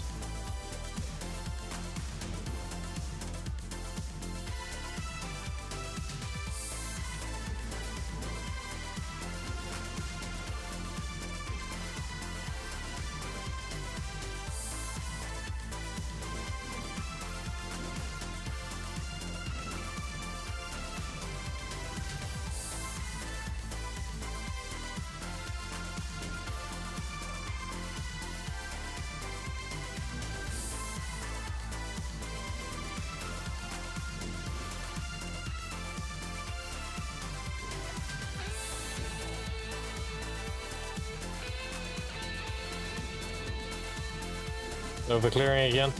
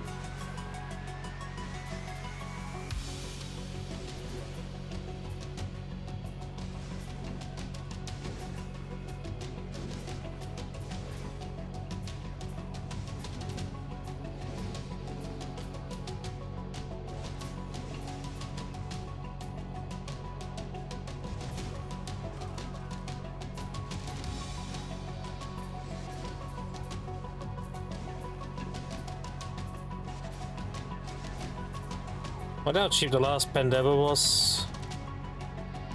Dude, they're so cheap. 158?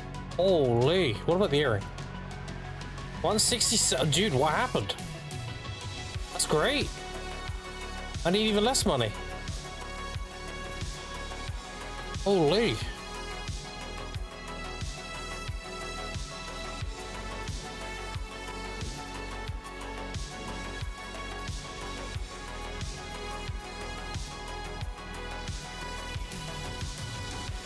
Any in queue for cheap? 179 is expensive. Alright, there's nothing in queue for cheap anyway.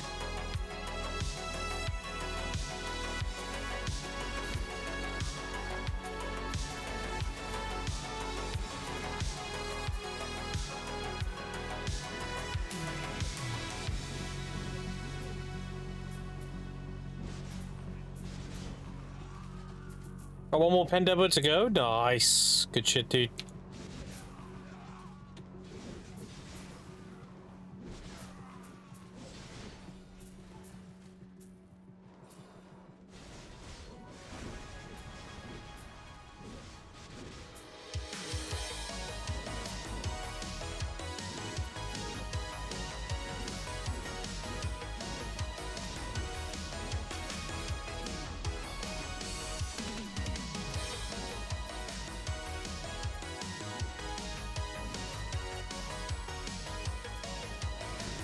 No, it's Hannah. Feels bad.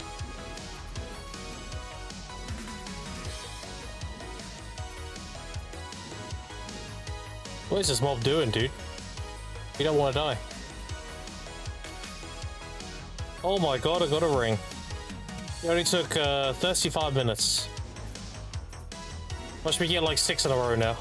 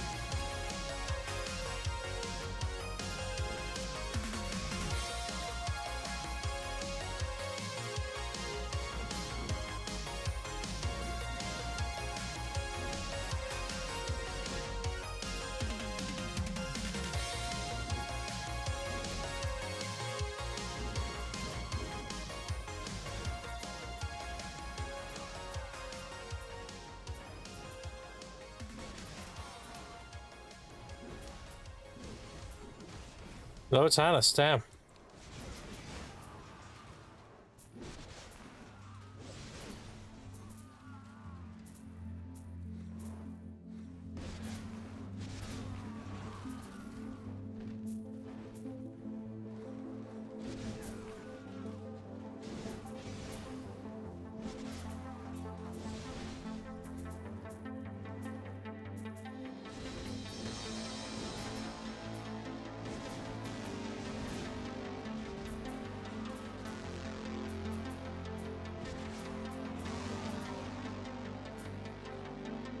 79,000. And 240 Santa, 60 to go.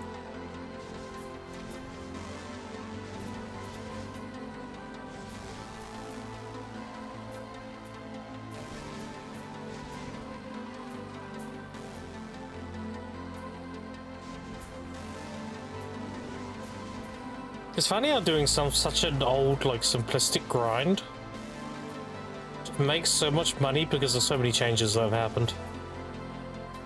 Like, infinite potions being sellable increases grind spots money a lot. Them introducing Essence of Dawn made the Kadju rings a lot more expensive. The fact that they made the commanders a loot thing, you loot them to spawn them, so you get a lot more of them, and how their mechanic works to give you density. The scrolls no longer taking an inventory slot, but they stack now. But there's been a lot of changes that have happened to make Kadru decent. And then they added the Atanas element to Afuaru. So you get a lot more Atanas at this spot because you spawn more treasure goblins because of the density.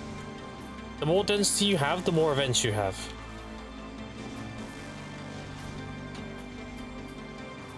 And it's multiplicative density because if you get a commander, he gives you like 40 mobs. Any one of those mobs can give you another commander. Or any of those mobs can give you a treasure goblin.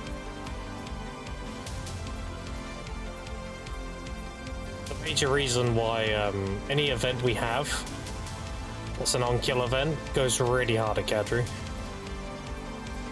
But the Seraph Seal event, dude, I had like 10,000 Seraph Seals during that event. I got so many magical shards, it was crazy. I need to bring that one back around again. I wasn't done with it.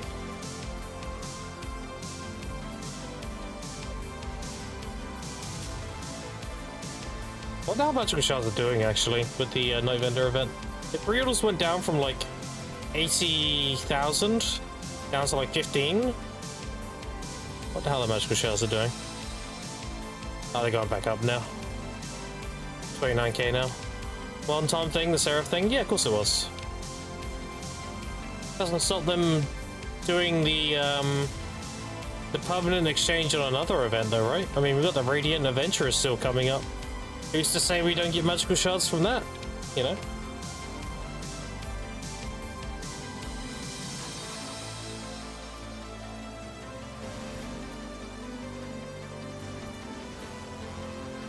Gonna see it again? Yeah, no, of course not. I'm saying, like, what they did for the permanent exchange could be in another event. That's what I'm saying. So we're getting Radiant Adventurer Seals on maintenance. Nobody knows what that shop is yet. That could very well give magical shards. Who knows?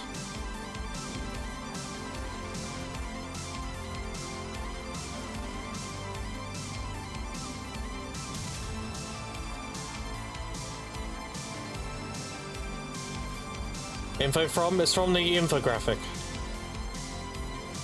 If you go on the 10th anniversary infographic, it shows all the events we're having for the 10th anniversary. And one of the last ones we're getting is a Radiant Adventurer Seals. And it shows crons and costumes. There's gonna be one of these shops again. There'll be one of these. But we don't know what this is gonna be. And we don't know what any of this in here is gonna be. Other than crons and costumes, that's all we know so far.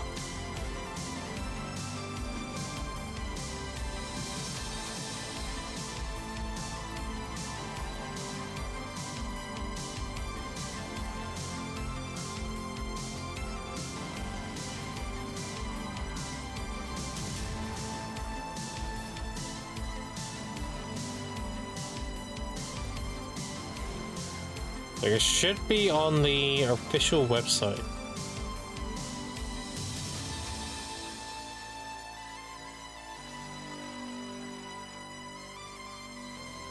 Where is it?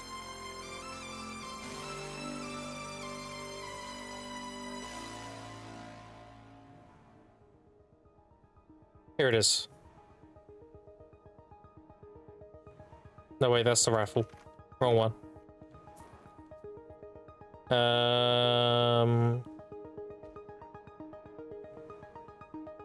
Let's log in rewards. Here it is, I think. 1 second. No, that's not it. That's the infographic. I've got to go on the Discord to pull this up.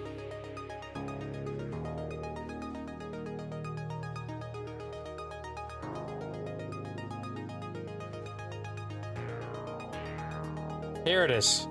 I got it finally. This here. There you go. So if you look on that, that shows you the events we're getting and such. And right at the bottom, like near the end, you can see the Radiant Adventure Seals.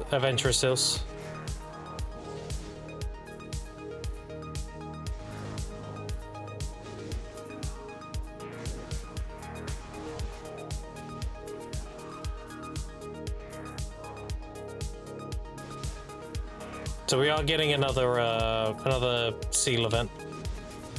This maintenance coming.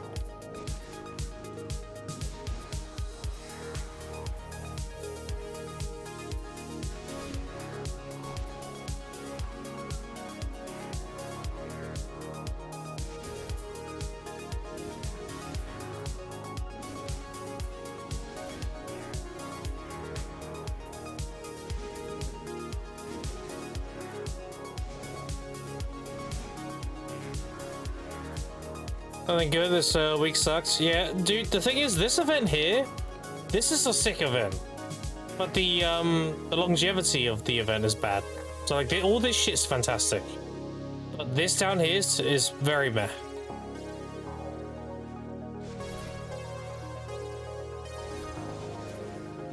So I'm hoping, because when we get these seal events, the one-time rewards are great, but the permanent exchange, if it's terrible, then the longevity of the event's kind of meh. Talking about Trio, yeah, the Night Vendor event is basically, if you need a Veil, it's good. If you want cheap crons, it's good. And if you want cheap 300 stacks, it's good. Everything else, meh.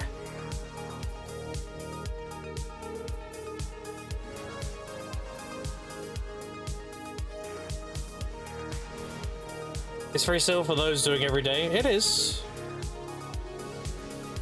I'm not complaining. It's a great event. But I can't. What would be the word? I can't pump it. You know. For the most part, skip the one-time rewards and then you get a little bit extra silver on your grind out.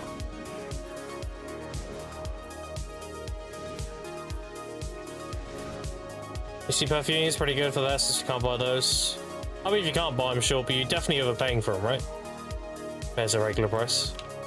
BMCs too, yes, BMCs as well.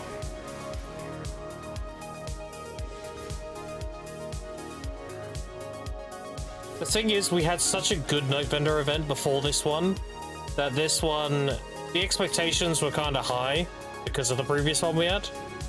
And while this one is still a good event, like, it's being compared to the other one we had, you know?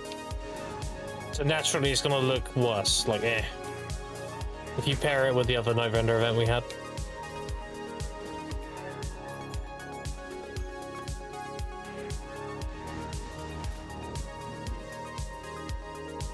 Random generic one, not 10th anniversary special. I want to see what the Radiant Adventure Seal thing's gonna be. That's all I'm interested in. I really liked the Pearl events though. They were really, really good. Gave away a lot of good stuff.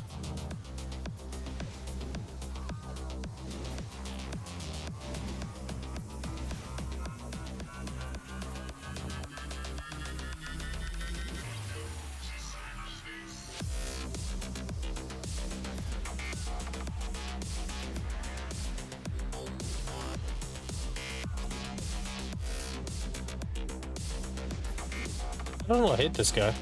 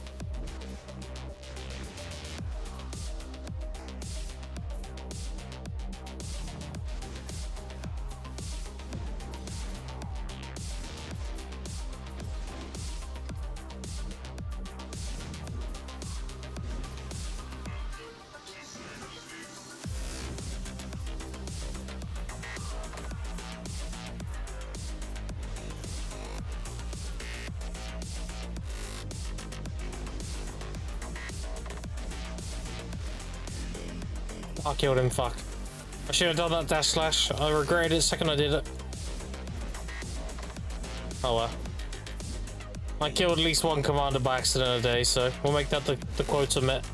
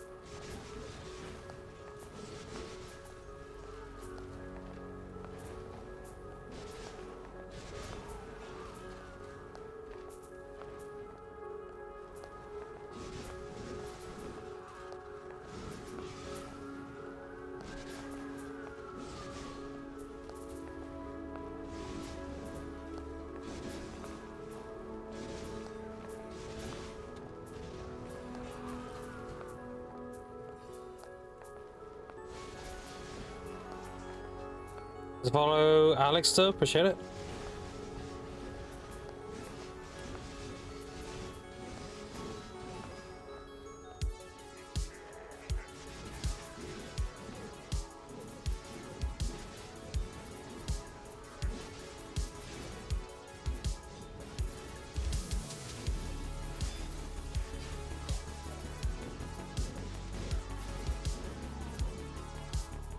Just follow J Money, appreciate it.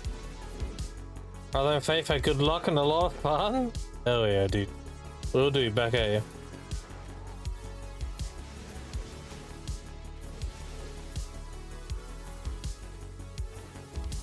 I'm big chilling right now.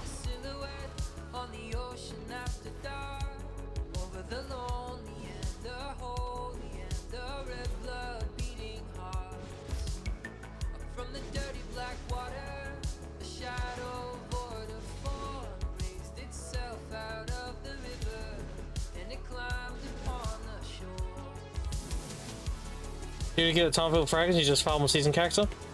Yes, you can just grind on a season character, although the best way to get them is gathering on season. If you need loot scrolls and you have pretty good gear and you're obviously grinding a much better spot, then you simply just want to have a gathering on season. You can get a ton of loot scrolls that way. I'm just grinding because my main is on season, so I'm double dipping. I'm ignoring the mid-tier grind in this game in BDO and I'm going straight to endgame. So I already have this. I need 2 more pen devos and I'm done. I should make a lot of money in this season. I've made 1.6 trillion so far. And this account's about 95 days old or so.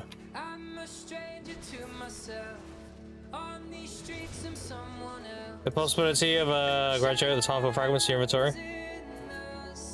Yeah. Yeah.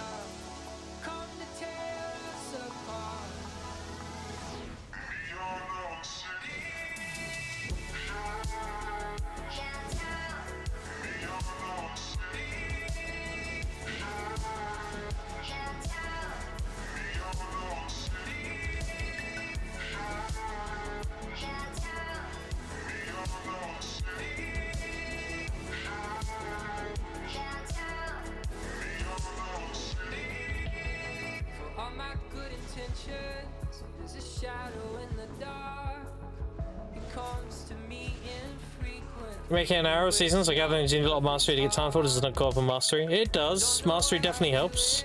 I have close to, I have 2500 mastery. You want to be as close to 2k as possible. And how much I make per hour at Kadri right now, I'm making about, I make 1.5 billion pre-events. With events, the current events only add in about 300 mil to the hour, so I'm making like 1.8. It's not that, not a lot. Other events make it go up to like 3 bill. And my gathering money is 3 bill an hour. 64 in season? Yeah.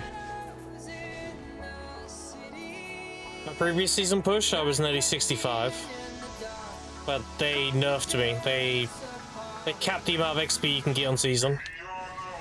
So I apologize for that. I was the result of that nerf. Beta 62? Should I grind more, dude?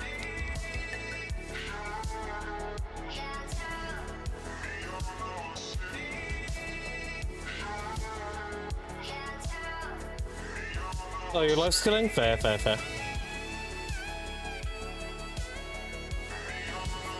I respect it. I'm also a life skill enjoyer. I don't do one particular thing, I do everything in MMOs. So I'm Guru 39 Gathering, 29 Alchemy. Like, I do a fair bit of life skilling too.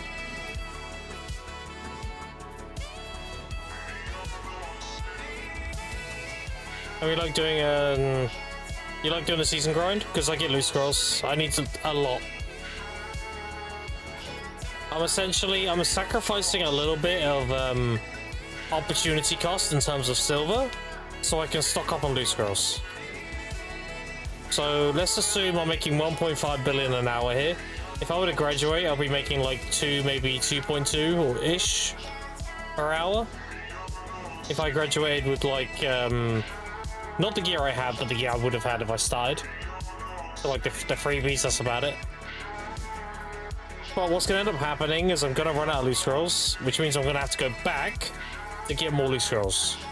And my opportunity cost is going to be higher, because I could be grinding a better grind spot at that point. So what I'm doing essentially is I'm stocking up on them now while my opportunity cost is very low. By the time I have my 6 pen demos, then I'll be graduating. And I should have over 5,000 loot scrolls. That should be good. My scrolls season currency? Yes, I'm spending my time filled on loot scrolls. I currently have 705,000 time filled. And I have 930 something loot scrolls. If you do exclamation point season, you can see my previous season push.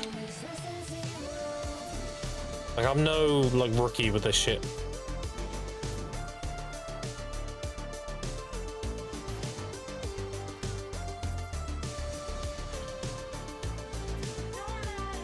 I'm essentially speed running my season tech on this account. So it took me just under 6 months to have full Nov Karazads, tri-armors, triple salve, all that good stuff. Now I'm doing it in about 3.5.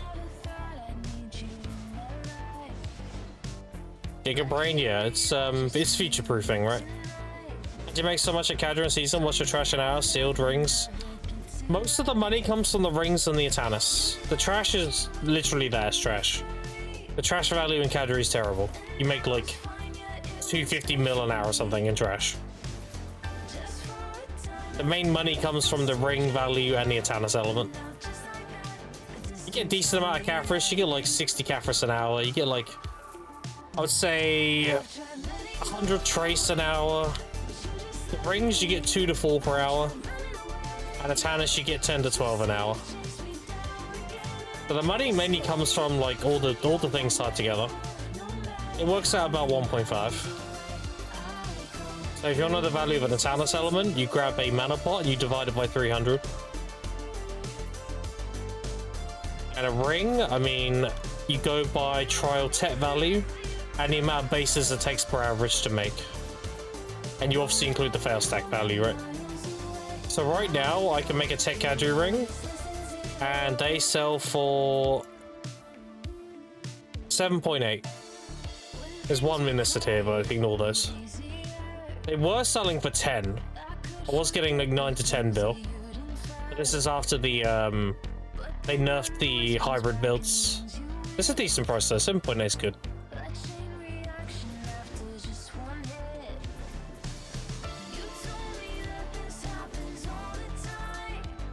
Did you change the Atanas for mana pot? Yeah, always. Mana pot is always more expensive.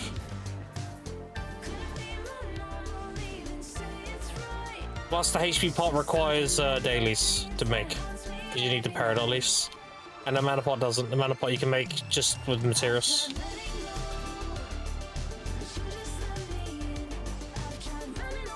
So basically, you make tests and sell them. In base, you need to make one. I mapped it out a while ago. It was like 52 or something on average.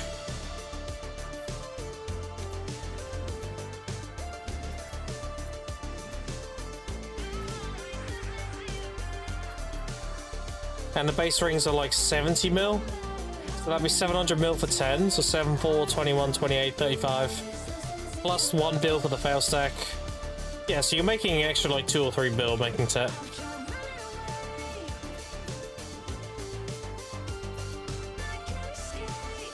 Because the fail stack cost is 25 crystallized. Which gives you a 80 stack and you Valk it. For 90. 90 stack's good. That's a 25% chance. Hey, Talbot Frags, are you getting an hour here? Without an invasion, I get 2,000 an hour. With an invasion, I get 3,000 an hour. If you're wondering what an ancient weapon invasion is, it's an RNG chance thing to happen. Whenever you loot a mob, you have a very small chance to loot a, like, ancient weapon fragment, and that spawns the event. It looks exactly like this. I've looted it manually once. It looks like this in the mob's inventory. And it spawns the ancient weapons invasion. So the invasion gives you 900 time field. It also gives you about 400 to 500 million silver's worth of light stones.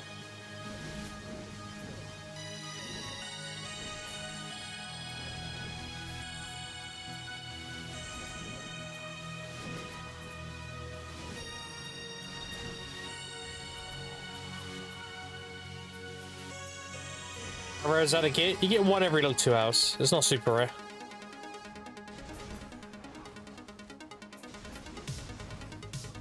So if we were to average it out, I would say you get 2.5k per hour. If you assume one invasion every 2 hours.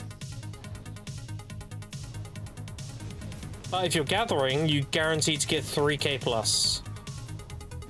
Assuming close to 2k mastery. Gathering is king for time field. Which is why I'm nearly Guru 40 gathering.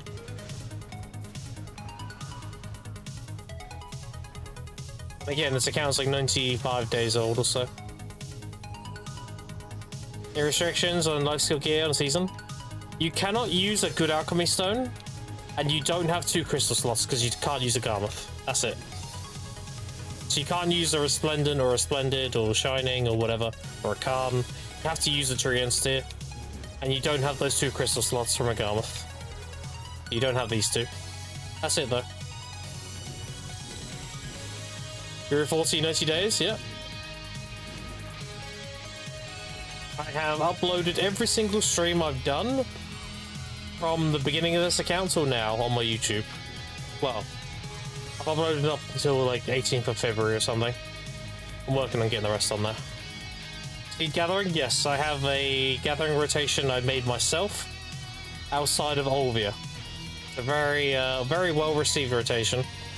I made it myself 2 years ago, and everyone who does it and tries it loves it. So it's very, very good. You don't have to delete seeds; you just sell them to the stable keeper. You can repair there, and you don't have to worry about weight because the storage is like 2 seconds away. And you can also put your farms right in the middle of the rotation too, so you can do those if you want. Well, Creeler.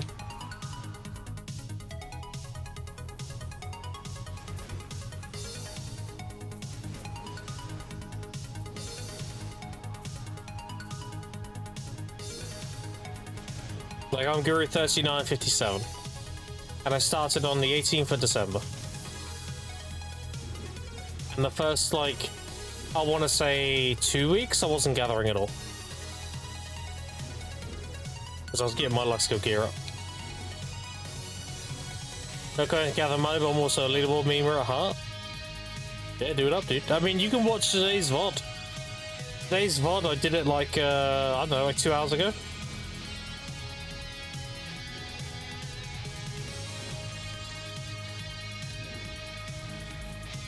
Everyone who does my Olvia rotation loves my rotation.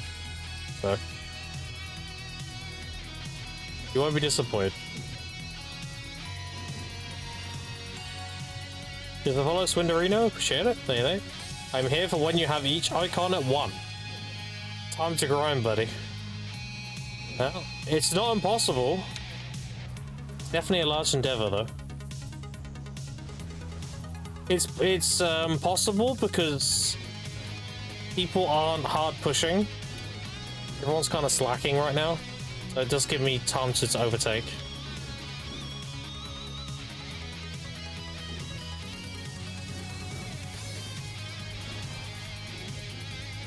Gathering is like 3 billion out for me, and I have shit PV gear. Yeah, same, dude. Literally same.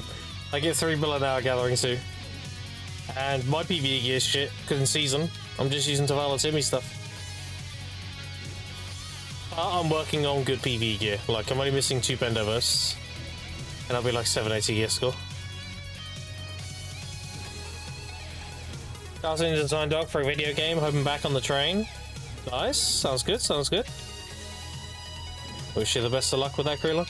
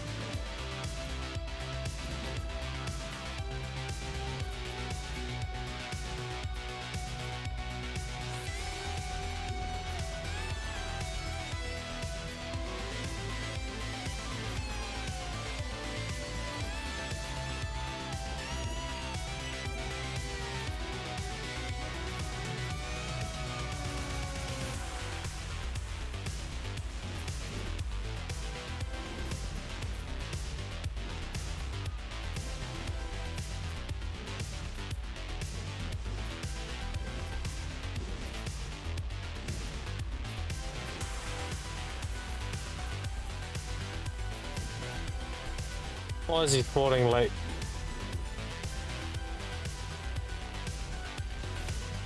Getting trolled by the respawn rates.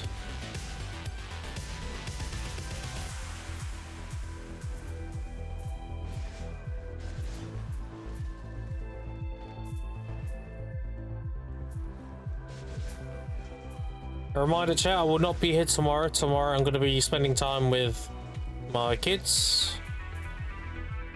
Be gone with them most of the day, so I'll be back on Wednesday.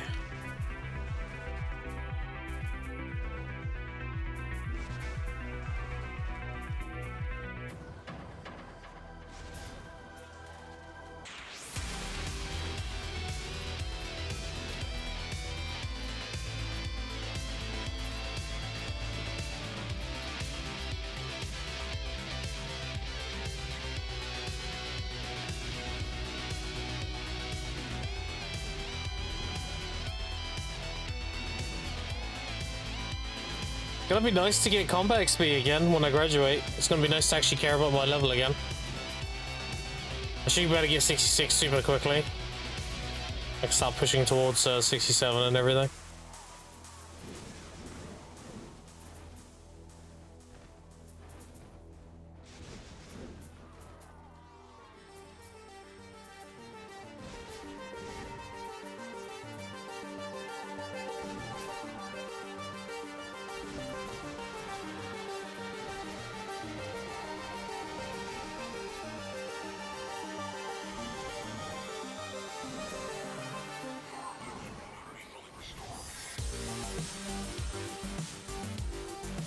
Let's go really hard on the next XP event we get. I know we got one running now, but by the time I graduate, it's probably gonna be gone. So, it ends in a few days, right? I have to wait for the next one to come around.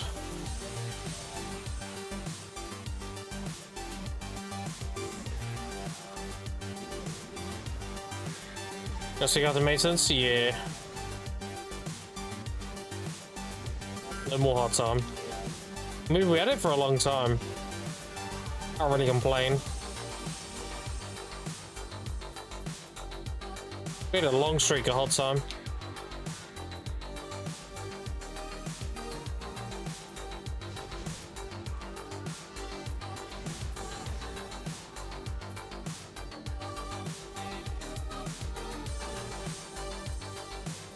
Am I lagging?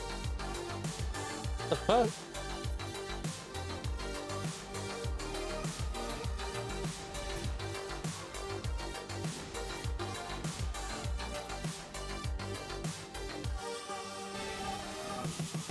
Lagging, I think I'm good now. I was lagging a little bit there. Wait.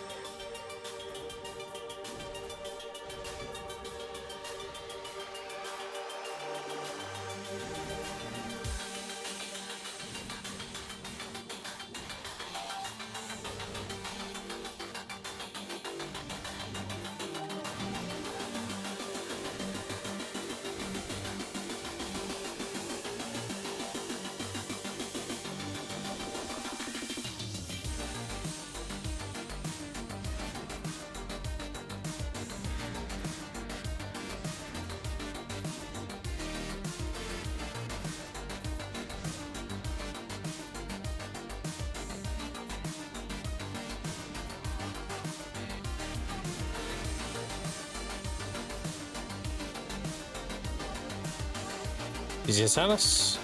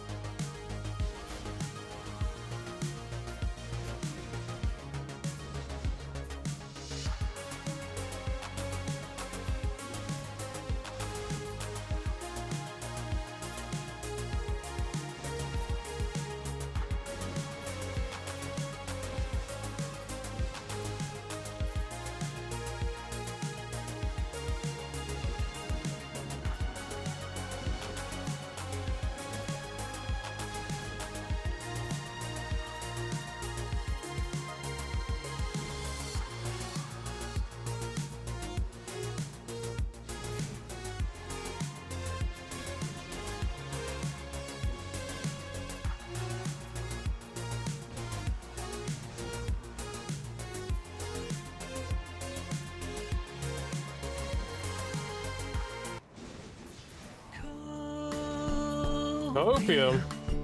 Hey, what's copium? I can smell the copium. Hey, it is okay. We don't know. Get that out of it. But he's up on that copium.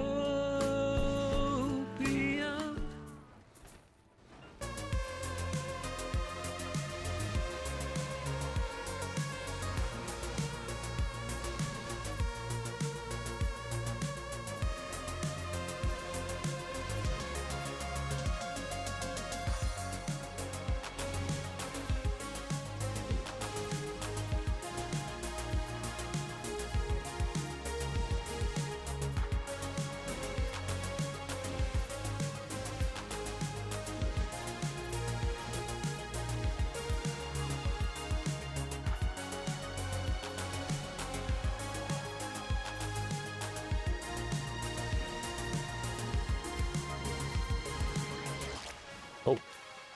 Wanna kill him? Oh, that mistake again.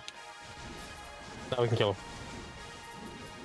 And we get all his lovely ads. Here they all come.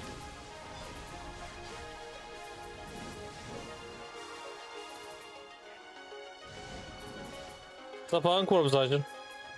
Oh, Pero was asking for your Darkseeker tech, by the way. With Wick and Hash. You know where you go between two packs? He was like, I want to see a video of it.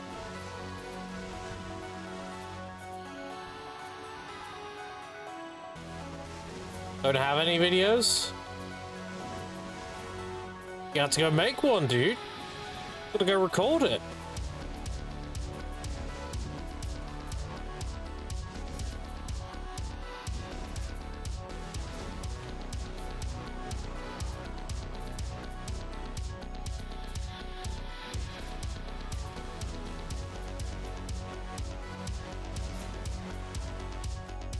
Kill big guys, move to another two big guys, small big guys, small big guys. Yeah, I explained it. I explained it all. You kill two big, And then you jump to the other two big, you kill those, and then you teabag back to the original small guys, kill them, and then go back to the second pack and kill them. And then go find another two big guys in two different packs. Rinse repeat. I explained it. Yeah, he wants to see it, so.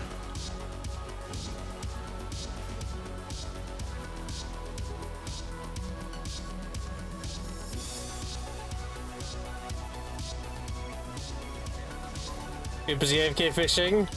That's a pretty just cause, you know. I would, but you know, I've already got my rod in the water, so.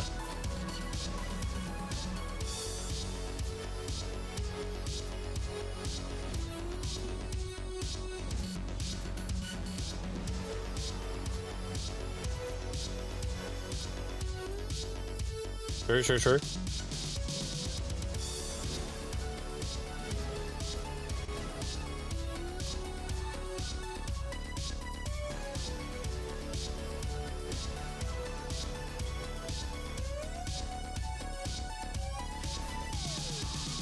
Kinda did it on his witch when he was grinding there. Oh, there you go.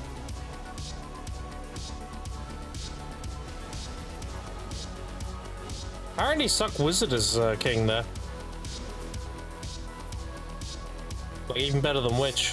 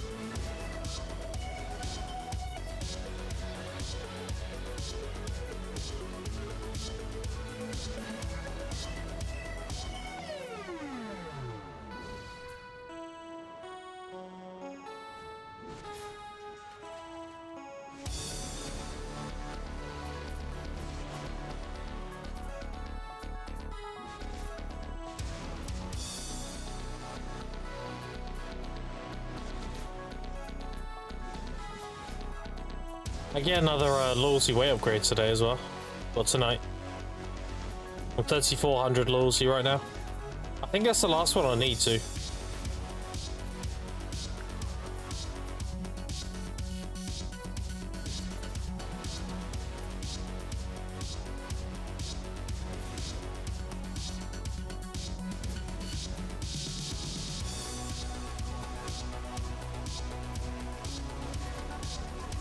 Is it the last one?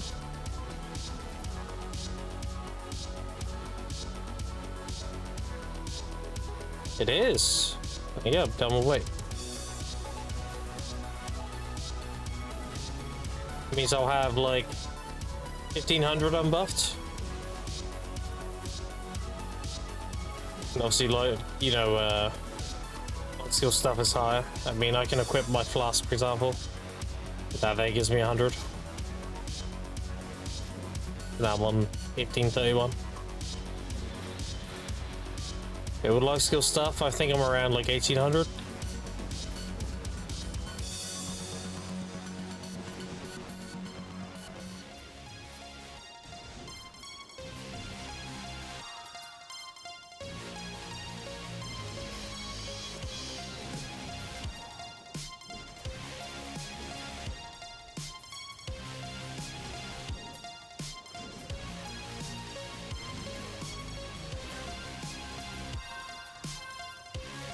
Commander? Hurry up and spawn.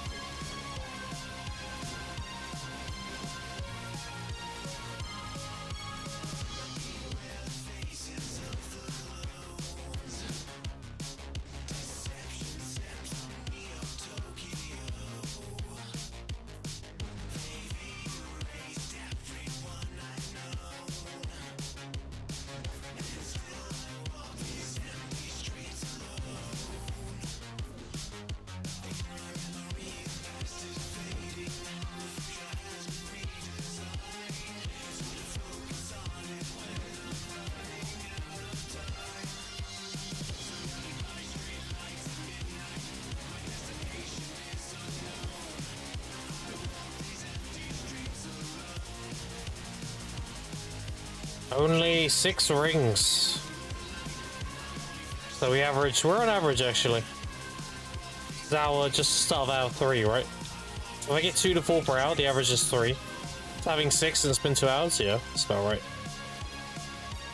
I'm getting spoiled for the hours where I get like 8 of them.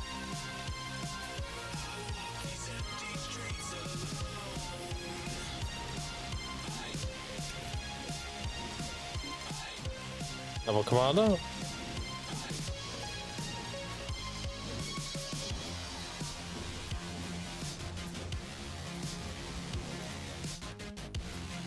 Let's space these out a bit. We don't want to waste the spawns. We'll kill all the ads, ignore the commander. Pick this shit up. Alright, now we can do it. Get him low.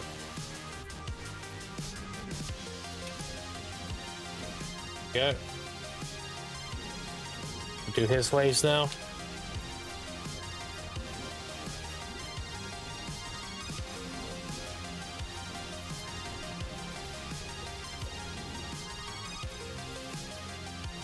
So if you do Cadre, if he was with enough energy pods, only gathering. If I had energy, I would only be gathering. I'm grinding Cadre because it's my downtime. If I had infinite energy, I would be an Olbia and I would be graduating. I wouldn't be a Cadre anymore. So yeah, if you have infinite energy, then gathering is bliss. I just don't have the luxury of energy. I burn a lot of energy. I've used all the mellows I pre-ordered, I've used all my gourds, all energy potions I've won, everything. I'm a fiend for energy.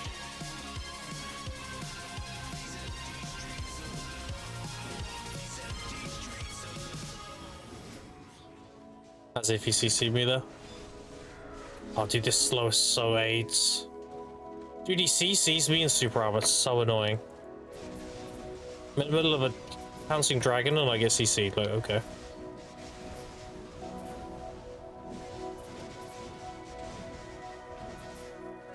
I hate that PvE does that in certain mobs.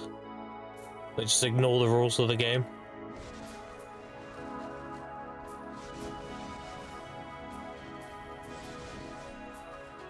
Under cap and still killing big guys before turning around. I mean, if you're under cap and you're killing them before they turn around, that's great.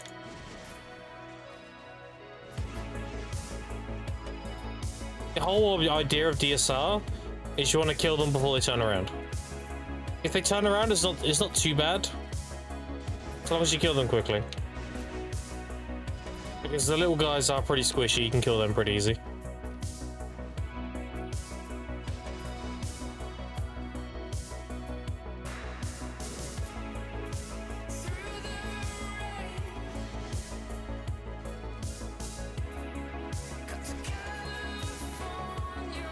Like on my suck stage, I couldn't kill them before he turned around, just simply because he's too slow. On Musa, should be able to do it, no problem. Like, get the right order of, like, priority of skills. Probably gonna have to open with Searing Slam into Twister. So that's gonna be your DP Shred into crit damage and back attack add-ons, and then probably cancel a Spinner with a crit buff into Pyro, into one step back, into Crust Crusher low blow. That'll probably kill him. Will they do anything? Orbiter, do you have tips? Orbiter? Min-max the wave spawns. What I mean by this is if you killed most of the mobs and the tower's getting low, like it's about to explode, then wait for the next wave of mobs to spawn and then finish it, because then it'll explode and kill all the mobs.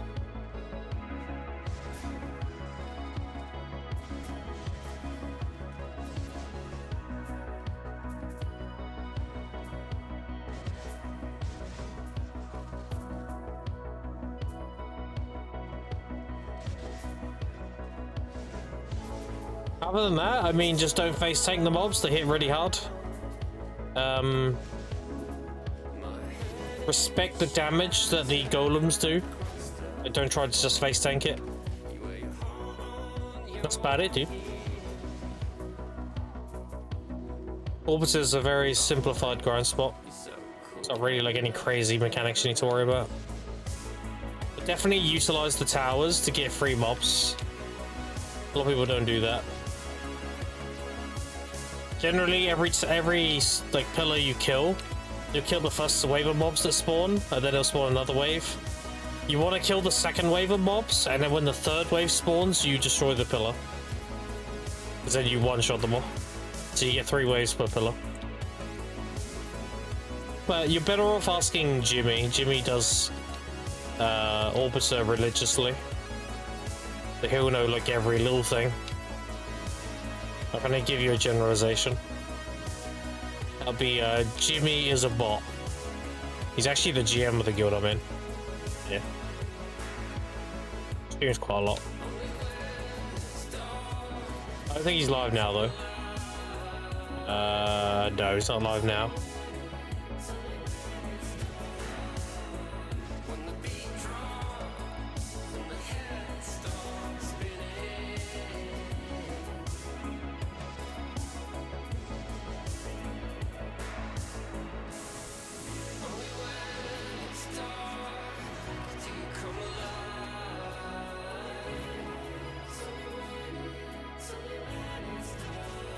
Would you say Moose Awakening is better than Awake Kuno PvE wise?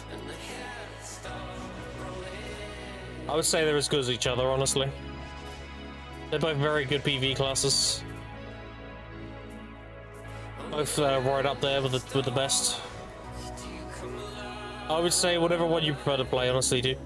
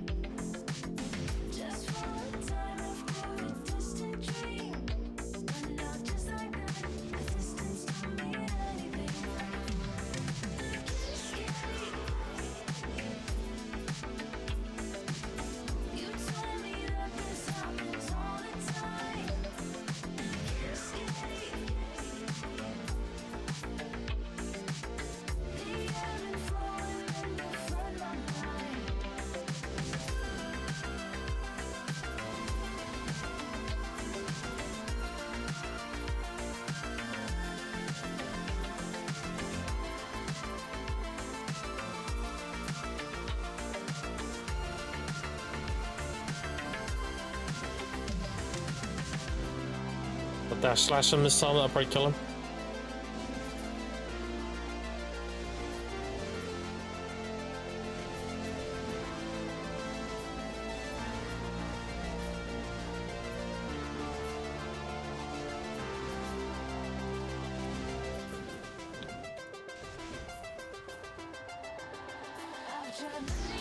Our commander? That's what we like.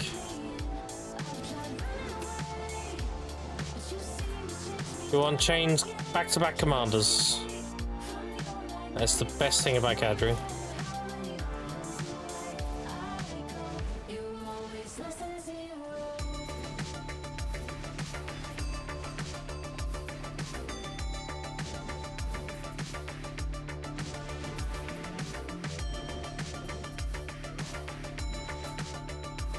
Alright, no more.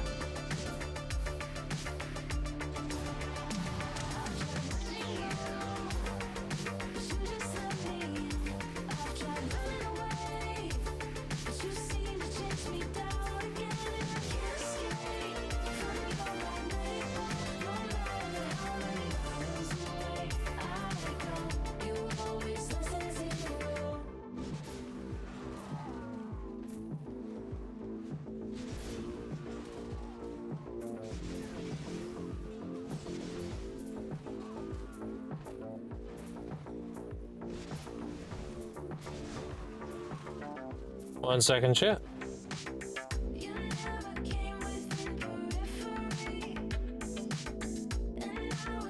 Okay.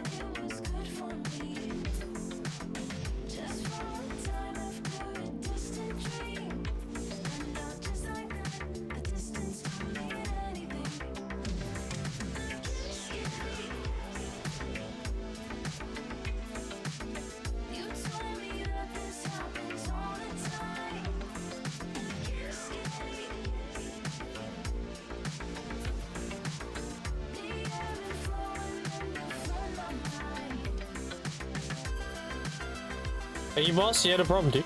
Have fun.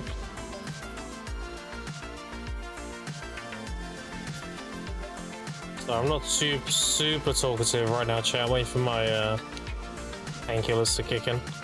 I've been talking a lot today, so it's been a hole in my mouth where my wisdom tooth used to be is hurting a bit now.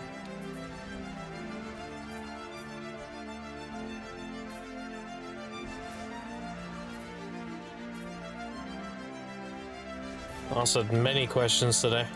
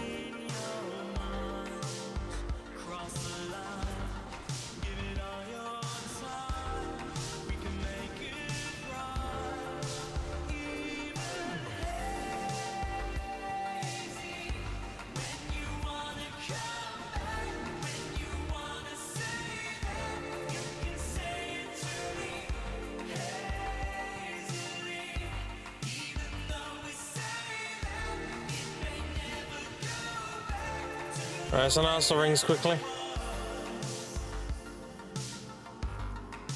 Don't have that many, so it's gonna be over quick.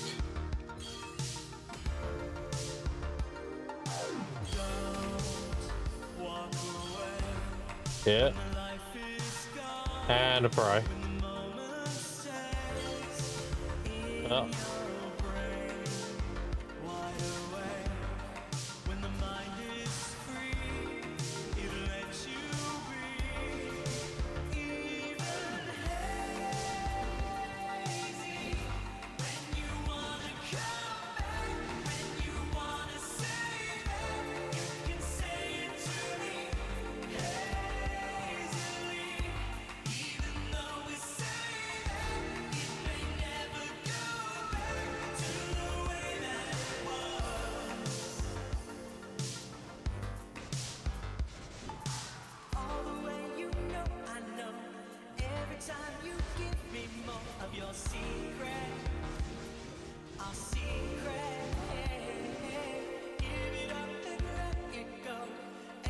Three.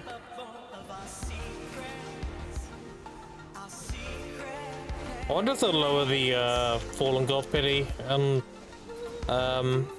Calcium Ball, Idle Ball. I hope they do. I hope they lower Tet and Pen. Like make Pen like 500 or something. Oh, shit. Oh no, killed him. He's good. 2. 3. You stop killing him, dude. I'm trying to pick up the old loot. There we go. This is my favorite part of Cadbury. This is kind of like having a tide at Darkseekers. You get a commander, you kill him, he spawns a bunch of ads, you kill those. You spawn another commander, it's like having a Dark Tide.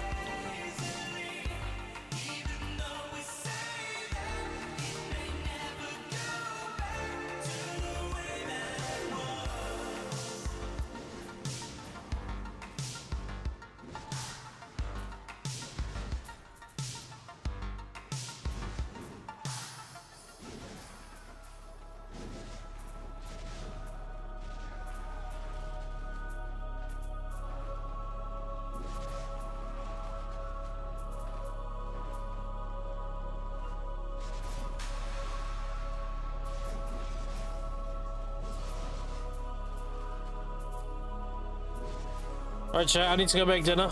I'm gonna make the kids some food as well. So I'm probably gonna... Hold on.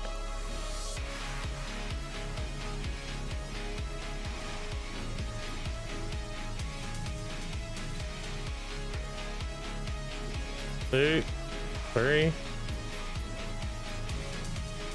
And he's dead.